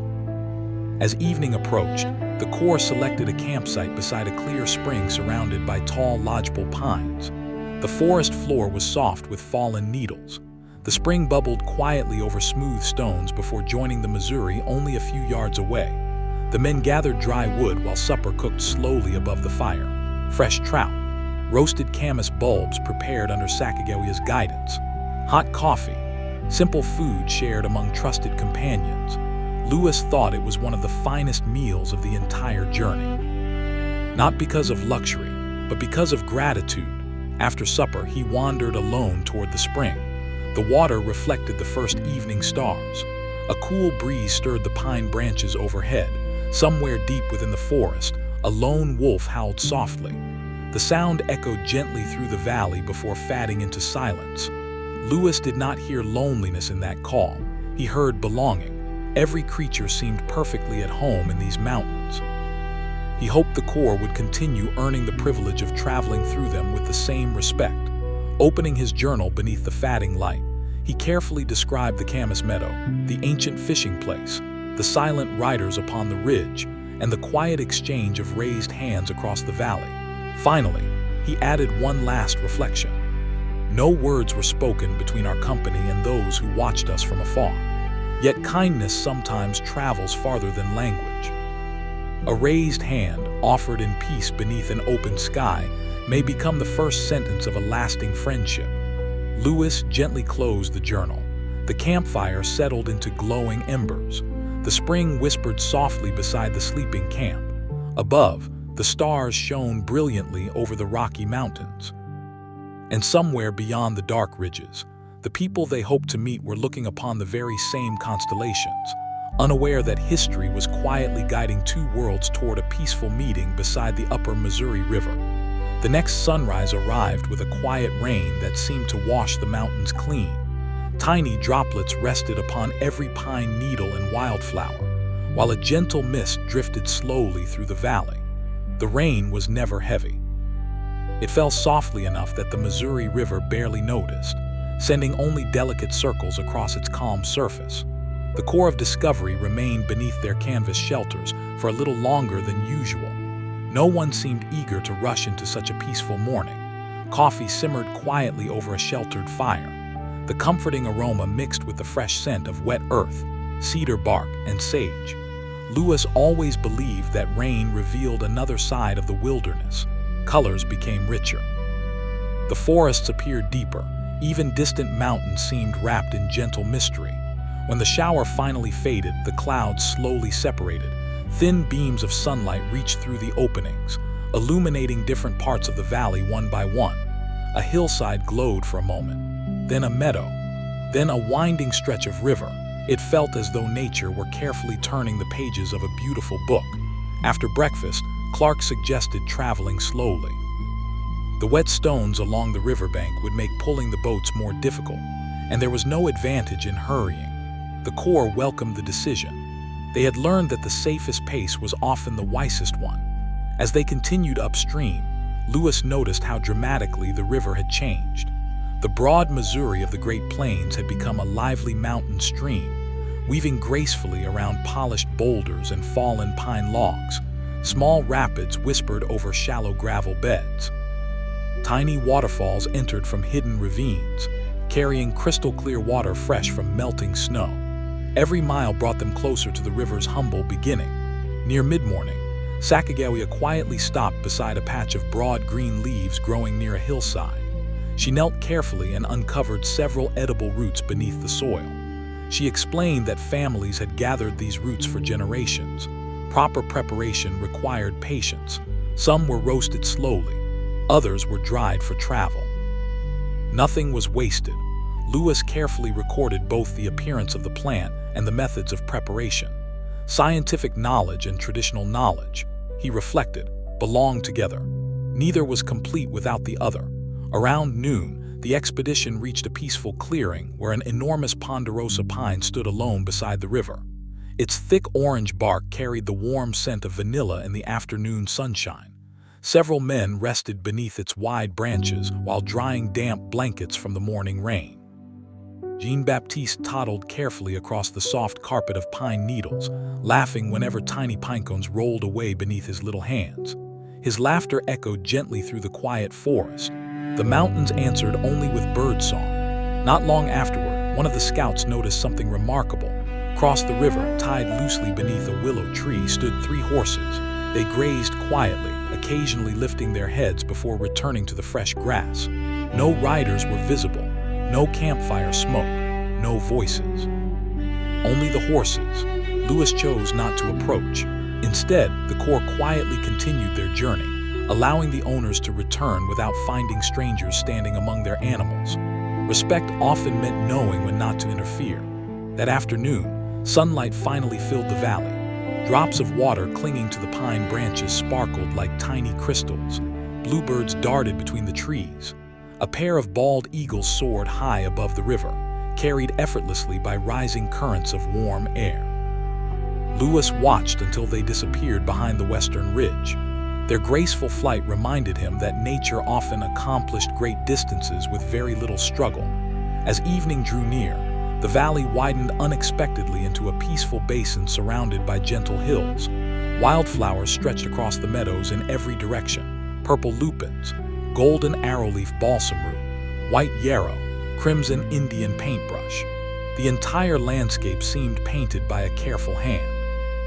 The Corps established camp beside a quiet spring flowing from beneath a cluster of moss-covered rocks. Its cool water formed a tiny stream before joining the Missouri only a short distance away. The evening meal was simple but comforting. Fresh trout roasted over glowing coals, edible roots prepared by Sacagawea, wild mint steeped into fragrant tea. The men spoke softly around the fire. Conversation drifted from home to family, from rivers already traveled to mountains still waiting ahead. No one worried aloud. Hope had quietly replaced uncertainty. Before darkness settled completely, Louis climbed a nearby hillside carrying his faithful journal. The valley below glowed beneath the last light of sunset. Thin ribbons of mist once again began rising from the river. Far beyond the western hills, unseen families were likely ending their own day around evening fires. The thought no longer felt distant, it felt close. He opened the journal and carefully described the gentle rain, the edible roots, the lone ponderosa pine, the 3 grazing horses, and the meadow glowing with wildflowers after the storm. Then he paused before writing one final reflection. Nearer we come to the river's beginning, the more gently it seems to speak. Perhaps every great journey ends not with thunder, but with quiet streams, kind encounters, and grateful hearts. Louis closed the worn leather journal. The campfire settled into glowing embers. A cool breeze whispered through the towering pines. The Missouri continued its peaceful course beneath the starlit sky. And while the Corps of Discovery slept soundly in the calm mountain valley, the distance between them and the Shoshone people grew smaller with every passing hour, bringing the expedition ever closer to one of the most meaningful meetings of its remarkable journey west. The morning unfolded beneath a brilliant blue sky, washed clean by the gentle rain of the previous day. The mountain air felt wonderfully fresh. Every pine tree glistened with tiny droplets that caught the early sunlight, while the Missouri River reflected the sky so perfectly that it sometimes seemed impossible to tell where the water ended and the heavens began. The Corps of Discovery broke camp in peaceful silence. Blankets were folded, cooking kettles were packed. The last glowing embers of the morning fire were carefully covered with cool earth, leaving almost no trace that the explorers had spent the night beneath those towering trees. Louis believed this simple habit mattered. A traveler should leave a place as beautiful as it had been found. As the boats moved upstream once again, the river narrowed even further. In several places, the current became too swift for paddling.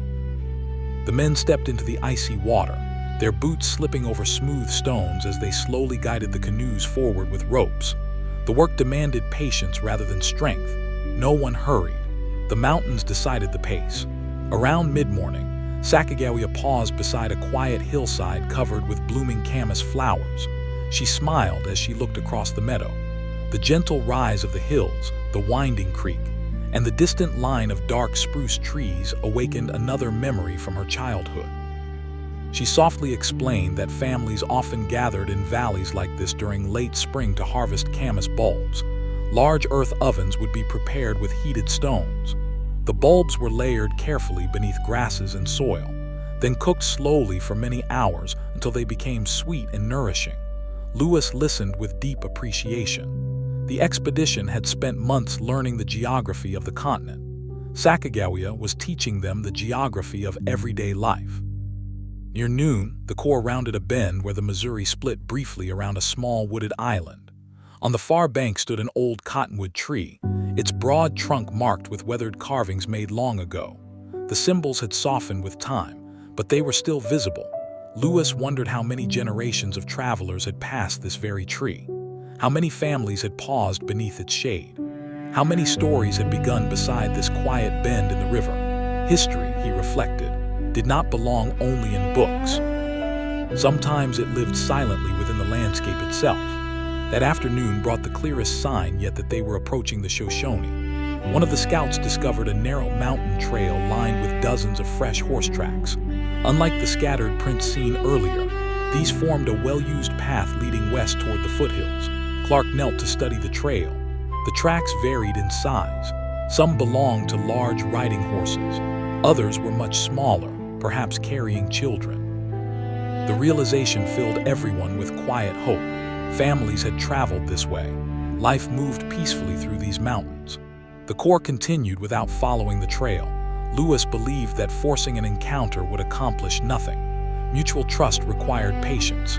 If the meeting was meant to happen, it would happen naturally. Late in the afternoon, while the boats glided through a calm stretch of river, a young mule deer appeared at the water's edge. Instead of fleeing immediately, it stood quietly watching the explorers.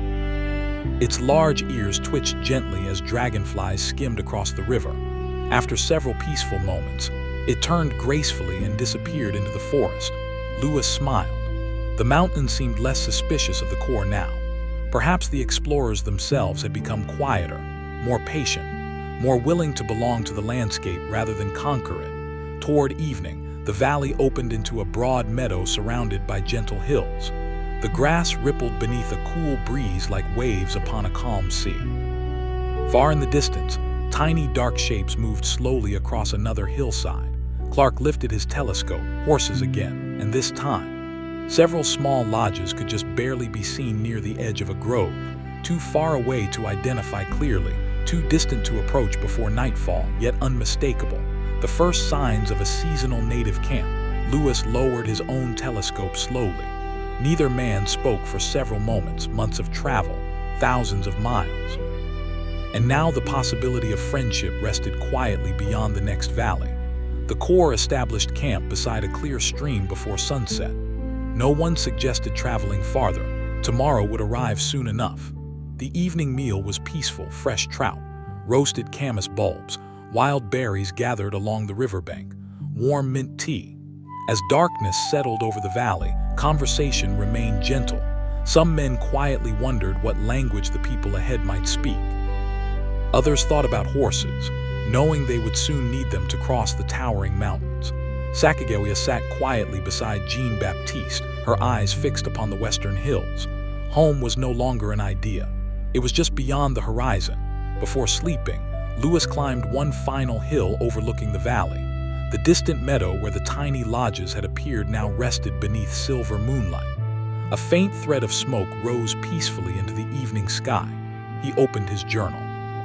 Carefully, he described the camas meadow, the ancient carved cottonwood, the well-used horse trail, and the distant camp resting quietly beneath the mountains. Then he wrote one final reflection before closing the worn leather cover. Today we looked upon signs of a community without disturbing its peace. Sometimes the greatest act of exploration is not to arrive quickly, but to arrive with humility, allowing trust to grow as naturally as a river finding its course. Lewis closed the journal and looked once more toward the quiet valley. The stars shimmered above the Rocky Mountains.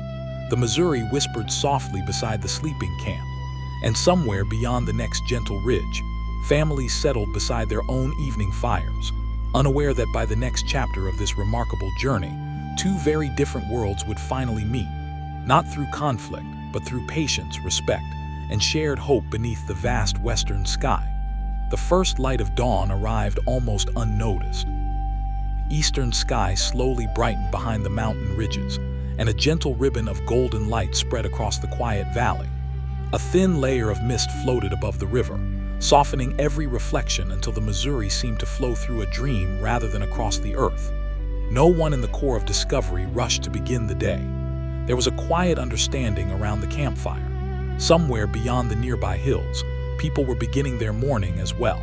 They too would be tending fires, preparing breakfast.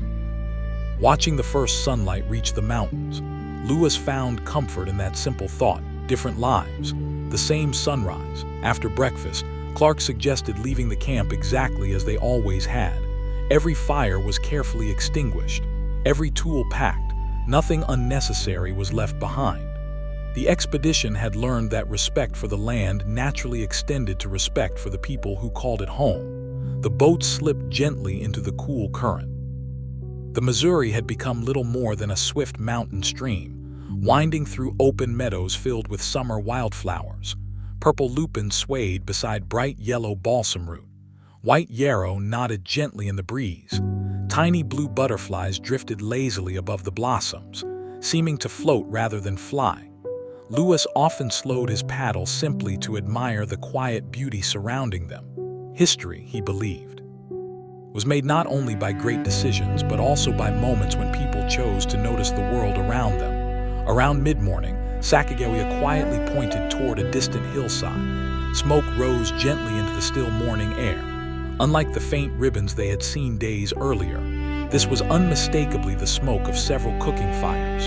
The camp was closer now, very close. No one spoke loudly. The mood became thoughtful rather than excited. Lewis reminded the men once again that patience would be their greatest strength. Trust could never be hurried. Near noon, the Corps paused beside a crystal-clear spring bubbling from beneath a cluster of limestone rocks. The water was so pure that every pebble on the bottom could be counted. While the men filled their canteens, Sacagawea recognized several familiar medicinal plants growing nearby. She gently explained how their leaves could be brewed into teas for fevers and stomach ailments, while certain roots were valued for easing sore muscles after long journeys. Lewis carefully added another page to his botanical journal.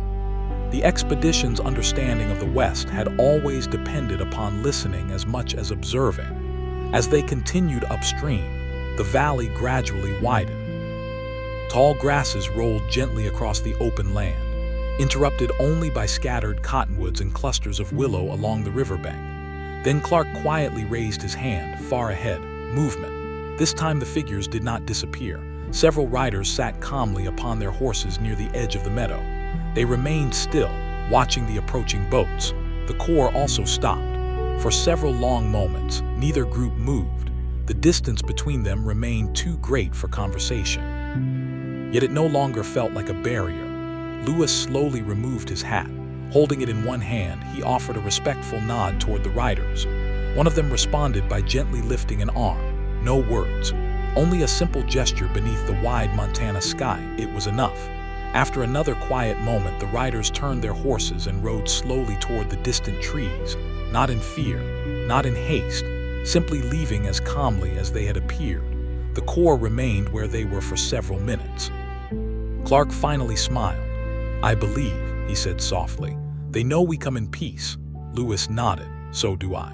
The boats continued forward at an unhurried pace. No one attempted to follow. The meeting would happen naturally when both sides were ready. That afternoon, the explorers found evidence that the valley had been used for generations. Old lodgepole frames stood quietly among a grove of cottonwoods, their coverings long since removed. Nearby, circles of carefully arranged stones marked ancient campfires. Wild grasses now grew between them. Lewis examined the site with great care. He did not see ruins. He saw a place where families had laughed, shared meals, welcomed children, and watched countless sunsets. History was not only written in capitals and forts, it also lived in peaceful camps beside mountain rivers. As evening approached, the Corps made camp beside a broad meadow filled with blooming wildflowers. The setting sun bathed the mountains in warm shades of amber and crimson. A gentle breeze carried the scent of sage across the valley. Fresh trout roasted over glowing coals, while mint tea warmed tired hands. The conversation around the fire remained quiet. Tomorrow might finally bring voices instead of distant glimpses.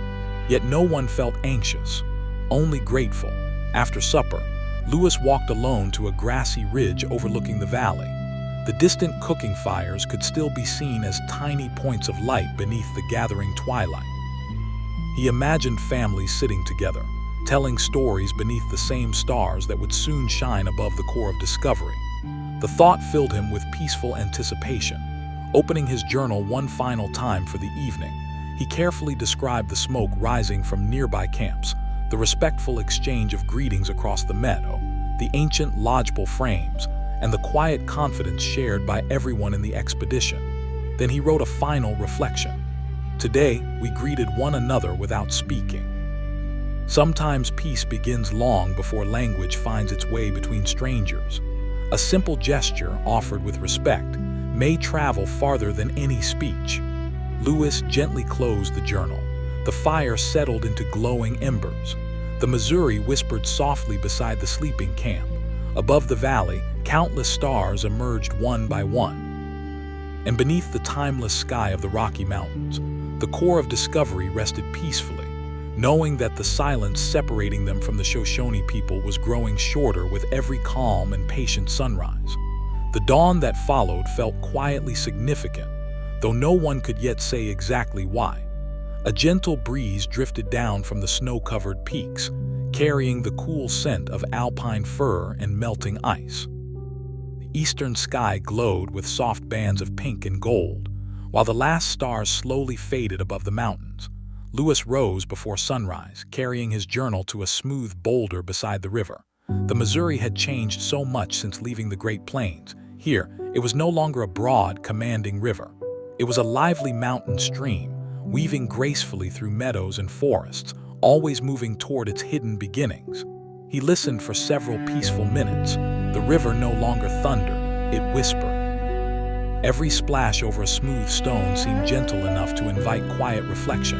After breakfast, Clark gathered the Corps. Country ahead grows narrower, he said calmly. Keep the boats closed together. Stay alert, but remember why we are here.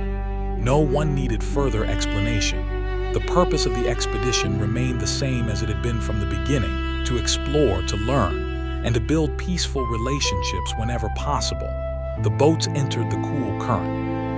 Morning sunlight filtered through tall cottonwoods, creating bright patterns upon the clear water. Kingfishers darted from branch to branch.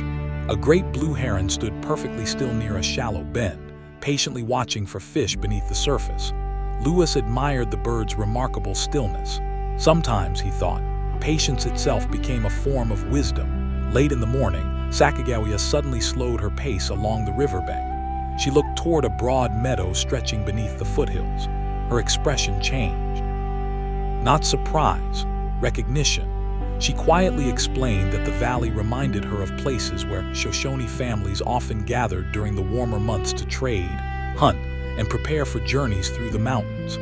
Every stream seemed to awaken another memory. Every ridge felt more familiar. Her confidence gave quiet reassurance to everyone around her. Around midday, the Corps rested beside a clear spring flowing beneath a cluster of moss-covered stones. While several men filled wooden buckets, Lewis noticed tiny blue forget-me-not flowers growing along the water's edge. He carefully sketched them into his notebook, not because they were rare, but because beauty deserved to be remembered alongside scientific discovery. History, he believed, should preserve wonder as carefully as facts. As the afternoon unfolded, the valley became unusually quiet. Few birds sang. Even the breeze seemed softer. Then one of the men quietly pointed across the river. Several horses stood beneath a grove of cottonwoods. This time they were not alone. A single rider sat calmly upon one of them. The distance remained considerable, but the figure did not ride away. Instead, the rider simply watched. Lewis removed his hat once again. He raised it slowly. The rider responded with a small lift of one hand. Neither side moved closer. Neither side displayed fear. The moment lasted only a minute before the rider gently turned the horse and disappeared behind the trees. No one spoke for several moments afterward. Clark finally broke the silence. "They're giving us time," Lewis nodded thoughtfully, and perhaps asking for the same. Expedition continued without changing its pace. No pursuit, no hurried decisions, only quiet respect. Toward evening, they reached one of the loveliest valleys they had yet seen. The Missouri curved gently through a broad meadow where hundreds of wildflowers swayed beneath the cool mountain breeze. Snow-fed creeks crossed the grass like ribbons of silver. Aspens shimmered in the fading sunlight. Far above, the highest peaks glowed with the final golden light of the day. The Corps established camp beside a peaceful grove of ponderosa pines. Their warm vanilla fragrance drifted gently through the evening air. Fresh trout roasted over the fire while Sacagawea prepared roasted roots gathered earlier in the day. Jean-Baptiste laughed as tiny fireflies began appearing among the grasses. Several of the men quietly watched the child. His innocent joy reminded them that every long journey also contained simple moments worth remembering.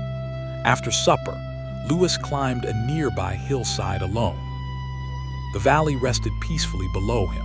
Far in the distance, just visible against the darkening landscape, he noticed another faint ribbon of smoke rising toward the evening sky.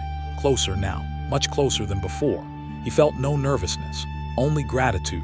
The expedition had crossed rivers, endured harsh winters, carried heavy canoes across endless prairie, and climbed steadily toward these mountains. Now, after so many months, they stood on the edge of a meeting that would shape the remainder of their journey. Opening his journal beneath the first evening stars, Lewis carefully recorded the quiet rider across the river, the meadow of wildflowers, the little forget-me-not blossoms beside the spring, and the growing certainty that peaceful conversation lay just ahead. Then he added one final thought before closing the book. The mountains have taught us that the strongest bridges are built slowly. Before words come trust. Before trust comes patience. Today we shared only a silent greeting, yet it carried the promise that tomorrow may begin not with strangers, but with neighbors. Lewis closed the journal gently. The fire settled into glowing embers. The cool mountain breeze whispered through the tall pines. The Missouri continued its quiet song toward its hidden source. And beneath a sky overflowing with brilliant stars, the Corps of Discovery slept peacefully, only a short distance from the historic meeting with the Shoshone that would open the next remarkable chapter of their journey to the Pacific. The morning arrived beneath a perfectly clear western sky. Not a single cloud drifted above the Rocky Mountains. Their snow-covered summits glowed softly in the first light, while the valleys below remained cool and quiet beneath ribbons of pale mist. The Missouri River whispered gently over smooth stones, sounding less like a mighty river now and more like a cheerful mountain stream beginning its long journey eastward. Lewis stood beside the water before anyone else had risen. He filled a small tin cup from the river and watched the current flow around his boots. For months the Missouri had been their faithful guide. It had carried them across endless prairies, through towering cliffs, and around the Great Falls. Now, near its upper reaches, the river seemed almost youthful. Its waters were clear enough to reveal every pebble beneath the surface. Lewis found himself wondering how many centuries this stream had followed the same path, long before maps, long before boats from the east, long before the expedition itself.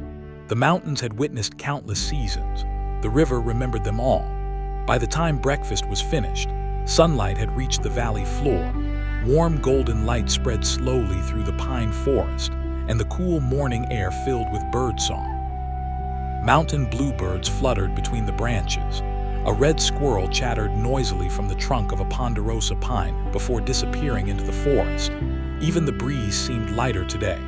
There was an unusual feeling of calm among the Corps. Perhaps everyone sensed they were approaching an important turning point. The boats continued upstream at an easy pace. The current remained swift, but the men had grown remarkably skilled at working together. When the water became too shallow, they stepped quietly into the river, guiding the boats over smooth gravel with practiced movements. No instructions were needed. Months of shared experience had taught each man exactly where to stand and when to pull. Lewis admired this silent teamwork. Trust, he reflected, often revealed itself without words. Late in the morning, Sacagawea suddenly stopped beside a small hillside covered with blooming purple lupins. She looked around slowly. Then she smiled. "Remember this place," she said softly. Her voice carried both certainty and gentle wonder. She pointed toward a narrow valley disappearing between two forested ridges. Families sometimes traveled through that passage during the warmer months, she explained. Beyond it lay hunting grounds and mountain trails known to the Shoshone for generations. The men listened carefully. This was no longer distant knowledge. It was guidance born from memory. Clark marked the valley carefully on his map. The landscape was beginning to speak through Sacagawea's recollections. Around noon, the Corps rested beside a quiet spring sheltered beneath towering spruce trees. The water emerged from beneath a bed of moss-covered rocks, so cold that tiny wisps of mist floated above its surface. Lewis knelt beside the spring, watching delicate water striders glide effortlessly across the pool. Nearby, tiny yellow butterflies gathered around damp patches of earth. The scene was so peaceful that several of the men remained resting even after their meal had ended. No one wished to disturb the silence. As the afternoon continued, one of the scouts quietly returned with encouraging news. He had discovered a recently used mountain trail. Fresh horse tracks crossed it. So did footprints, not many. Perhaps only a small traveling party. The signs suggested that people had passed through within the last day. Lewis smiled gently. Every indication confirmed what the expedition had sensed for several mornings. They were close, very close. Still, he reminded everyone that patience mattered more now than ever. Friendship should never arrive in haste. Late in the afternoon, while the boats rounded a gentle bend, something remarkable happened. Across the meadow stood three riders. This time they did not remain far away upon a distant ridge. They had come much closer.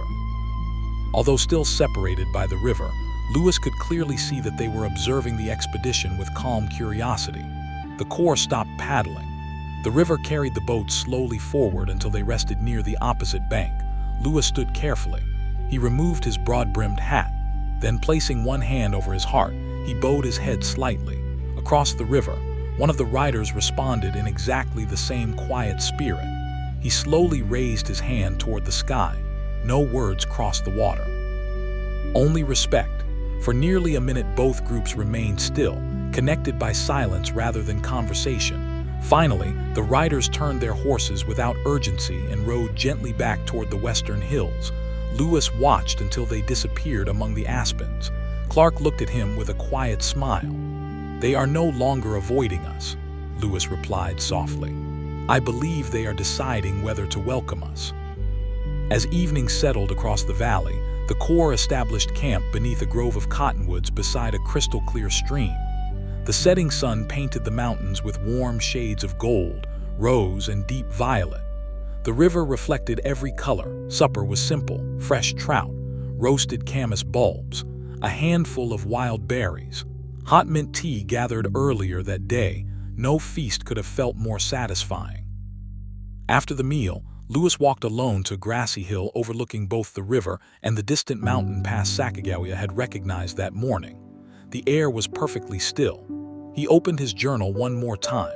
He carefully described the remembered valley, the quiet spring beneath the spruce trees, the fresh mountain trail, and the respectful meeting across the river. Then he paused before writing the final lines of the day. "Today we stood within sight of one another, separated only by a narrow stream. The distance was small enough for kindness to cross, yet wide enough for patience to remain. Tomorrow, perhaps, words will follow where gestures have already begun." Lewis gently closed the journal. Below him, the campfire settled into glowing embers. The Missouri whispered softly through the peaceful valley. Above, the stars appeared one by one over the Rocky Mountains. And as the core of discovery drifted into another restful sleep, The long months of travel from St. Louis seemed to gather quietly into a single hopeful expectation, that with the coming sunrise, history would no longer be watching from across the river, but would walk forward to offer its hand. The following sunrise arrived with an extraordinary stillness. Even before the first rays of light touched the mountains, the valley seemed awake. A cool breeze drifted gently through the tall grasses, carrying the fresh scent of pine, sage, and snowmelt. Above the eastern horizon, the sky slowly changed from deep indigo to soft shades of lavender and gold. Lewis stepped quietly away from camp. The Missouri flowed beside him, no wider now than a country creek in many places. He crouched near the water and watched small trout holding perfectly still against the current. The fish seemed to move only when absolutely necessary. Nature wasted nothing. Not energy, not time, not opportunity. It was another quiet lesson from the wilderness. The Corps prepared breakfast without unnecessary conversation. Everyone sensed that the journey was approaching an important moment. For many weeks they had followed signs of nearby people, horse tracks, campfires, smoke rising through distant forests. Silent riders watching from the hills. Each day had brought them a little closer.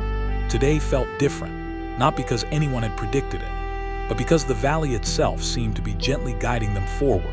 After the boats were packed, Clark suggested leaving 2 men to organize supplies while the remainder of the Corps continued upstream. The river had become difficult to navigate, and frequent stops were now necessary to pull the canoes over shallow gravel bars. The work remained slow but peaceful.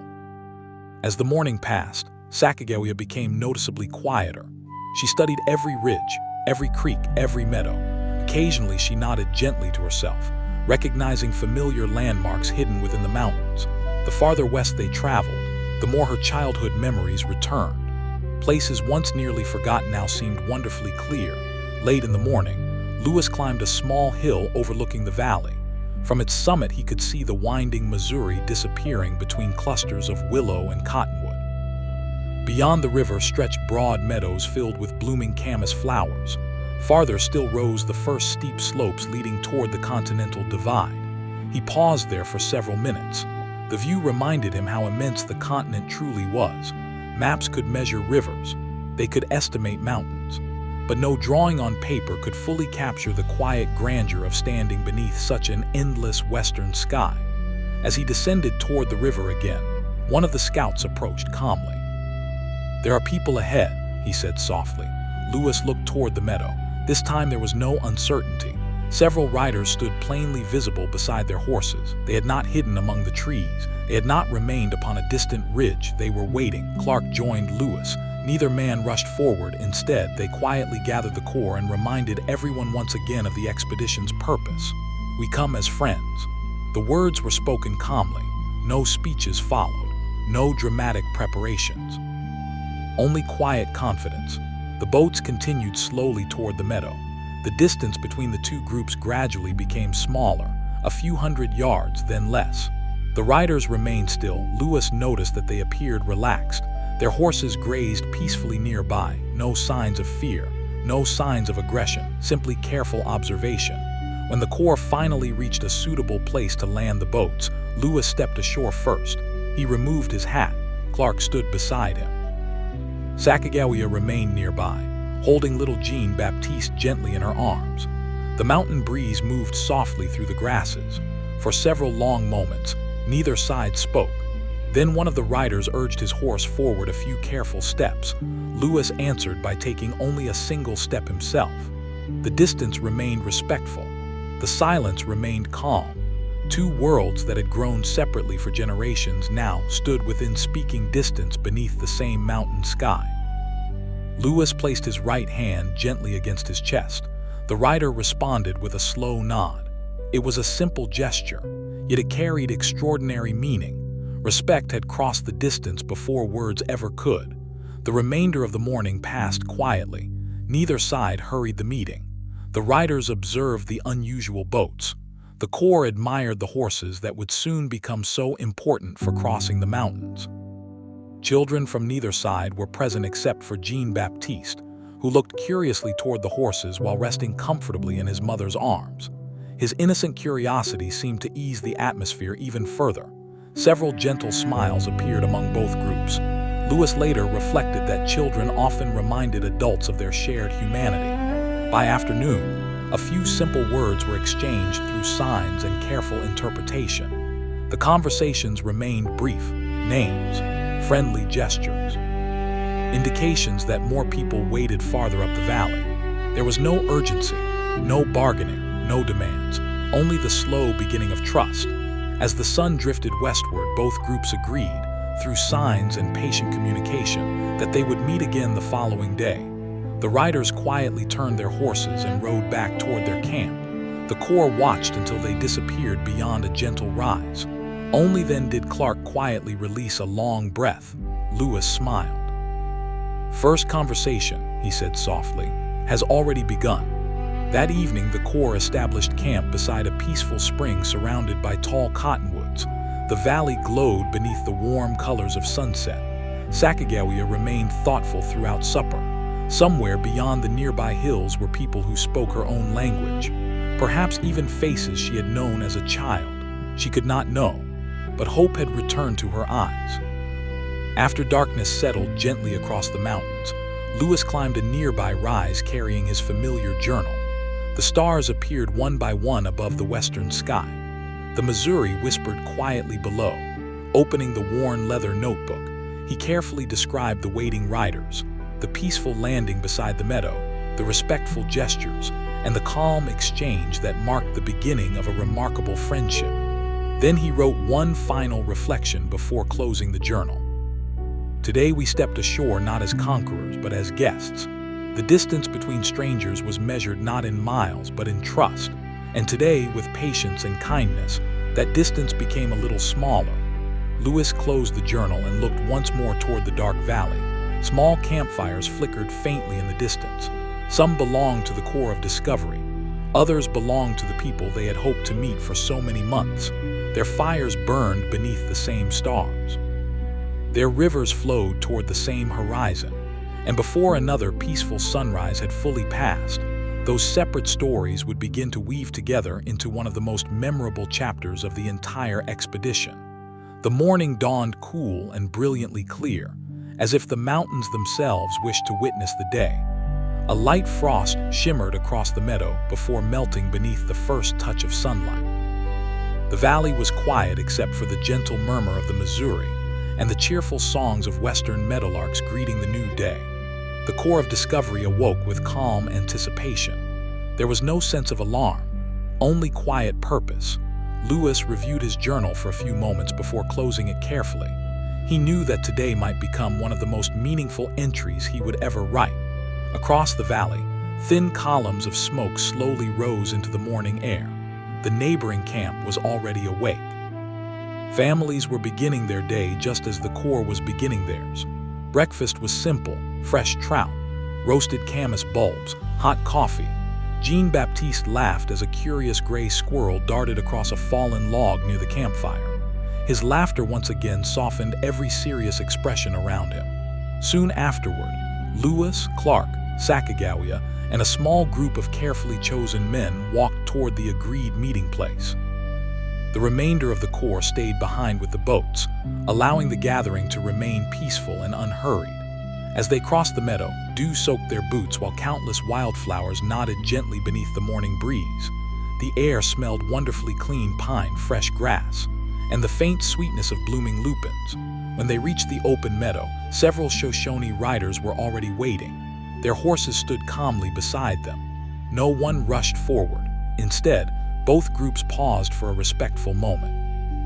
The silence felt comfortable rather than uncertain. It was the kind of silence shared by people carefully observing one another with curiosity instead of fear. Lewis stepped forward. He removed his hat. Clark stood beside him. Then something remarkable happened. One of the Shoshone men spoke. Sacagawea listened carefully. Her expression changed almost immediately. The sounds of the language were deeply familiar. She answered softly. The men across the meadow looked at one another with visible surprise. For the first time in many years, Sacagawea was speaking the language of her childhood. Lewis watched quietly. Although he understood none of the words, he understood their importance. Language transformed strangers into neighbors. Conversation began slowly. Sacagawea carefully interpreted simple greetings, names were exchanged. Friendly smiles appeared, questions about the journey followed. The pace remained gentle. No one hurried the conversation. Trust grew one sentence at a time.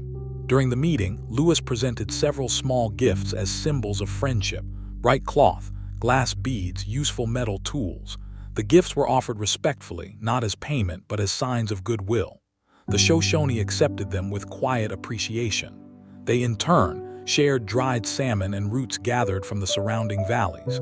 The exchange felt natural, two groups of travelers sharing the gifts each had brought. Jean-Baptiste quickly became the quiet center of attention. Several members of the Shoshone smiled warmly as the little boy looked curiously at the horses grazing nearby. His innocent presence seemed to remind everyone that peace often begins with ordinary human moments. Children required no translation. A smile needed no interpreter. As the morning continued, Lewis and Clark explained, through careful interpretation, that they hoped to continue west across the Rocky Mountains. For that journey, they would eventually need horses and experienced guides familiar with the mountain passes. The Shoshone listened thoughtfully. No promises were made immediately. Important decisions deserved careful consideration. Lewis respected that friendship, like crossing mountains, required patience. Around midday, more members of the Shoshone community arrived from their nearby camp. Families greeted one another quietly. Children played among the grasses. Women prepared food, while elders observed the visitors with thoughtful interest. Lewis noticed how naturally daily life continued around them. History often remembered meetings between leaders, yet the true heart of such encounters usually rested in ordinary families sharing an ordinary day. Sacagawea remained unusually quiet for a time. Several faces looked familiar. Some reminded her of relatives she had not seen since childhood. Others carried expressions that awakened memories long buried beneath years of travel. The mountains held many stories, some joyful, some difficult, all worthy of remembrance. That afternoon, Lewis sat beneath a large cottonwood tree while writing careful notes. He described the dignity of the Shoshone people, their remarkable horsemanship, their knowledge of the surrounding valleys, their calm confidence within a landscape they knew intimately. He also reflected upon the importance of listening. Maps could guide an expedition, but only friendship could open the mountain trails ahead. As the sun began its slow descent toward the western peaks, both groups agreed to meet again the following day. There was much still to discuss, yet no one wished to rush the growing friendship. The Corps returned quietly to their camp beside the Missouri. Across the valley, the evening fires of the Shoshone gradually appeared one by one. The distance between the camps now felt surprisingly small. After supper, Lewis climbed a familiar hillside carrying his journal. The stars emerged slowly above the mountains. The cool night air carried the faint sound of horses grazing peacefully in the meadow below. Opening the journal beneath the starlight, he carefully described the first spoken greetings, the generous exchange of gifts, the calm conversations, and the quiet hope that now filled the expedition. Then he added a final reflection before closing the book. Today, words finally crossed the valley where only silent gestures had existed before. We discovered that kindness speaks more clearly than any language, and that respect is often the strongest bridge between distant worlds. Lewis gently closed the journal. The campfire glowed softly below. The Missouri continued its endless journey eastward, and beneath the quiet stars of the Rocky Mountains, two communities rested peacefully, no longer strangers watching one another from afar, but neighbors beginning to write a shared chapter of history together. Historical note: in the historical record, the most emotional moment of this chapter would come very soon, when Sacagawea would unexpectedly recognize that the Shoshone chief was her own brother, Chief Kamawe, a reunion that would profoundly shape the expedition's ability to cross the Rocky Mountains. The next morning arrived with a gentle golden light spreading across the valley. The cool mountain air carried the scent of sagebrush, damp earth, and pine resin warming beneath the rising sun. Horses grazed quietly in the meadow, occasionally lifting their heads before returning to the sweet summer grass. A few ravens circled high above the valley, their calls echoing softly against the distant cliffs. Lewis awoke before the others. He sat beside the river for a while, listening to the steady flow of the Missouri. Its journey was nearly complete. Soon the stream would become too small for boats. The water that had faithfully guided the Corps across so much of North America was preparing to hand them over to the mountains. Every great journey, Lewis thought, eventually asks travelers to continue by a different path. After breakfast, Lewis, Clark, Sacagawea, and several companions returned to the Shoshone camp. Morning sunlight shimmered across the meadow as they approached. Smoke rose gently from cooking fires where families were preparing breakfast. Children laughed while chasing one another between the lodges. Women carefully tended drying racks where salmon and strips of meat hung in the cool mountain air. Dogs wandered peacefully through the camp, occasionally stopping to watch the unfamiliar visitors. Everything felt calm. Everything felt lived in. Lewis noticed once again that this was not an isolated wilderness. It was a homeland. As the visitors entered the camp, the Shoshone welcomed them with quiet courtesy. Simple greetings were exchanged. Smiles appeared more easily than the day before. The uncertainty that often accompanies first meetings had already begun to fade. Several elders invited Lewis and Clark to sit beneath the shade of a broad cottonwood tree.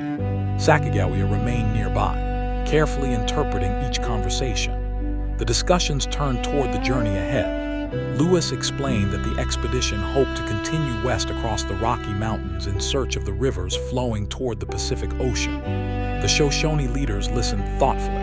They knew those mountains well. They understood how early snow could close the passes.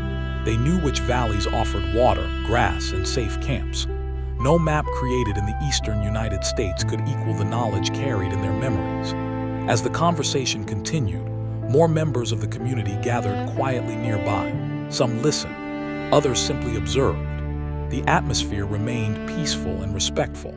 Then, during one of the conversations, Sacagawea looked carefully toward a man who had just joined the gathering. He was one of the senior leaders.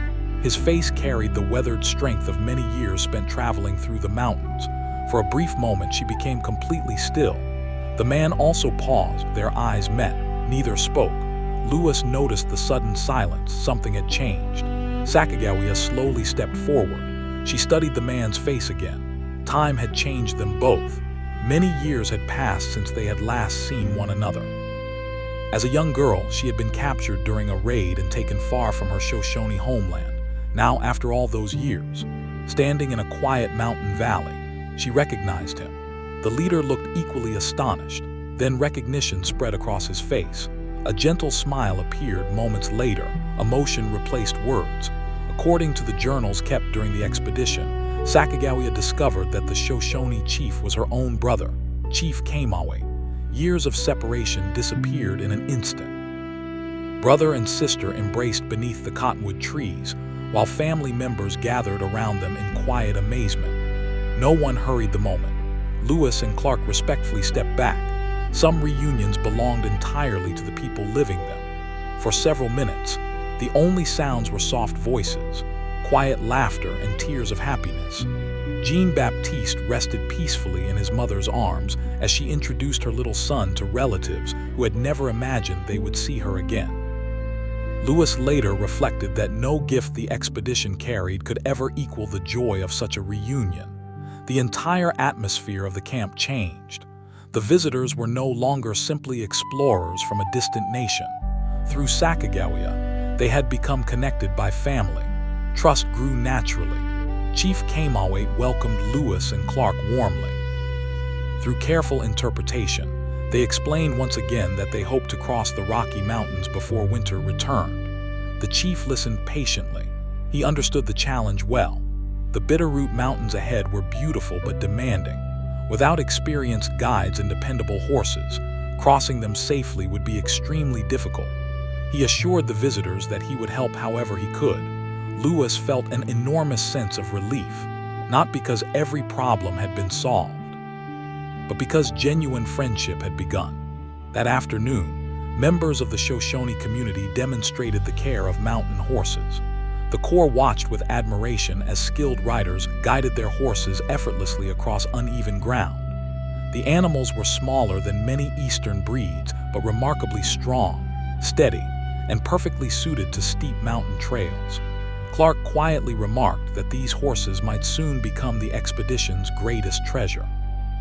As evening approached, the two groups shared another peaceful meal. Stories were exchanged. Laughter came more easily now. Although much remained to be discussed, the foundation of trust had already been laid. The setting sun bathed the valley in warm shades of amber. Children played together near the creek. Horses grazed peacefully beyond the lodges. Smoke from evening fires drifted slowly into the calm mountain sky. Before returning to camp, Lewis climbed a nearby rise with his journal. The valley below glowed with quiet life. He could see the Shoshone lodges, the grazing horses, and the winding Missouri flowing gently through the meadow. Opening the worn leather journal, he carefully described the remarkable reunion between Sacagawea and Chief Kamaway, the warmth shown by the Shoshone people, and the hope that now surrounded the expedition. Then he wrote one final reflection.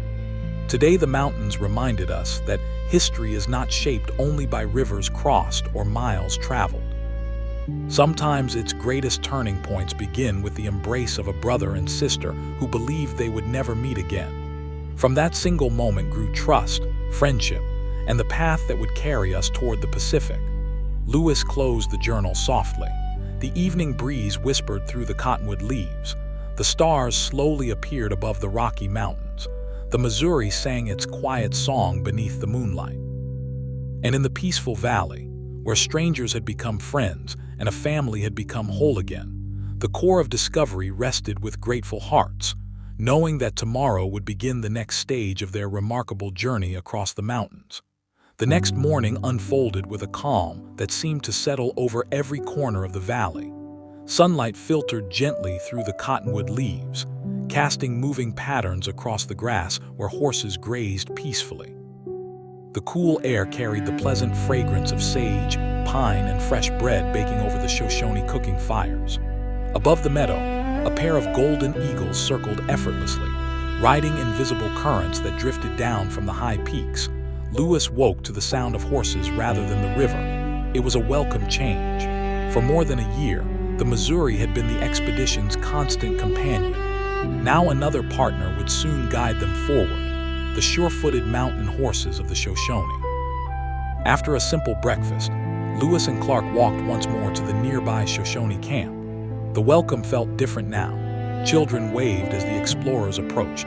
Several elders greeted them with warm smiles. The hesitation of the first meeting had quietly disappeared, replaced by the easy rhythm of neighbors sharing the same peaceful valley.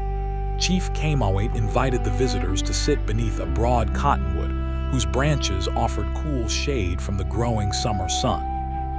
Sacagawea sat nearby with Jean Baptiste resting comfortably beside her. Throughout the morning, conversations focused on the mountains that rose beyond the western horizon. Chief Kamaway described narrow passes where snow sometimes lingered well into late summer. He explained how streams could rise quickly after warm afternoons, making simple crossings unexpectedly dangerous. He spoke of steep ridges where horses must walk carefully in single file, and forests so dense that sunlight rarely reached the ground. Lewis listened with complete attention. Maps drawn in Philadelphia or Washington could never provide such wisdom. Only those who had lived among these mountains truly understood them. Clark spread one of the expedition's maps upon a carefully folded blanket. Together, through Sacagawea's interpretation and the help of other translators, they compared the map with the chief's knowledge. Lewis quietly smiled. The paper map showed lines. Chief Kamaway described living landscapes. He spoke of valleys where berries ripened first, streams that never dried, meadows where horses found the sweetest grass, places where travelers could rest before climbing the highest ridges. The map slowly became richer with every conversation. Later that morning, several Shoshone horsemen invited members of the Corps to observe their riding skills. The horses moved gracefully across uneven ground, climbing rocky slopes without hesitation. They crossed narrow streams with remarkable confidence, and descended steep hills as calmly as though walking across level prairie. Clark watched with admiration.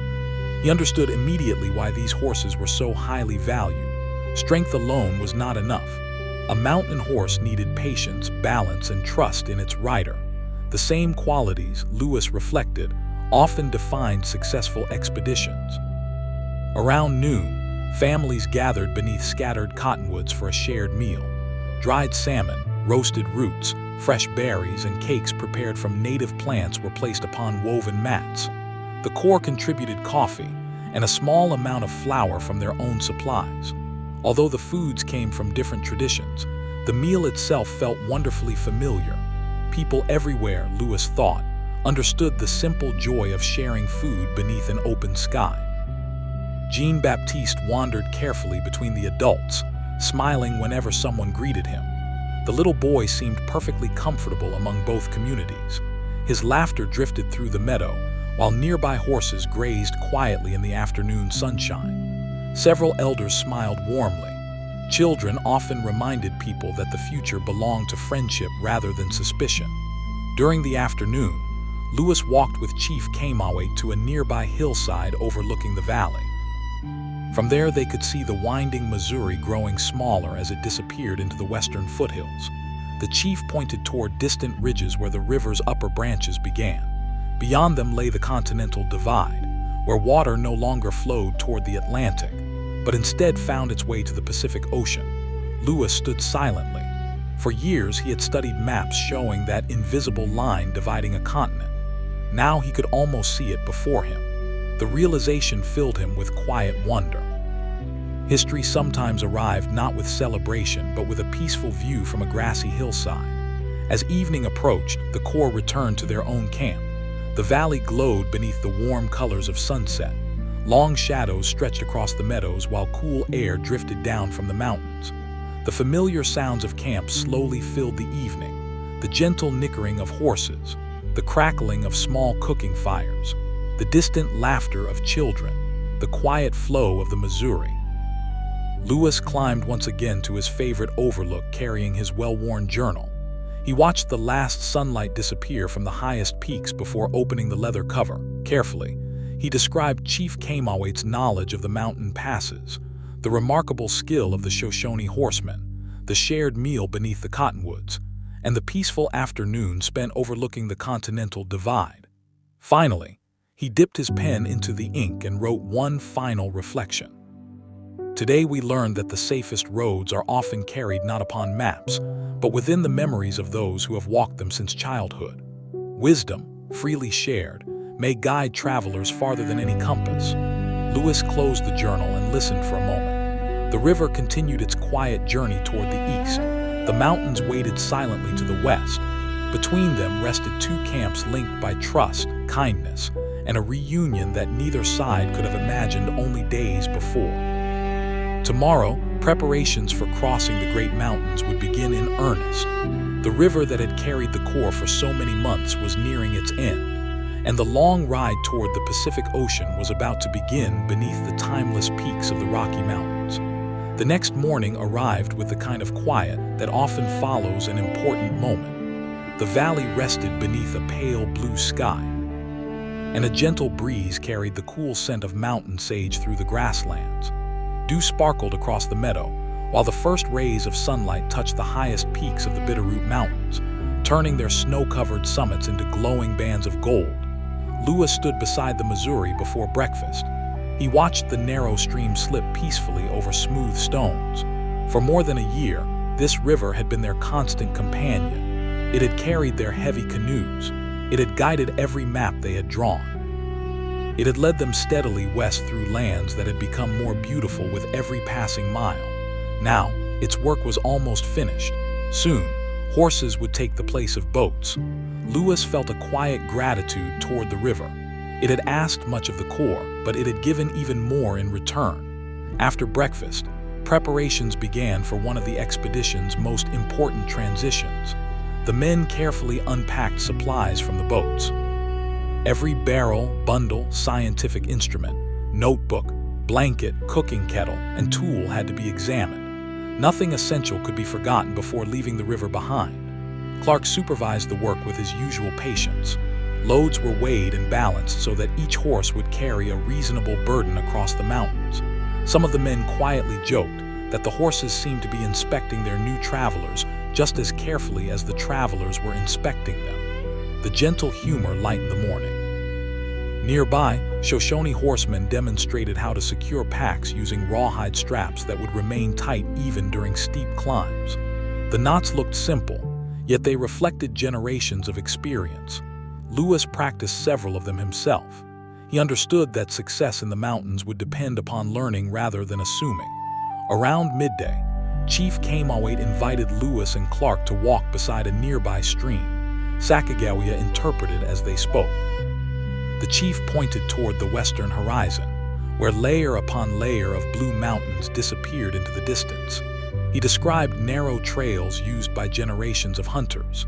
He spoke of hidden springs where fresh water could always be found. He warned of steep ridges where early autumn snow sometimes arrived without warning, even while the valleys below remained warm. Lewis recorded every detail carefully.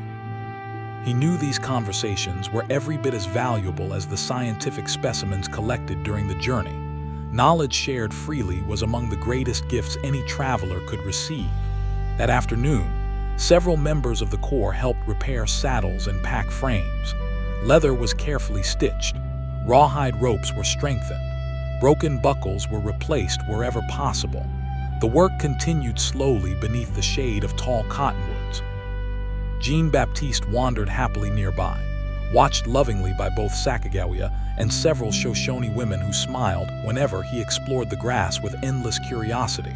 His tiny footprints crossed freely between the two camps. No boundaries seemed to exist for a child. Lewis found that quietly beautiful late in the afternoon.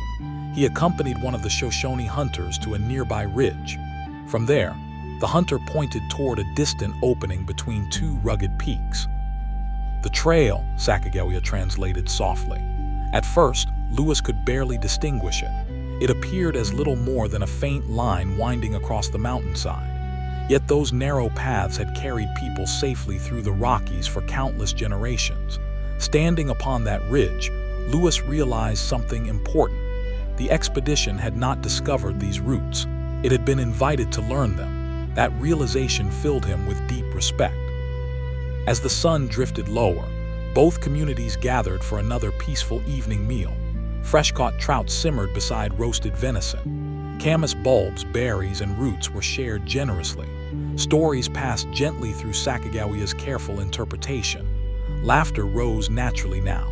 The unfamiliar had become familiar. The distant had become personal. Lewis noticed that trust no longer needed careful introduction. It had quietly become part of daily life. After the meal, the sky slowly darkened into brilliant shades of crimson and violet. A few children from the Shoshone camp played beside the creek while horses grazed peacefully in the fading light. The Missouri reflected every color of the sunset before continuing eastward on its endless journey. Lewis climbed his familiar hillside carrying only his journal. He looked down upon the valley where the two camps rested peacefully together. Only a few days earlier, silent riders had watched from distant hills. Now, friends shared meals beneath the same evening sky. He opened the worn leather journal. Carefully, he described the packing of supplies, the lessons learned from Shoshone horsemen, the distant mountain trail, and the growing friendship that now connected the two communities. Then he paused before writing his final thoughts. Today, we prepared to leave the river that has guided us for so long. Ahead lie mountains instead of waterways, horses instead of boats, and unfamiliar trails instead of familiar currents. Yet because of the kindness shown by the Shoshone people, we do not enter those mountains alone. The path before us is no longer merely a route across the continent. It has become a road built upon trust. Lewis closed the journal gently. Below him, the campfires flickered quietly beneath the cottonwoods. The Missouri continued its peaceful song toward the distant Mississippi. Above, the stars slowly filled the western sky.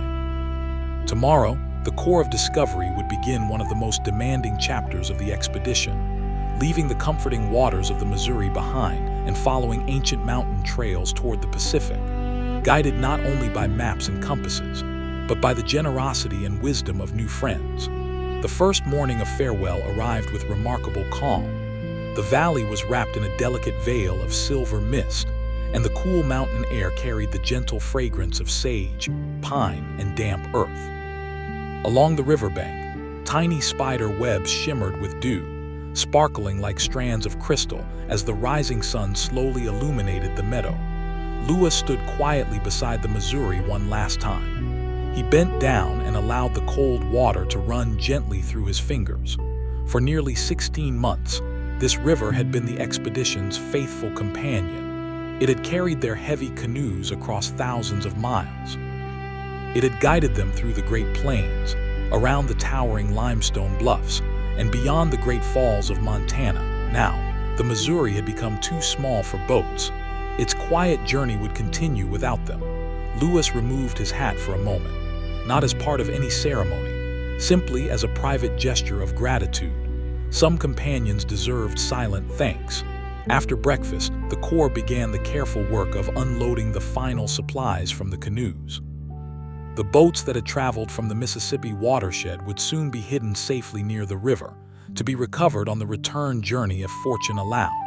Each canoe showed the marks of long travel, scratches from hidden rocks, fresh patches where leaks had been repaired. Weathered wood polished smooth by countless days upon the water, Clark gently rested one hand against the side of a canoe. "It carried us well," he said quietly. Louis nodded. "It surely did." Nearby, Chief Kamawait and several experienced Shoshone horsemen patiently helped organize the pack train. Each bundle was balanced with remarkable care: cooking kettles, scientific instruments, medicine chests, trade goods, journals. Every pound mattered. A poorly balanced load could become dangerous upon steep mountain trails. Louis admired the calm efficiency with which the Shoshone prepared the horses. Their movements reflected generations of practical knowledge passed from one family to the next. Around mid-morning, Sacagawea walked slowly along the river carrying Jean Baptiste. She paused often. Sometimes she simply watched the flowing water. Sometimes she looked toward the distant mountains where her people had lived for countless generations. The journey that had once carried her away from home had now, against every expectation, brought her back. Louis quietly wondered whether she ever imagined such a reunion was possible. History often turned upon moments no one could predict. By noon, the final preparations were nearly complete. The Corps gathered beside the horses, while Chief Kamawait offered several final pieces of advice. Through Sacagawea's careful interpretation, he described hidden springs where fresh water could be found even during dry summers. He warned of narrow ridges where sudden storms could arrive with little warning. He pointed toward distant mountain passes that remained open longer than others before winter snowfall. Louis listened attentively. These were not merely directions. They were gifts of experience. No map alone could provide such wisdom. That afternoon, before the expedition departed, Louis and Clark thanked the Shoshone for their extraordinary generosity. Although spoken through interpretation, the gratitude felt deeply sincere. The horses, the guidance, the friendship, none of these could ever be measured simply by their practical value. They had transformed the future of the expedition. Chief Kamawait smiled warmly. He wished them safe travel through the mountains. He hoped they would someday return safely. There was no dramatic farewell, no grand speeches. Only quiet handshakes, respectful nods, and sincere wishes for one another's well-being. Sometimes the strongest friendships required very few words. Late in the afternoon, the Corps mounted their horses for the first time as a fully organized mountain expedition. The change felt strange. For months, the rhythm of each day had been shaped by paddles, currents, and riverbanks. Now it would be guided by hoofbeats, winding trails, and high mountain passes. The horses stepped forward calmly. The Missouri flowed beside them for a little while longer before gradually turning away through another peaceful valley. Louis looked back only once. The narrow stream shimmered beneath the golden afternoon sun. It seemed almost impossible that this quiet ribbon of water would eventually grow into one of North America's greatest rivers. Everything had a beginning. Everything had a season. Everything eventually changed. As evening approached, the Corps established their first mountain camp beyond the Shoshone Valley. The horses grazed peacefully beneath scattered pines while small cooking fires warmed the cool evening air. The mountains felt closer now, larger, more imposing, yet strangely welcoming. The guidance of the Shoshone had replaced uncertainty with quiet confidence. After supper, Lewis climbed a nearby ridge carrying his trusted journal. Looking back, he could no longer see the Shoshone camp. Only the winding valley remained, glowing softly beneath the colors of sunset. He opened the weathered notebook. Carefully, he recorded the farewell to the Missouri, the final kindness of Chief Kamaway, the loading of the horses, and the beginning of a new chapter across the Rocky Mountains. Then he paused before writing his final reflection for the day. Today, we thanked a river that carried us farther than we ever imagined. We also thanked friends whose generosity may carry us farther still. Rivers eventually end, but kindness continues beyond every mountain. Lewis gently closed the journal. The evening breeze whispered through the pines. Somewhere below, the Missouri continued its endless journey toward the Mississippi and the Gulf of Mexico. Ahead stretched ancient mountain trails known for generations by the Shoshone people. The core of discovery settled quietly beneath a sky filled with brilliant stars, knowing that the hardest miles of the expedition still lay ahead, but also knowing they would face them with stronger hearts, trusted horses, and friendships that had forever become part of the story of the American West. The first full day in the mountains began before sunrise. The camp rested in a quiet pine forest where the cool air carried the scent of spruce, cedar, and fresh mountain earth. Above the trees, the highest ridges of the Bitterroot Mountains glowed faintly beneath the first hint of dawn, while the stars slowly disappeared one by one. There were no boats to prepare this morning, no ropes to untangle, no paddles resting beside the river. Instead, the gentle sounds of horses filled the camp. Leather saddles creaked softly. Harnesses jingled as the animals stretched after a peaceful night. The rhythm of the expedition had changed. Lewis smiled as he watched the horses grazing quietly in the morning light. Every stage of the journey had required new skills. Now the mountains would become both their greatest challenge and their greatest teacher. After breakfast, the Corps carefully secured every pack once again. The Shoshone had shown them how to balance each load with remarkable precision, and the men followed those lessons exactly. Heavy scientific instruments were tied close to the center of each pack horse. Blankets were rolled tightly. Medicine chests were wrapped carefully against unexpected rain. Clark inspected every strap before giving a satisfied nod. In the mountains, small mistakes often became large problems. Preparation was another form of patience. Soon the column began moving westward. The narrow trail climbed steadily through forests of towering lodgepole pine and Douglas fir. Sunlight filtered gently through the branches, creating shifting patches of gold across the path. Squirrels hurried among fallen logs. A pileated woodpecker tapped rhythmically against an old tree somewhere deeper in the forest. The expedition advanced quietly. The horses placed each step with surprising confidence upon the uneven ground. By mid-morning, the trail emerged from the trees into a broad alpine meadow. Countless wildflowers covered the open slopes. Indian paintbrush glowed brilliant red among clusters of purple asters. Yellow arnica swayed gently in the breeze. Tiny mountain bluebells nodded beneath the warm sunlight. The meadow stretched toward distant snow-covered peaks, creating one of the most beautiful landscapes Lewis had ever seen. He paused only briefly to write a few notes. No painting, he believed, could fully capture the peaceful grandeur before him. As they continued climbing, the air became noticeably cooler. The forest slowly changed. Tall pines gave way to hardy subalpine fir and whitebark pine, trees perfectly adapted to harsh mountain winters. Sacagawea quietly pointed toward patches of huckleberry bushes growing along the trail. Several members of the Corps gathered a handful while resting their horses. The sweet berries provided a welcome taste of late summer.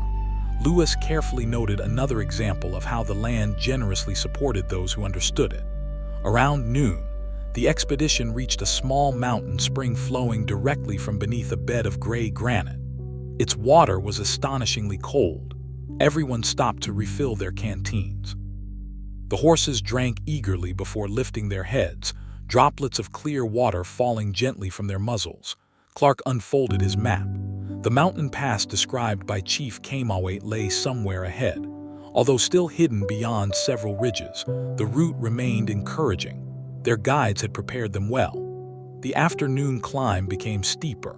The trail narrowed until, in some places, only one horse could pass at a time. Below them, the valley stretched for miles, crossed by silver ribbons of streams winding through green forests. Lewis occasionally turned to admire the view. The Missouri River was no longer visible. Its quiet companionship had finally ended. Yet he felt no sadness, only gratitude. Every stage of the expedition had arrived exactly when it was needed. Late in the afternoon, a gentle wind carried thin clouds across the highest peaks. The sunlight softened. Shadows lengthened across the mountain slopes. One of the Shoshone guides quietly pointed toward the western horizon. Far beyond the ridges lay the waters flowing toward the Pacific Ocean. The realization filled everyone with quiet wonder.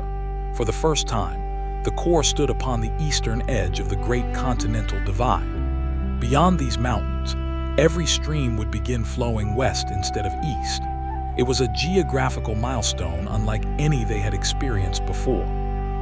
As evening approached, the expedition reached a sheltered meadow surrounded by tall fir trees. A clear creek crossed the grass before disappearing into the forest. The horses grazed peacefully while the men prepared a simple supper. Fresh huckleberries sweetened the meal. The cool mountain evening settled gently around the camp. After supper, Lewis climbed a nearby ridge carrying his familiar journal. The western sky glowed with soft shades of orange fading into violet. One by one, the first stars appeared above the mountains. The silence felt deeper here than anywhere else on the journey. Only the distant murmur of the creek and the occasional sound of grazing horses interrupted the stillness. Opening the worn leather journal, Lewis carefully described the first day of horseback travel through the Bitterroots, the alpine meadows filled with wildflowers, the icy mountain spring, and the quiet satisfaction of leaving the river behind without leaving its lessons behind. Then he paused before writing one final reflection. Today our horses carried us where our boats never could. The river taught us patience, while the mountains now teach humility. Each landscape asks something different of those who travel through it, and each offers its own quiet wisdom in return. Lewis gently closed the journal. The campfire glowed softly beneath the towering fir trees. Above, the Milky Way stretched across the clear western sky in breathtaking brilliance. The horses rested peacefully after their first full day upon the mountain trails. And beneath the ancient peaks of the Rocky Mountains, the Corps of Discovery drifted into another restful sleep, knowing that beyond the next series of ridges lay rivers flowing toward an entirely new ocean, and another remarkable chapter in the story of their unforgettable expedition. The second morning among the high mountains arrived wrapped in gentle silence. The camp rested beneath towering fir trees, where cool shadows lingered long after sunrise.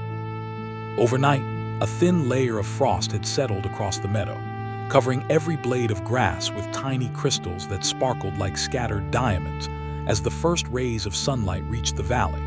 The horses stood quietly near the edge of the camp. Their warm breath drifted into the crisp morning air like soft clouds. Several grazed peacefully while others rested, conserving their strength for another long day upon the mountain trails.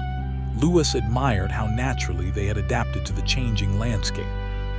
The expedition had trusted rivers for many months. Now it trusted steady hooves. After a simple breakfast of dried meat, roasted roots, and warm coffee, Clark gathered the men. He reminded everyone that today's journey would take them farther into the Bitterroot Mountains, where the trails would become narrower and the weather less predictable. No one appeared worried. Instead, the Corps had learned to accept each day's challenges as another lesson from the wilderness. They packed quietly. Every saddle was checked twice. Every rope was tightened. Every journal, compass, and scientific instrument was carefully secured. Preparation had become a comforting routine. By mid-morning, the trail climbed steadily through an ancient forest. Massive Douglas firs reached high into the sky, some standing for centuries before the expedition ever arrived. Their thick trunks were covered with soft green moss, while fallen logs slowly returned to the earth beneath blankets of ferns and mushrooms. Lewis often paused simply to observe. He believed forests possessed their own form of patience. They measured time not in days or years, but in generations. A gentle breeze carried the fragrance of evergreen needles through the cool mountain air. Somewhere above, a northern goshawk glided silently between the trees before disappearing beyond the canopy. Its graceful flight reminded Lewis how perfectly every creature belonged within this rugged landscape. Around noon, the trail crossed a shallow creek fed by melting snow. The water flowed over smooth granite stones so clear that every pebble beneath the surface appeared magnified. The horses drank eagerly while the men rested beneath a cluster of whitebark pines. Sacagawea noticed patches of ripe serviceberries growing nearby. She quietly explained that they were often gathered during late summer and dried for winter travel. Several members of the Corps tasted the small purple berries. Their gentle sweetness brought welcome refreshment after the morning climb. Lewis carefully added another botanical note to his journal. The farther west they traveled, the more he realized that survival depended upon listening to those who already understood the land. The afternoon ascent became noticeably steeper. The narrow trail wound carefully around rocky cliffs where mountain streams tumbled hundreds of feet into the valleys below. Occasionally, the horses slowed almost to a standstill, choosing each step with remarkable care. No one hurried them. The animals understood the mountain better than the riders. Lewis smiled quietly at that thought. Sometimes wisdom walked on four legs. Late in the afternoon, the Corps reached a broad overlook where the eastern horizon stretched for countless miles.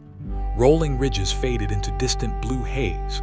Somewhere far beyond those hills flowed the Missouri River, continuing its endless journey toward the Mississippi. Lewis removed his hat for a moment. Although the river could no longer be seen, he felt thankful for every mile it had carried them. Turning west again, he faced a completely different landscape. Beyond the next series of rugged peaks lay rivers that would eventually reach the mighty Columbia and at last the Pacific Ocean. The continent itself seemed to breathe beneath the endless sky. As evening approached, dark clouds gathered briefly around the highest summits. A light mountain shower drifted across the slopes, lasted only a few minutes before passing quietly to the north. When the clouds cleared, a magnificent rainbow appeared above the valley. Its gentle arc stretched from one mountainside to the other, glowing softly against the fading sunlight. No one spoke. The entire Corps simply watched. The moment felt peaceful enough to remain undisturbed. Soon afterward, the expedition established camp beside a narrow alpine lake nestled among the pines. Its surface reflected the surrounding mountains with astonishing clarity. Not even a ripple disturbed the water. The evening meal was simple: dried venison, fresh serviceberries, hot coffee warming chilled hands. The cool mountain air encouraged everyone to settle near the glowing campfire. Conversations remained quiet. Laughter came easily. There was comfort in shared effort. After supper, Lewis walked alone to the edge of the lake carrying his faithful journal. The mountains stood perfectly reflected upon the still water. Above them, countless stars slowly emerged into the deepening night. He opened the weathered notebook and carefully described the ancient forest, the snow-fed creek, the serviceberries, the cautious horses climbing the rocky trails, and the rainbow that had quietly appeared after the afternoon shower. Then he wrote one final reflection before closing the journal. Today, the mountains reminded us that progress is seldom swift, yet it is always meaningful when each careful step carries us forward together. Rivers taught us to follow the current. These high places teach us to trust steady footing, patient hearts, and companions who share the climb. Lewis gently closed the journal. The campfire settled into glowing embers. The alpine lake reflected the moon like polished glass. The horses rested peacefully beneath the whispering pines. And high among the timeless peaks of the Rocky Mountains, the Corps of Discovery drifted into another quiet night, moving ever closer to the western rivers that would one day carry them toward the vast Pacific Ocean. The third morning in the Bitterroot Mountains began beneath a sky so clear that every distant peak appeared close enough to touch. Before sunrise, the air carried a gentle chill that encouraged everyone to linger for a few extra moments beside the glowing campfire. The quiet lake reflected thousands of fading stars, and only the occasional splash of a rising trout disturbed its perfectly smooth surface. Lewis awoke to the soft sound of wind moving through the whitebark pines. Unlike the broad plains of the Missouri, where the breeze often swept across open grasslands with steady force, the mountain wind wandered gently through the forests, changing direction as it followed the valleys and ridges. Every landscape, Lewis thought, possessed its own voice. After a simple breakfast, the Corps packed their horses once again. The routine had already become familiar. Blankets were folded tightly. Cooking kettles were secured. Scientific instruments were wrapped carefully against the possibility of afternoon rain. Clark inspected each pack one final time before the expedition quietly resumed its westward journey.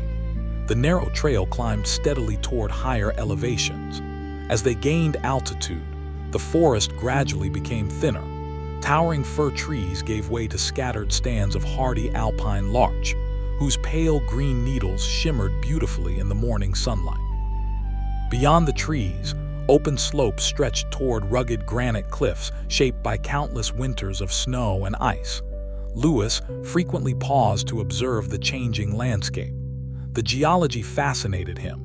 Huge boulders rested in places where no river could have carried them. Although scientists of his era could not yet fully explain such formations, today we understand that massive glaciers slowly moved these rocks across the mountains during the last ice age. Leaving behind the dramatic scenery the Corps admired more than 2 centuries ago. The explorers could only wonder at such remarkable sights. Around mid-morning, one of the Shoshone guides quietly pointed towards several fresh tracks crossing the trail.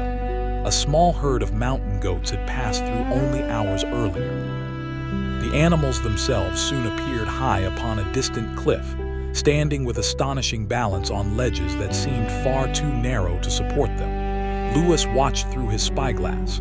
Their thick white coats shone brilliantly beneath the morning sun. He carefully described their appearance in his notebook, impressed by their confidence among the steep rocks. Nature had equipped every creature perfectly for its home. By noon, the Corps reached a broad mountain meadow where countless wildflowers continued blooming despite the cool elevation. Tiny alpine forget-me-nots, creamy avalanche lilies, and bright yellow cinquefoil covered the open ground.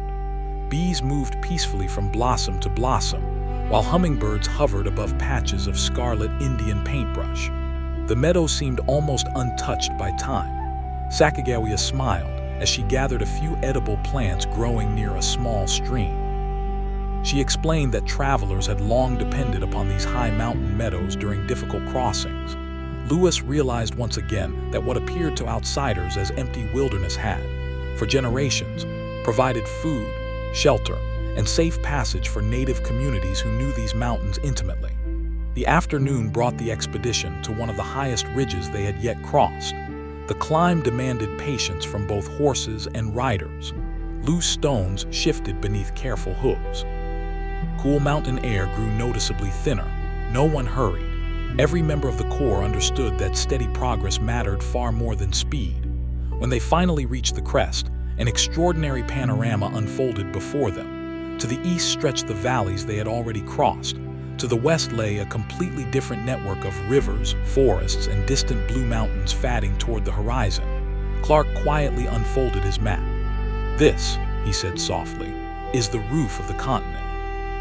Although the exact continental divide would still challenge them ahead, everyone understood the symbolic importance of the moment. Soon, every stream they encountered would begin flowing toward the Pacific Ocean instead of the Atlantic watershed. It was a quiet but profound turning point. Late in the afternoon, clouds drifted across the mountains, softening the bright sunlight into a gentle silver glow. A family of mule deer emerged from the forest below, grazing peacefully along the edge of a meadow before disappearing once again into the trees. The peaceful rhythm of mountain life continued without concern for the travelers passing through. Lewis found comfort in that thought. Human journeys were brief. The mountains remained. As evening approached, the Corps established camp beside another snow-fed creek surrounded by tall subalpine firs. The water sang softly over polished stones while horses grazed nearby beneath the fatting light. Supper consisted of dried venison, roasted roots, fresh berries gathered during the day, and hot coffee that felt especially welcome in the cool mountain air. Conversation around the fire remained gentle. Some men quietly reflected upon how different the expedition had become since leaving St. Louis. The broad rivers, endless prairies, towering cliffs, and welcoming Shoshone Valley already felt like chapters from another lifetime. Yet every mile had prepared them for this one. After the meal, Lewis climbed a nearby granite outcrop with his journal. The western sky glowed with soft shades of amber slowly fading into deep blue. Below him, the campfire flickered among the trees while the horses rested peacefully after another demanding day. He carefully recorded the glacier-shaped landscape, the mountain goats standing fearlessly upon impossible cliffs, the wildflower meadow, and the breathtaking view from the high ridge. Then, before closing the weathered leather journal, he wrote his final reflection. Higher we climb, the quieter the world becomes. Great mountains ask little of us except humility, patience, and gratitude.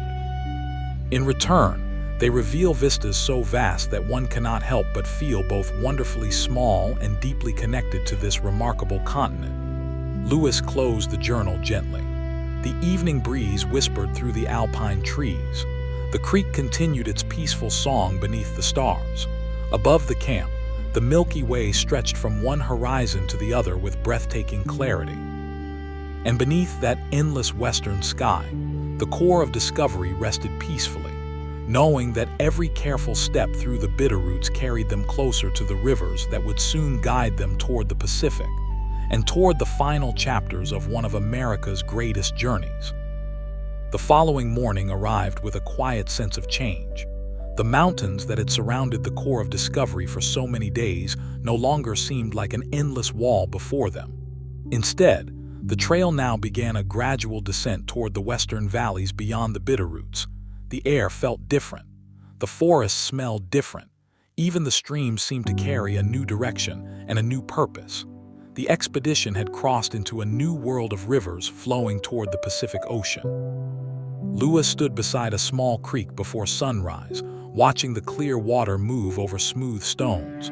Only a short time earlier, every stream they had followed eventually traveled eastward toward the Missouri. Now, each drop of water beneath their feet was beginning a journey west. It was a simple observation, yet it carried enormous meaning. The continent itself had changed direction. After breakfast, the Corps prepared to continue. The horses moved carefully along the descending trails, their hooves creating soft sounds upon the forest floor. The steepest mountain passes were behind them, but the journey was far from easy.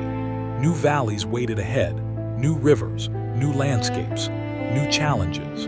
The Shoshone guides continued sharing their knowledge of the region, pointing out safe paths and places where water could be found. Lewis recorded every detail.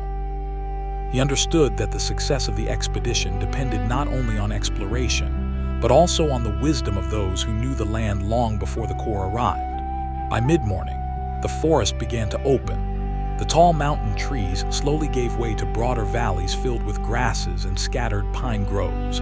Sunlight poured across the landscape.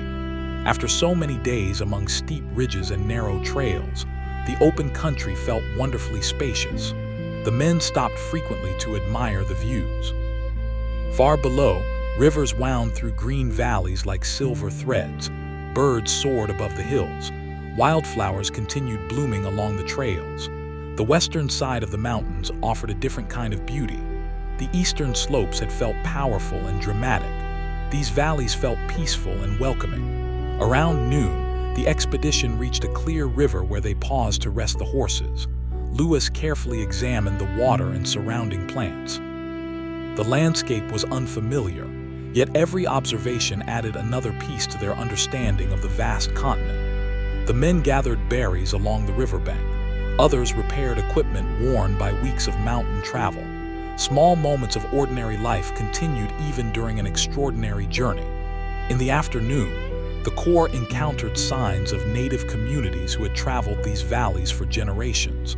Old fishing areas, well-used trails, carefully placed campsites near reliable water sources. Lewis observed these locations with respect. The land was not empty. It was a place filled with history, memory, and tradition. Every trail had a story. Every riverbank had witnessed countless seasons. As evening approached, the expedition established camp beside a peaceful meadow. The horses grazed beneath the golden light of sunset. A gentle breeze moved through the tall grass. The mountains they had crossed stood behind them, glowing in the fading sunlight. Lewis looked back toward the peaks. The journey through the bitter roots had tested every person in the Corps. Cold nights, difficult climbs, limited supplies, uncertain paths. Yet those challenges had also created stronger bonds among the travelers. Hard journeys often revealed the quiet strength within people.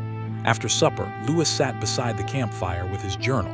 The flames moved gently in the evening breeze. Around him, the men rested after another long day. Some repaired clothing.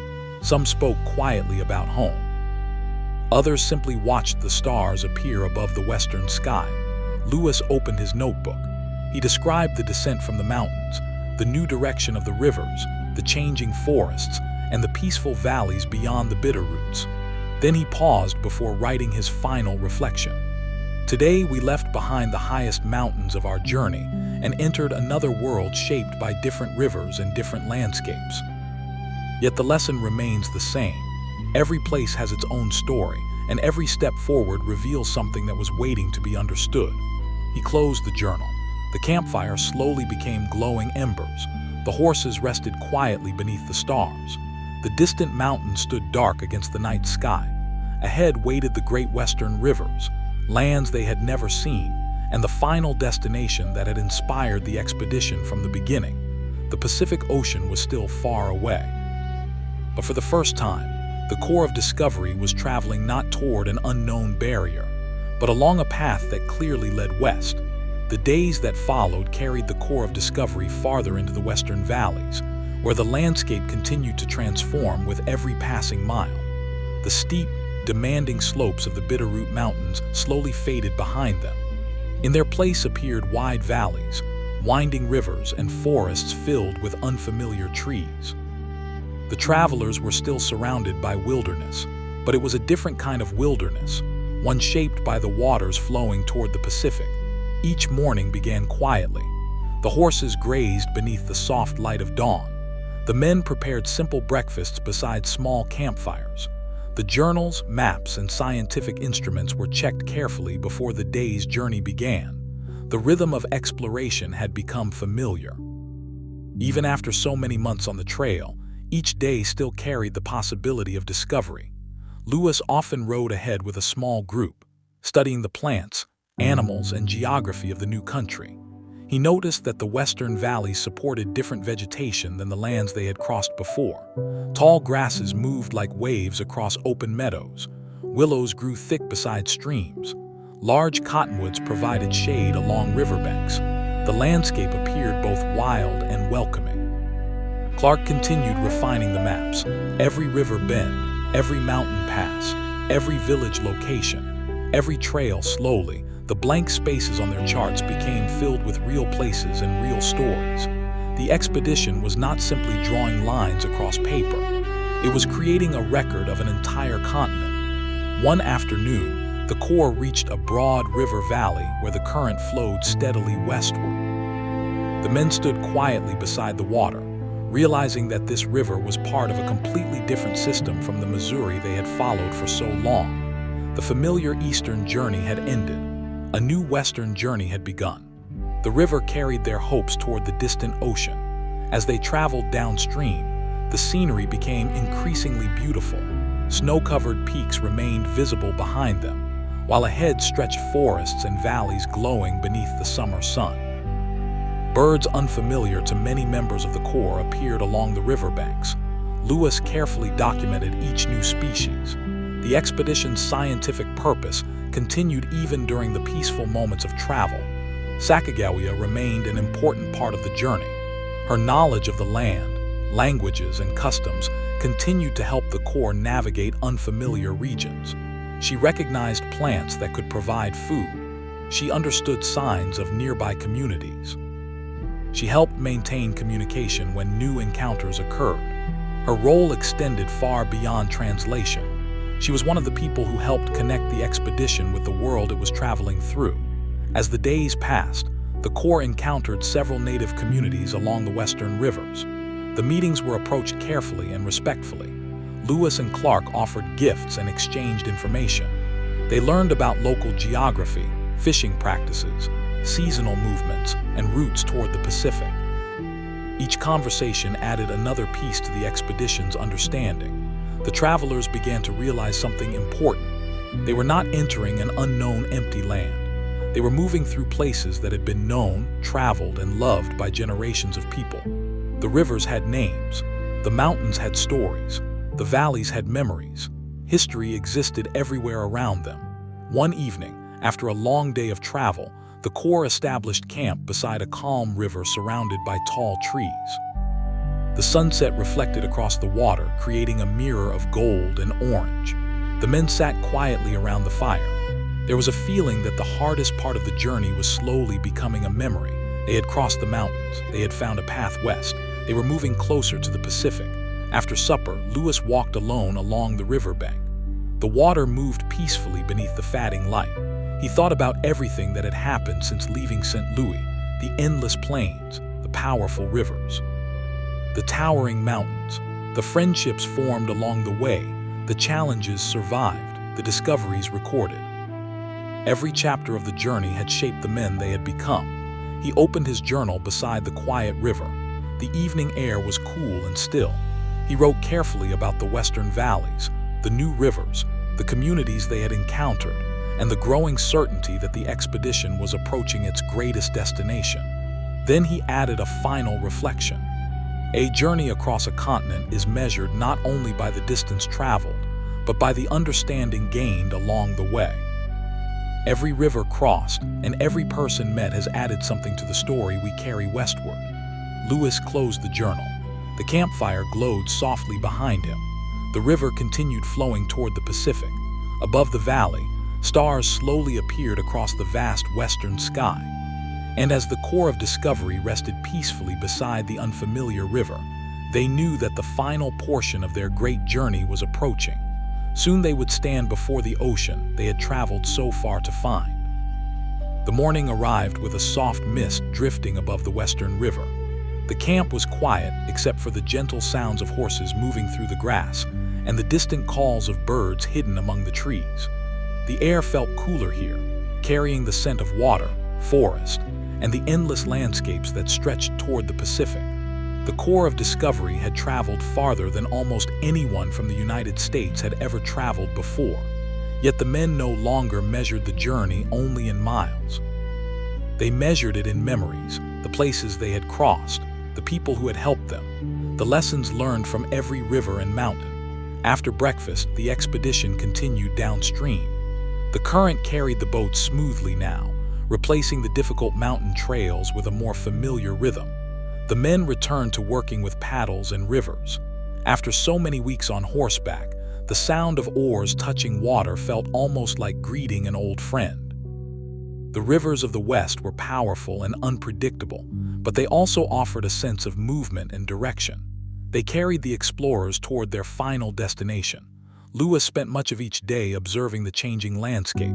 The forests became thicker, the air became more humid. The vegetation grew taller and more abundant.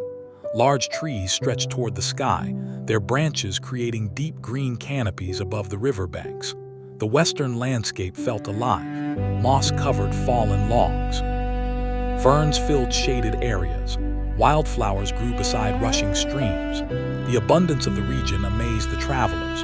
Every day brought another discovery. New birds, new plants, new landscapes, new stories.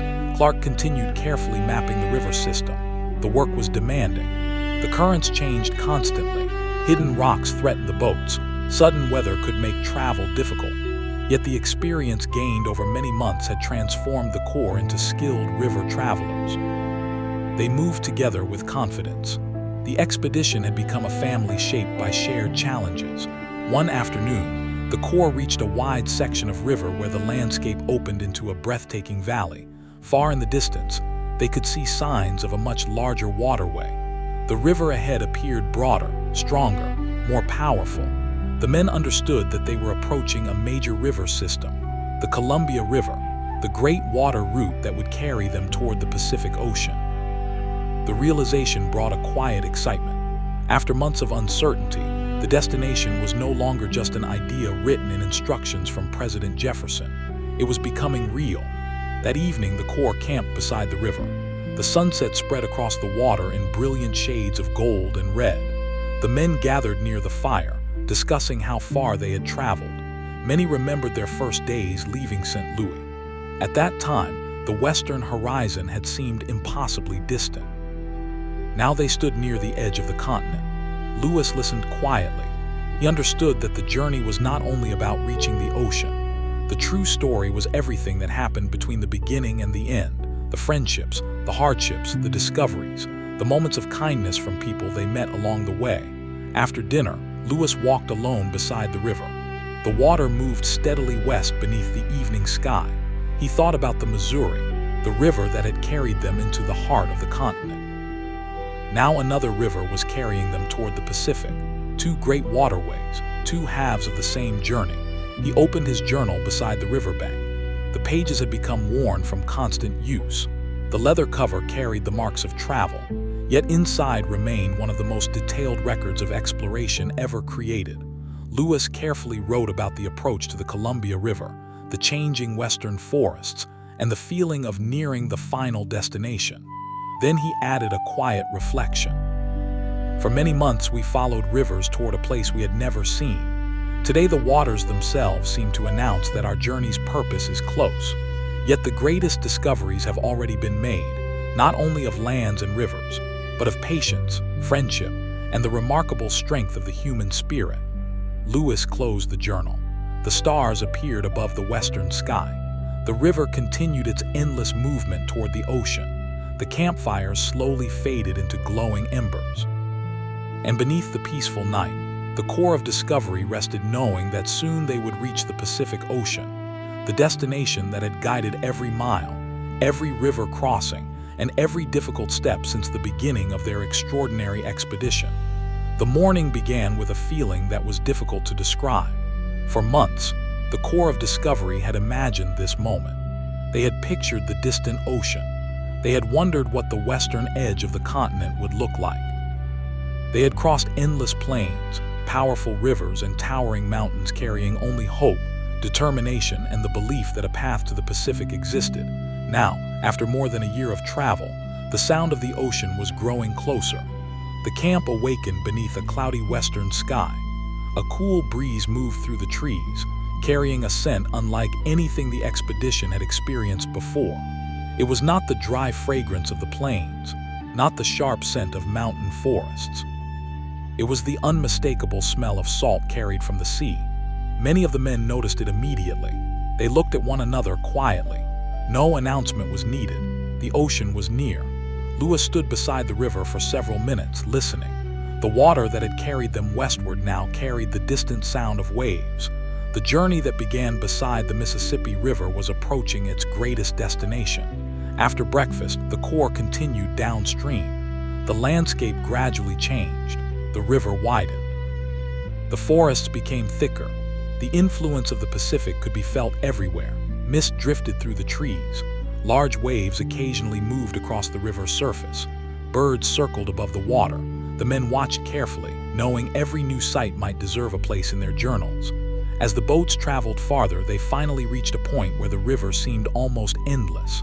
The Columbia stretched wide before them, moving steadily toward the horizon. Beyond that horizon waited the Pacific Ocean. The men paused. For a moment, there was no need for conversation. They simply looked. The achievement was enormous, not because they had conquered the land, but because they had learned from it. They had followed rivers, listened to people who knew the country, adapted to countless challenges, and reached a place few from their nation had ever seen. Later that day, the Corps continued toward a suitable location for their winter camp near the ocean. They needed shelter. The weather was becoming colder. Rain was frequent. The coastal environment was very different from the dry lands they had crossed earlier. The Pacific Northwest offered abundant forests and waterways, but also demanded respect. The ocean influenced everything: the tides, the weather, the rhythm of daily life. The expedition searched carefully for a location where they could build a temporary home. Eventually, they selected a site near the mouth of the Columbia River. Here they would construct what became known as Fort Clatsop. The work began slowly. Trees were chosen. Logs were cut. Shelter was created. The men who had crossed mountains now used their hands to build walls against the coastal winter. The days became quieter. The excitement of reaching the ocean gradually transformed into the practical routine of survival. Hunting, cooking, repairing equipment, recording observations, resting, Lewis continued writing. His journals became filled with descriptions of the new environment, the powerful tides, the enormous trees, the unfamiliar plants, the animals of the coastal forests. The native communities who lived near the ocean and understood its seasons. He recorded everything with careful attention. One evening after a long day of work, Lewis walked beyond the fort toward the shoreline. The sky was covered with soft gray clouds. The waves moved steadily toward the beach, breaking with a deep and peaceful rhythm. He stood there quietly. The Pacific Ocean stretched farther than he could see. This was the destination they had dreamed about since leaving the East. Yet standing before it, Lewis felt less like a conqueror and more like a student. The ocean was ancient. The mountains were ancient. The rivers were ancient. The expedition had only passed through a small moment of their long history. He opened his journal beside the shore. The pages moved gently in the ocean breeze. He wrote about the first sight of the Pacific, the sound of the waves, the completion of the Western journey, and the gratitude he felt toward everyone who had helped the Corps reach this place. Then he added a final reflection for the day. Object of our mission stands before us. Yet the true value of this journey cannot be measured only by reaching the ocean. It is found in every river crossed, every mountain climbed, every friendship formed, and every lesson received from this vast and beautiful land. Lewis closed the journal. The sun slowly disappeared beneath the cloudy horizon. The waves continued their endless movement. Behind him stood the small fort that would become their home through the winter. Ahead stretched the great Pacific Ocean. The Corps of Discovery had reached the western edge of the continent, but their story was not finished. The quiet months ahead would bring new observations, new challenges, and moments of reflection as they prepared for the long journey back home. The winter at Fort Clatsop arrived gently, but it carried a different feeling from the winters the Corps had known before.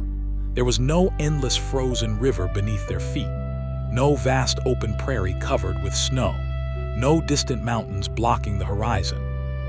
Instead, the Pacific coast offered a world of constant rain, thick forests, and powerful ocean winds. The days were often gray. The clouds moved slowly above the trees. Rain fell frequently, sometimes for hours, sometimes for entire days. Yet the men adapted just as they had adapted to every landscape before. A shelter was built. Supplies were organized. Daily routines were established. The fort became a small wooden world surrounded by the immense wilderness of the Pacific Northwest. Inside the walls, life continued. Hunters traveled through the forests searching for elk and deer. Others repaired clothing damaged during the long journey. Some worked carefully on maps and scientific notes. Lewis and Clark spent many hours reviewing their journals, organizing observations collected across thousands of miles. Every page represented another piece of the continent they had traveled through. The fort was not only a shelter, it was also a place of reflection. Lewis often walked alone through the nearby forest. The coastal forests amazed him. Trees rose higher than any he had previously recorded. Some trunks were so large that several people could stand together and still not surround them completely. Moss-covered branches, ferns grew thick beneath the trees. The forest floor remained green even during winter. It was a landscape shaped by rain and time. One afternoon, Lewis walked toward the ocean with his journal. The beach stretched endlessly in both directions. Waves rolled toward the shore with powerful, steady movements. The Pacific seemed completely different from the rivers that had guided the expedition. Rivers followed valleys. The ocean followed no visible path. It stretched beyond the imagination. Standing there, Lewis thought about the distance they had traveled, from St. Louis to the Pacific coast, across the Great Plains, beyond the Rocky Mountains, through unfamiliar valleys, across countless rivers. The journey had changed every person who had taken part in it. During the winter months, the Corps also continued meeting with local native communities. These encounters provided valuable knowledge about the coastal region. The explorers learned about fishing methods, seasonal movements, local plants, and the importance of rivers and tides. Lewis carefully recorded these observations. He understood that every community possessed knowledge created through generations of experience. The expedition's greatest discoveries were not only geographical, they were human. The men also built relationships within the fort itself.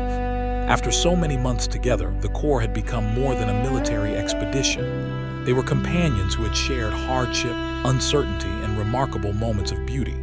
They had crossed mountains together, faced hunger together, celebrated discoveries together. The winter at Fort Clatsop gave them time to recognize that bond. As January passed, thoughts slowly turned toward home. The Pacific had been reached. The mission's primary goal had been completed.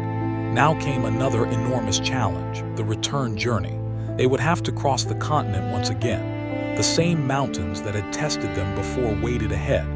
The same rivers would need to be followed in reverse. But they were no longer the same travelers who had left St. Louis. They carried knowledge, experience, friendships, and a deeper understanding of the land. One evening, as rain tapped softly against the wooden walls of the fort, Lewis sat beside the fire with his journal. The warm glow illuminated the tired but determined faces of the men around him. Outside, the Pacific winds moved through the forest. Inside, the Corps prepared for the journey home. Lewis opened his journal and wrote carefully, "We have reached the great ocean toward which our hopes have traveled for so long. Yet every ending is also a beginning.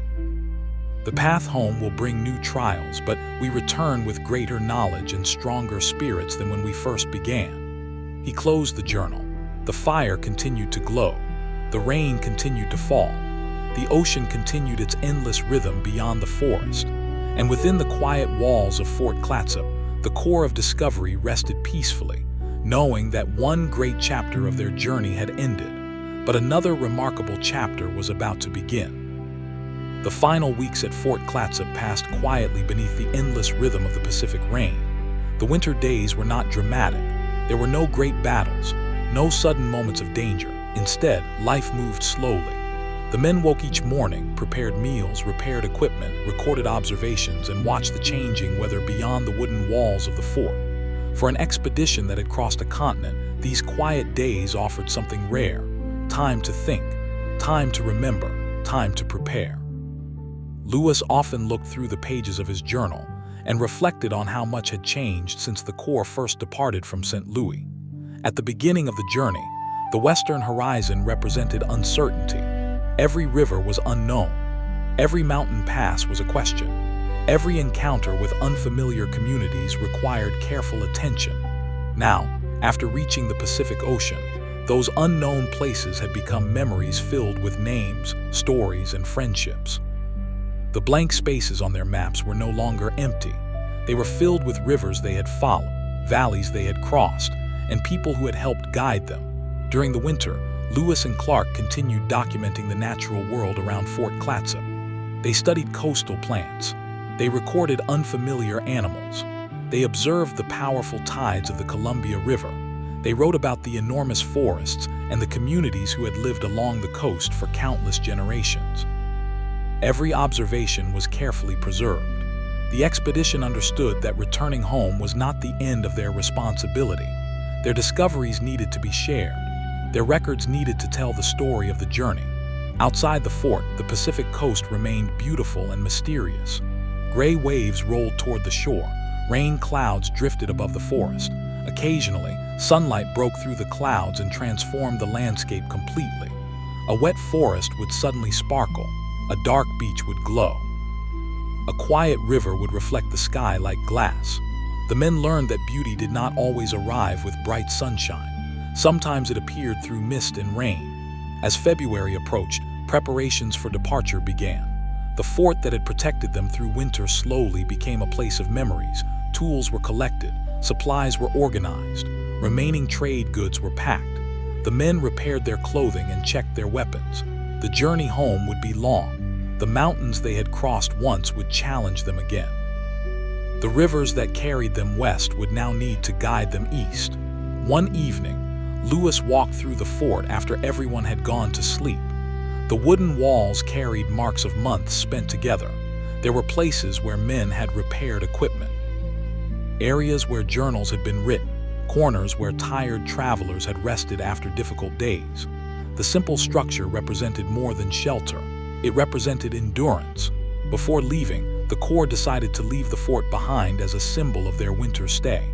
The name carved into history was simple: Fort Clatsop, a temporary home at the edge of the continent, a place where explorers rested after reaching their destination, a place where they prepared to begin the journey back. On the morning of departure, the Pacific sky was covered with soft clouds. The men stood for a moment looking toward the ocean. No one needed to say much. They had achieved what they had set out to accomplish. They had found the western waters. They had recorded new lands. They had created relationships. They had survived challenges that once seemed impossible. Lewis looked toward the waves one final time. The ocean remained unchanged, endless, powerful, ancient. Then he turned east. The road home waited. The Corps of Discovery began moving away from the coast, carrying their journals, maps, and memories with them. The horses stepped carefully along the forest trails. The rivers waited ahead. The mountains waited beyond them. But the men were different now. They were no longer simply travelers searching for a path. They were explorers returning with knowledge. That evening, the Corps established its first camp away from Fort Clatsop. The Pacific winds were now behind them. Ahead lay thousands of miles of familiar yet challenging country. After supper, Lewis opened his journal beside the campfire. The pages were filled with more than observations. They contained the story of an extraordinary human journey. He wrote, "We leave the ocean behind, but we carry its memory with us." The greatest distance crossed was not always measured between places.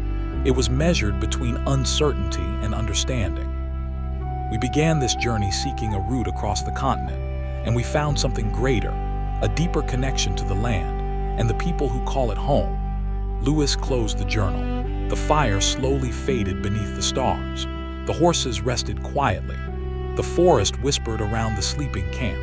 And as the Corps of Discovery began the long journey eastward, they carried with them the knowledge that their adventure had already become something far greater than a simple expedition. It had become a story that would live for generations. The journey home began with a different feeling than the journey west. When the Corps of Discovery first traveled toward the Pacific, every mile carried uncertainty. The men did not know what rivers waited ahead. They did not know how difficult the mountains would become. They did not know which communities they would meet or what challenges the land would present. But now, as they moved eastward, they carried something they did not have before: experience. The unknown had become familiar. The mountains still stood tall. The rivers still moved with powerful currents. The forests still stretched endlessly. But the men approached them with confidence earned through hardship. The early days after leaving Fort Clatsop were spent traveling along the Columbia River. The great river that had carried them toward the Pacific now became the path that guided them home. The current was strong and sometimes unpredictable. The men worked carefully, navigating around rocks, rapids, and changing water levels. Every movement required patience. The river demanded respect. Lewis often watched the water with admiration. A river could be both a road and a challenge. It could carry travelers forward while reminding them that nature always remained in control.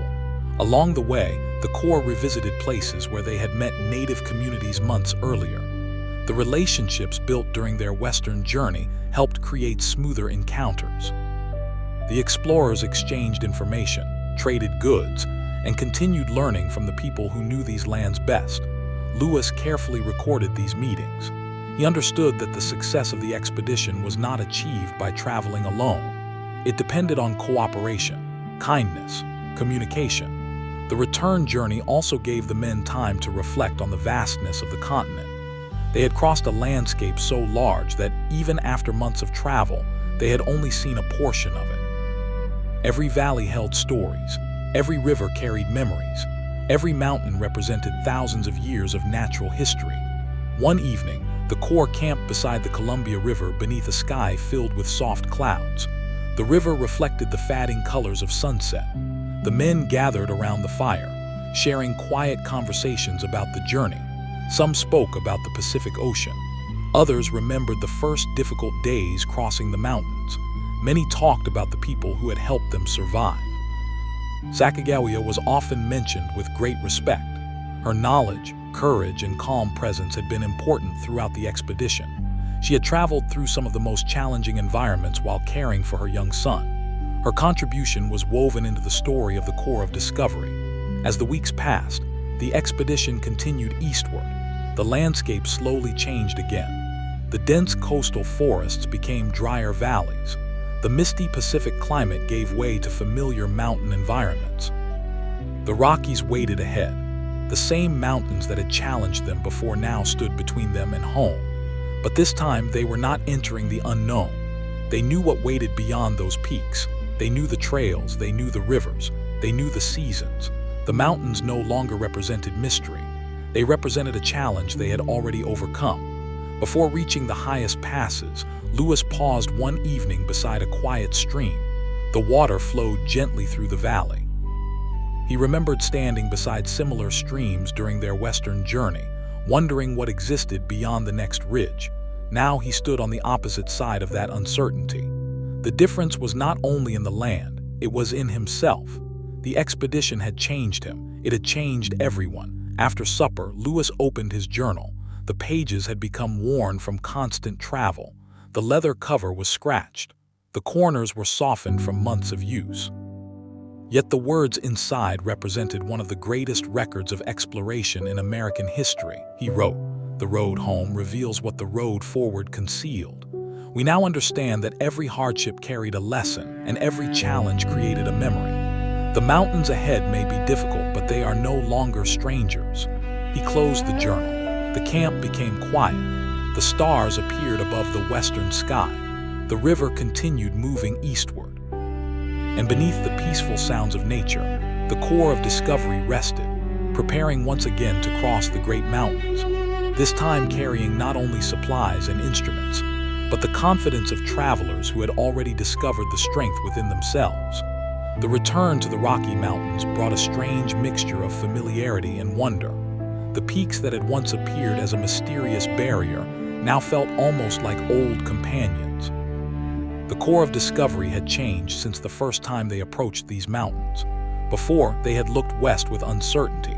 Now, they looked east with the quiet confidence of travelers who understood the land. The summer sun warmed the valleys as the expedition moved toward the mountain passes. The forests seemed familiar. The streams seemed familiar. Even the trails that once appeared difficult now carried memories of their earlier journey. Yet the mountains remained powerful. They demanded patience. They demanded respect. Nature never became easy simply because it was familiar. The horses climbed steadily through the rugged terrain. Their strength and endurance continued to impress the men. Without these animals, the return journey would have been nearly impossible. The Corps often paused to allow the horses to rest and graze. Lewis understood that successful travel depended on caring for every living companion. One morning, as the expedition moved through a quiet valley, they encountered members of the Nez Perce people. The meeting was an important moment. During their western journey, the Nez Perce had provided essential assistance when the Corps was exhausted after crossing the mountains. They had offered food, guidance, and kindness when the explorers needed it most. Now, seeing them again brought memories of that difficult period. Through careful communication, the Corps expressed gratitude for the help they had received. The exchange reminded Lewis of a lesson he had learned many times during the expedition. Survival often depended not on strength alone, but on the generosity of others. The Nez Perce again shared knowledge about the mountain routes. They explained the conditions of the trails and helped the travelers prepare for the next stage. Their understanding of the region was invaluable. Lewis recorded their assistance with great respect. The journey continued. The Corps slowly climbed toward the higher elevations. Snow still remained in shaded areas even during the warmer months. Cold mountain winds moved through the passes. The air became thinner. But the men continued forward. They had crossed these mountains once before. They knew that patience would carry them through. At one point, Lewis and Clark reached a high overlook where they could see valleys stretching in both directions. The view represented more than geography. It represented the incredible distance they had traveled. Behind them lay the Pacific Ocean. Ahead lay the rivers leading back to their homes. The continent seemed to unfold beneath them. Lewis stood silently for several minutes. He thought about the countless people who had lived across these lands for generations. He thought about the native communities whose knowledge had guided the expedition. He thought about the rivers and mountains that had shaped their journey. The explorers had crossed the continent, but they had never truly traveled alone. Every path had been connected to someone else's knowledge. Every place had a history long before the Corps arrived. That evening, the expedition camped beside a mountain stream. The fire burned brightly against the cool air. The men were tired, but their spirits remained strong. They shared stories from earlier parts of the journey. They remembered the first time they saw the Pacific. They remembered the difficult mountain crossings. They remembered moments of fear, uncertainty, and unexpected kindness. Those memories had become part of who they were. After dinner, Lewis walked beside the stream with his journal. The water moved peacefully over the stones. The same mountains that once seemed impossible now surrounded him like familiar friends. He opened the worn notebook and wrote, "The mountains have taught us many lessons. They have shown us that strength is not found only in reaching the summit, but in every careful step taken along the way. Those who travel patiently and respectfully will always discover more than they expected." Lewis closed the journal. Above the camp, the stars appeared one by one. The horses rested beneath the trees. The stream continued its quiet song through the valley. And as the Corps of Discovery prepared for the final stages of their long journey home, they carried with them not only maps and discoveries, but memories of every person, place, and moment that had transformed their expedition into a remarkable chapter of American history. The final stages of the journey began to feel both familiar and unbelievable. After so many months away from home, the Corps of Discovery was moving through lands they had already crossed, yet everything seemed different. Perhaps the land had changed, or perhaps the travelers themselves had changed. The rivers, forests, and valleys looked the same, but the men now carried the memories of an entire continent within them. The expedition continued eastward through the valleys beyond the Rocky Mountains. The mountains slowly faded behind them, replaced once again by the wide landscapes of the American interior. The familiar rhythm of travel returned, the sound of paddles against water, the movement of boats along the river. The quiet preparation of camps each evening. The Corps was returning to the world they had left behind, yet they were bringing back a story unlike any before. Lewis spent many hours organizing his observations. His journals contained descriptions of hundreds of plants, animals, landscapes, and communities. Every page represented careful attention. Every note preserved a moment that might otherwise disappear with time. Clark focused on maps. The lines drawn across the paper represented thousands of miles of rivers and trails. Places that had once been unknown to American officials now had names and locations. The continent had become more understandable, but the explorers knew that the maps were only part of the story. The true journey lived in the experiences behind those lines, the friendships, the challenges, the unexpected moments of kindness. One afternoon, as the Corps traveled along a peaceful river, Lewis noticed the landscape slowly becoming more familiar. The wide grasslands returned. The horizon opened.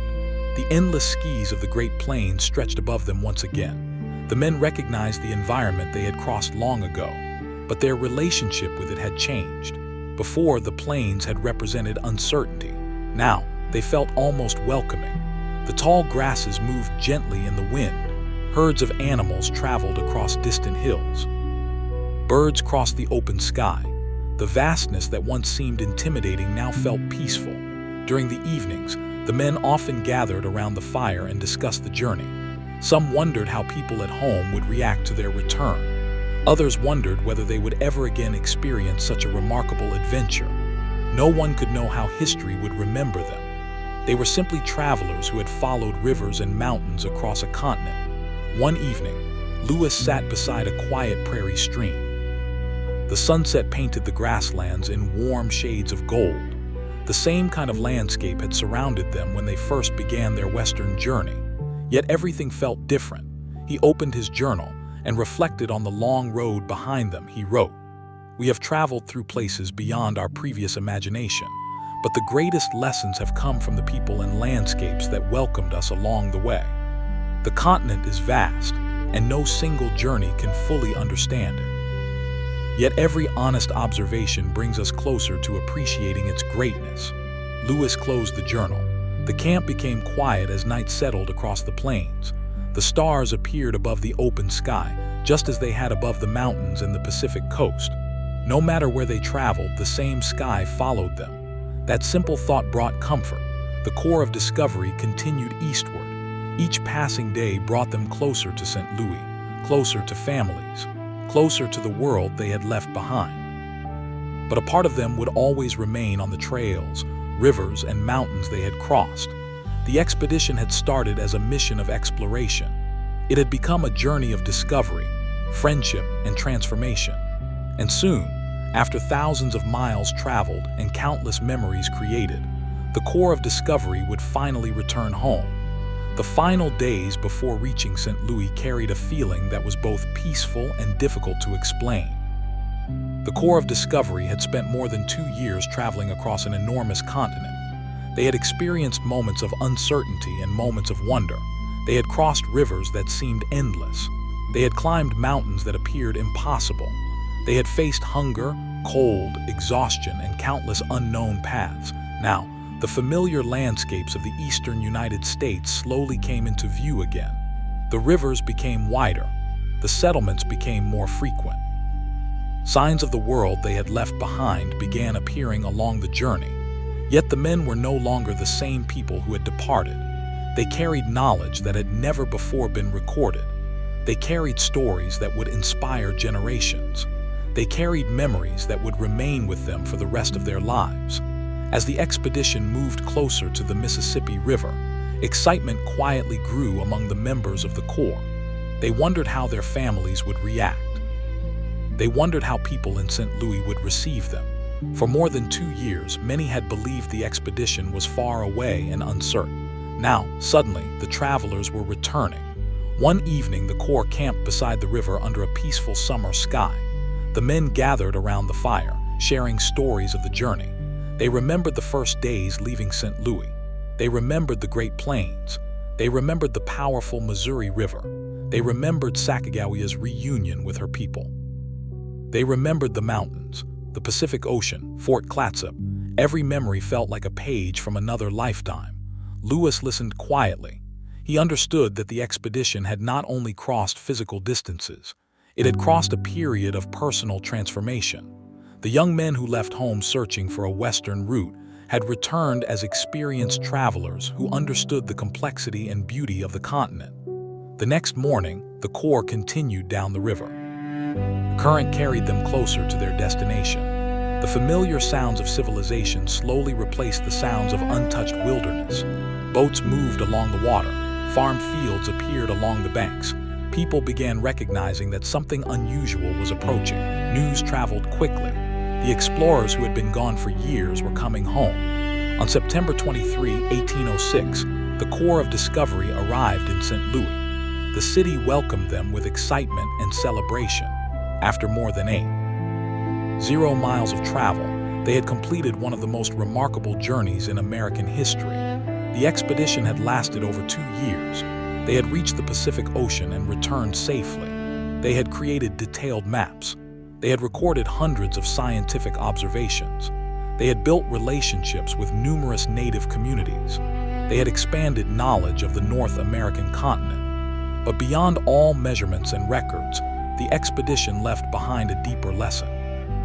Exploration was not only about finding places, it was about understanding them. It was about listening, learning, respecting the knowledge of others. The Corps of Discovery's success depended on many people, the skill of native guides, the generosity of communities they encountered, the patience of every member of the expedition, the courage of individuals who continued forward even when the path was uncertain. Years later, the journals of Lewis and Clark would help shape how Americans understood the Western lands. Their writings preserved images of landscapes, rivers, animals, and communities that had been unknown to many people in the United States. The story of the expedition became part of American history, but the quiet moments were just as important as the dramatic ones. A sunrise over a mountain valley, the sound of a river at night, a conversation beside a campfire. A helping hand from someone they had never met before. Those moments revealed the true heart of the journey. The expedition began with a question: what lies beyond the known horizon? After more than 2 years, the answer was not simply a place. It was an understanding. The continent was vast. The landscapes